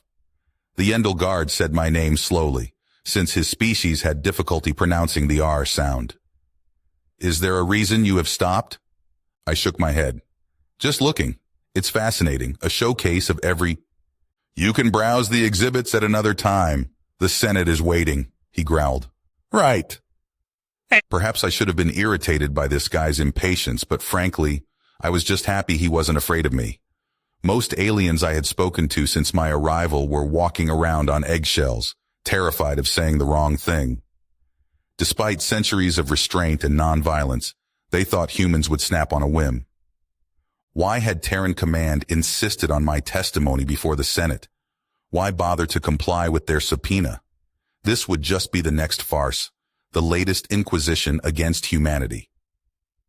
I forced a smile as I strolled into the central chamber, sensing all eyes turned toward me. The new speaker was standing at the lectern, glancing over a briefing packet. His name was Retke, formerly the Kovian ambassador. His species was middle of the pack on the aggression scale, and he was one of the younger representatives in the Senate. Other than that, I didn't know much about him, but I wasn't expecting him to give us a fair shake. This was his golden opportunity to prove himself, and to earn political points with Ula's supporters. Commander Rykov of the planet Earth, please, have a seat at the designated bench. Retke's voice was smooth and silky, pleasant to the ears. I'm sure you understand why you are here. Thank you, Mr. Speaker. I am aware of what you wish to discuss, I replied. He tapped his claws on the lectern. Very good. It has been an interesting few weeks, has it not? I sighed. That is one way of putting it. I think many of our listeners have valid concerns about the events that transpired. Would you not view your nanite weapons as cruel and excessive? Depends who they're used against. And who decides who deserves such a fate, Commander? I do not believe all humans are evil, as my predecessor did. But some of you are. You know this. What happens if your weapons fall into the wrong hands? As tempting as it was to argue, this guy was actually making sense. All it took was a few trigger-happy idiots in the chain of command to set off Armageddon, the same reason nuclear proliferation had almost ended in human extinction. It was too easy to rush to judgment, as we had almost done with the Devourers at the start of this mess, before we learned the full picture. Those are valid questions, Mr. Speaker. But let me ask you, what happens when the next Devourers come for us? I paused, giving my words time to marinate. How do we protect the Federation without some sort of deterrent? Answering a question with a question. You should run for office, Commander. You're a natural. A few light chuckles came from the representatives. I can see the wisdom in having a last resort, as you say. But there needs to be fail-safes, oversight, transparency. If you truly desire peace, these weapons do not belong in the hands of one species alone. I narrowed my eyes. That's not my call, Mr. Speaker. Is there something else that I can answer? Yes. Your government has failed to offer a sufficient explanation for several matters. Let's start with the easy question. Where is General Keelan? Your ambassador claimed he was a passenger on your ship, and nobody has heard from him since. Keelan. I was fortunate that he accepted the first officer position on my ship, given his intelligence and qualifications. But while he hadn't complained about his circumstances, at least to me, I knew his heart was with his home. It was my fault he would never see his planet again. The least I could do was preserve his honor and let him retire in the history books as a hero. He is dead. Easy murmurs rippled through the chamber, and I offered an apologetic glance to Jatari Ambassador Palom. Shot through the abdomen during our shootout with the Zanik. Nothing we could do. Please, accept my most sincere condolences. He was a good soldier, and a better man. Speaker Retke's eyes scanned my figure in a quick motion. It seemed he was gauging my body language. The truth not only would devastate Keelan, but would implicate the Terran Union in illegal genetic experimentation. If there was any hope of salvaging our relationship with the Federation, this was a cover story that they needed to buy. I bowed my head, closing my eyes. Images of the Devourer home world floated through my mind, as vivid as when I had been standing on the bridge a week ago. The same memories I saw every night when I tried to sleep. Instead of pushing them away, I turned my focus on them. The sprawling oceans and the faint orange glows dotted across the land masses screamed that life was present. I imagined the children witnessing their final sunrise, not realizing the fate that was about to befall their race. The heat wave vaporizing the surface, extinguishing 1 million souls in an instant. A people doomed by their own creation. Perhaps in another life, we would have been friends. Or perhaps in another life, we would have suffered their fate. Commander Rykov! The speaker shouted my name into the microphone, jolting me out of my trance. His nostrils flared, which I believe was an expression of concern for his species. I didn't mean to distress you. We'll change the subject. I breathed a silent sigh of relief. Retke needed to see a genuine display of grief to be convinced, and that was the only way I could give it to him. Next matter. I'd like to preface this question by expressing gratitude on the behalf of the Federation. If you hadn't stepped in, I think we'd be the property of the Zanik Republic right now, he said. I hesitated. This speaker was tactful with his words, but something told me a but was about to follow. It was my pleasure. That said, your government claims Ambassador Kazil was killed by friendly fire. I'd be more inclined to believe that if every individual in the Zonic line of succession didn't turn up dead within a day of the capital incursion, Retke muttered. Is that an accusation? You know as well as I do that there was a coup. Ordinary Zanic citizens seized the palace and executed their leaders. It was live-streamed to the galaxy. If only it were that simple. These were the most well-armed, ordinary citizens I've ever seen. Do normal insurgents have sniper drones and automatic rifles on your world, Commander Rykov? Well, the answer to that was affirmative, but saying that wouldn't portray humanity in a positive light. No, I suppose not. What are you getting at? I'm saying someone armed them. Someone also gave the populace reason to rebel by flooding their economy with cryptocurrency, making it so they couldn't afford basic necessities. Speaker Retke paused, meeting my eyes.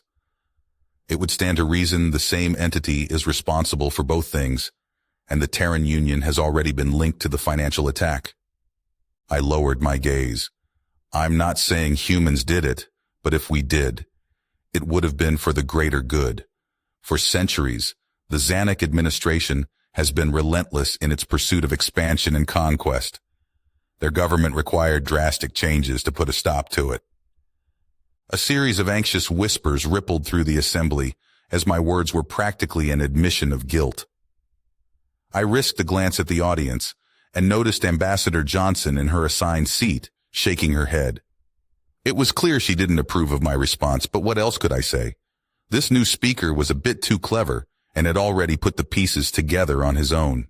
Denying it would just make us out to be liars and give the Federation further reason to distrust us. Retke waited for the conversation to die down before responding. A naive, simple-minded way of thinking. What is that supposed to mean? I demanded. You assume that the next government will be any better. You do not consider the possibility that it may be worse, he replied. The old regime was elected by the citizens. It carried out the will of the people. You cannot solve systemic problems by killing a few individuals. I found myself agreeing with the speaker, in spite of my allegiance.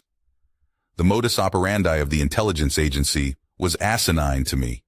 I'd been telling my brother as much for years. By toppling the Zonic Republic, they had created a power vacuum.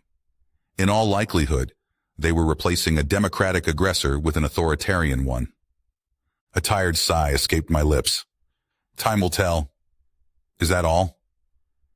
One more question. What happened to the Devourers? He asked. Their star went nova, and their system was destroyed. It was technically the truth. 3 billion years before its natural end, and right as a fleet was on its way to Earth? Convenient timing. Perhaps it was divine intervention, Mr. Speaker. I think not. This is your last chance to come clean, Commander. Don't force my hand. I don't know what you're talking about. Then I'll show you. If you'll turn your attention to the projector, you'll see footage from a classified stealth probe that was monitoring the Devourer system. Horror shot through my veins as a video began to play on the wall behind the speaker. It showed a lone vessel on approach to a luminous star.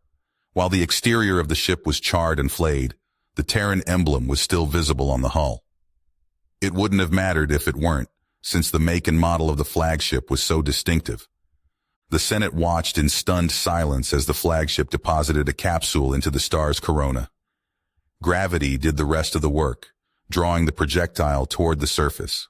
A sick feeling crawled into the pit of my stomach, and I wanted to beg Retke to turn the tape off.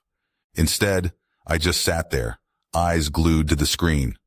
The speaker pressed the fast-forward button on his holopad and skipped ahead to the star's final moments. The fiery gases swirled down toward the core, like water circling down a drain. With a shudder, the vibrant orb collapsed in on itself. It shrank until it was no longer visible. All that remained was blackness where the star had been. For a few seconds, the universe was at peace. Then, there was a blinding white flash that washed out the camera's view. It only appeared on the projector for a moment before the transmission cut out. Suffice to say, that probe was a goner. So tell me, was that a different ship that just happens to look like yours, Commander? Disgust briefly flashed on Retka's face before he regained his composure. You know, it would be nice to get a smidge of honesty from you humans. That bomb only has one purpose, the extermination of a species. Why would you build such a weapon? Please, enlighten me. My mouth felt dry and I could hear the blood rushing in my ears. Why did the Federation have to bear witness to that atrocity? The representatives shared aghast expressions, and panicked chatter began to spread through the chamber. I caught some of the phrases, like several people calling humanity monsters and demons. I took a deep breath, trying to find the right words. We built it because we knew someday extermination might be necessary. Look, there was no other way. Perhaps that is true, but what is necessary is not always right, he said. So you think we're wrong? You think we're monsters just like everyone else, don't you? I stood up from my seat, red-hot anger racing through my body. This whole trial had been a trap, hadn't it? No wonder Retke had such a calm demeanor. He had that footage in his back pocket the whole time. What is it that you want? Humanity kicked out of the Federation? Me imprisoned for war crimes? No. Actually, I was going to ask you to lead our military. Impassioned protests broke out across the Senate, but the speaker raised a paw for silence. Friends, the humans cannot help what they are, but they're trying to change. They've never wronged us. They managed to convince us that they were the most peaceful species in the galaxy for centuries. Mistakes have been made by all of us. I want to move forward together, without hatred standing in the way. I believe this human and his associates will make us stronger and safer. I gaped at Retke in disbelief. I don't know what to say. You can think about it, but know if you accept, this pattern of lies and omissions must end here. And for the universe's sake, don't invent any more bombs. I think humanity has more than enough as is. I'd like the galaxy to still exist tomorrow, you know. Nah. Perhaps there was a future where we could be friends with the Federation once more. Things would be different, but maybe they should be. It was my sincere hope that we would never use our worst weaponry again.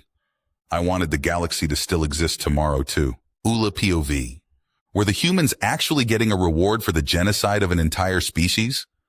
The Federation might as well remove the words peace and equality from its mission statement if the speaker was putting those savages in charge of the military. An abominable race like theirs did not belong positions of power, and it never would have happened under my leadership. I had done everything I could to expose their nature, and just when I thought I was getting somewhere, the narrative shifted. The humans framed me as the villain, and the Federation bought it hook, line, and sinker.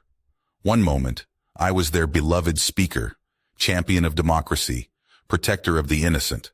The next, they kicked me to the curb, all on the basis of a few unsavory memos from years ago. Where had I gone wrong? Was there anything I could have done differently? There would be plenty of time to think after I cleared out my office. I rummaged through the final drawer of my desk, searching for anything worth bringing home. Beneath a stack of documents, there was a single framed photo. It was turned upside down and covered by a thick coating of dust. This picture clearly hadn't been touched in years. Curiosity sparked in my chest, and I flipped it over. A younger version of myself was standing side by side with Ambassador Johnson, holding a document. I remembered that day. We had been at the signing of a war crimes treaty, which the humans sponsored. They said they wanted to mitigate suffering, and they had seemed so genuine in their commitment to peace. At the time, I wanted to be just like them. A growl rumbled in my chest, and I hurled the picture to the floor. The frame shattered, sending shards glass everywhere. Careful! You wouldn't want to step on that while you're leaving this office, for the last time at that. A curse escaped my lips as I glanced behind me, and saw Ambassador Johnson leaning against the doorframe. She was the last person I wanted to speak to. I had no idea how long she had been there, but her smirk suggested she had seen enough. Come to gloat? You got what you wanted. Just leave me be, I spat. The human disappeared, and for a brief moment, I thought she might actually leave me alone. Instead, she returned with a broom and a dustpan and began mopping up the glass shards, I clenched my teeth, repulsed by her proximity. You and your filthy species ruined everything. My life, my government, my job. It's not that bad. Lots of positions out there to fill, she chirped. You know, I heard they're hiring at Galaxy Mart. I could see it. You in a nice green vest stocking shelves. The look would really suit you. Oh, fuck off. Get out of here, I screeched. Ambassador Johnson snickered and then, at last, departed from my office. I picked my box up off the floor and looked around the room a final time. This was supposed to be my life, but somehow it had been taken away. It didn't matter, though. I would earn back the fickle citizens' support by spreading the truth about the humans to anyone who would listen. Maybe I could make a blog or float around as a guest on the talk shows. Whatever it took to get the message across. There was a knock on the door and my skin prickled with annoyance. That was a human gesture to request entry, which meant Ambassador Johnson had come back. Wonderful. Stupid human. You've had enough fun? I'm on my way now, I muttered. A male voice, cold as ice, answered back. I'm not human, and you're not going anywhere. Something smooth and metallic pressed into the back of my neck, which felt like a gun. Fear surged through my body as it dawned on me what was happening. The humans had sent an assassin after me, hadn't they? I couldn't say I was surprised, but I couldn't fathom why he didn't just pull the trigger. I turned to face my assailant with slow, non-threatening movements. To my surprise, he was telling the truth. He wasn't human. I didn't recognize his species either. There were no flat-nosed, purple-skinned bipeds on the Federation's registry, to the best of my knowledge. Who are you? I stammered.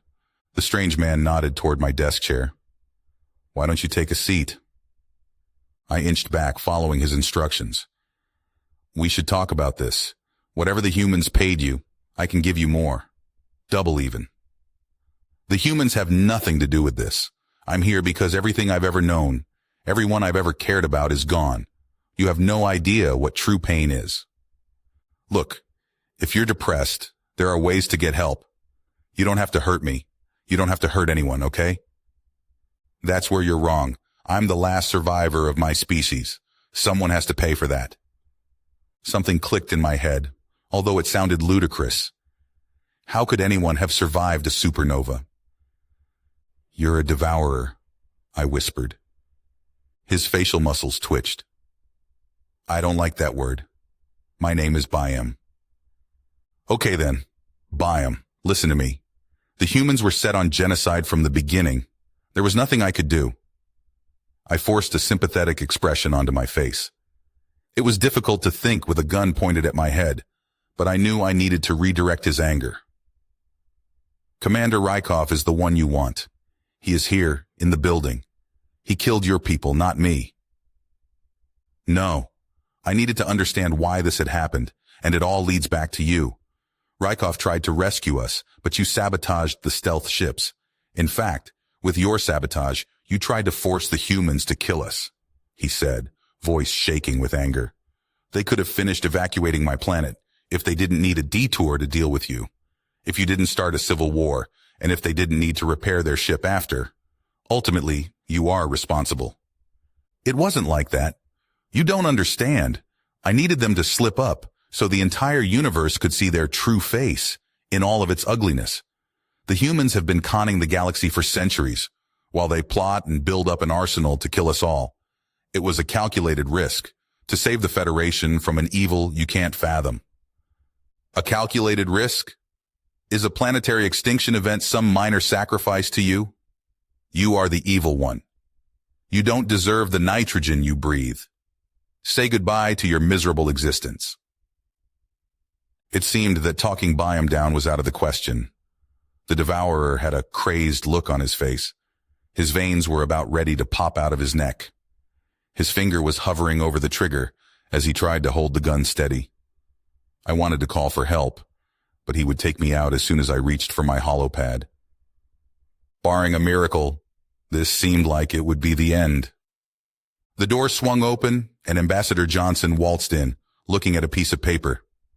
Ula, old pal, I had some time on my hands. So I drafted up a resume for you. Take a look." The human glanced up, and the color drained from her face as she spotted the gun.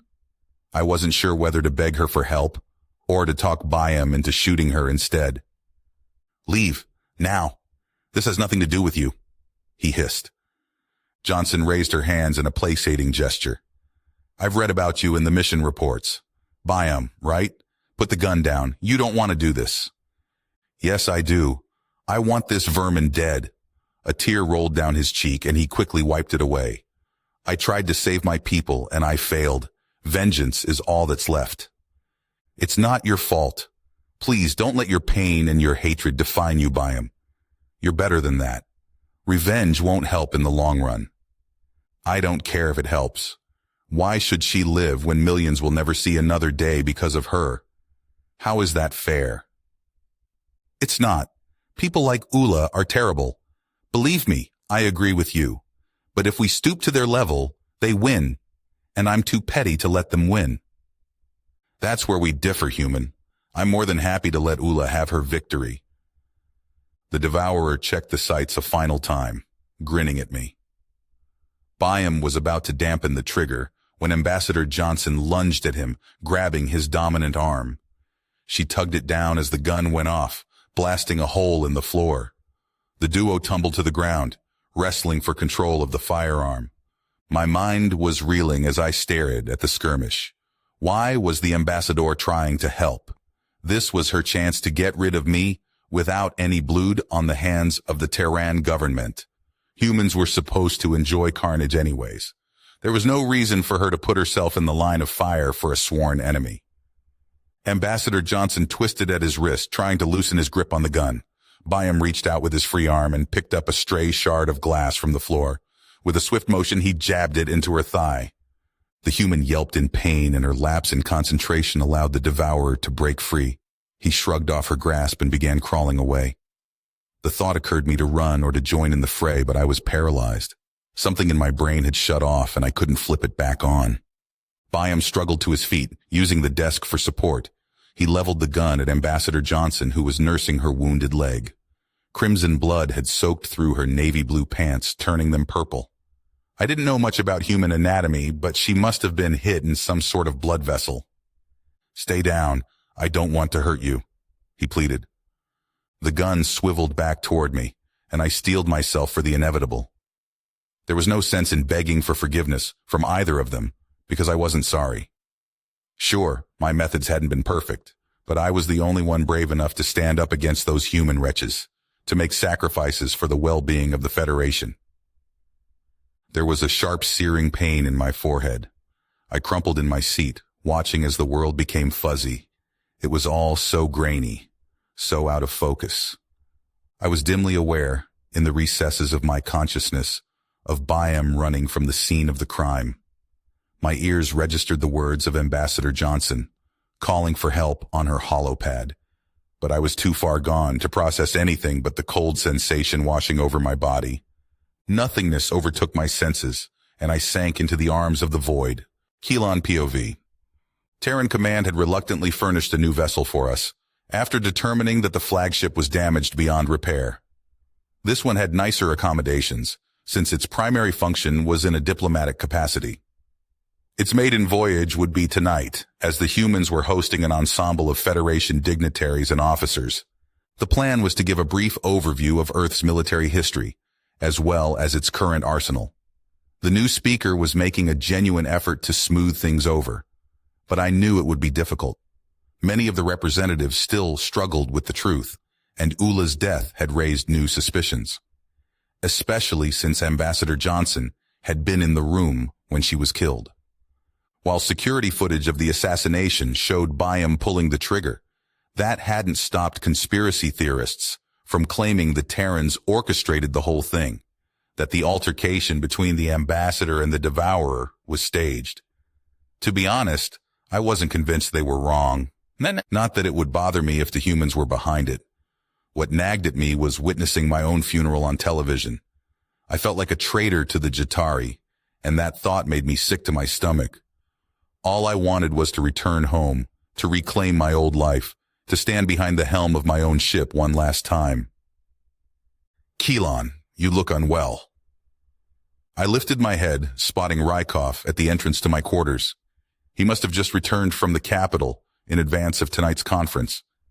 Between his bloodshot eyes and the splint on his nose, I thought he looked worse than I did. I forced a smile. Welcome back, Mikhail. Or is that General Rykov now? He winced. I'm sorry. I never meant to steal your job. I haven't accepted yet. Don't be stupid. You deserve it. I don't know that I do, but thank you. Anyhow, I just wanted to let you know you should be off the ship within the hour. It wouldn't be good for either of us to field questions about how you came back from the dead.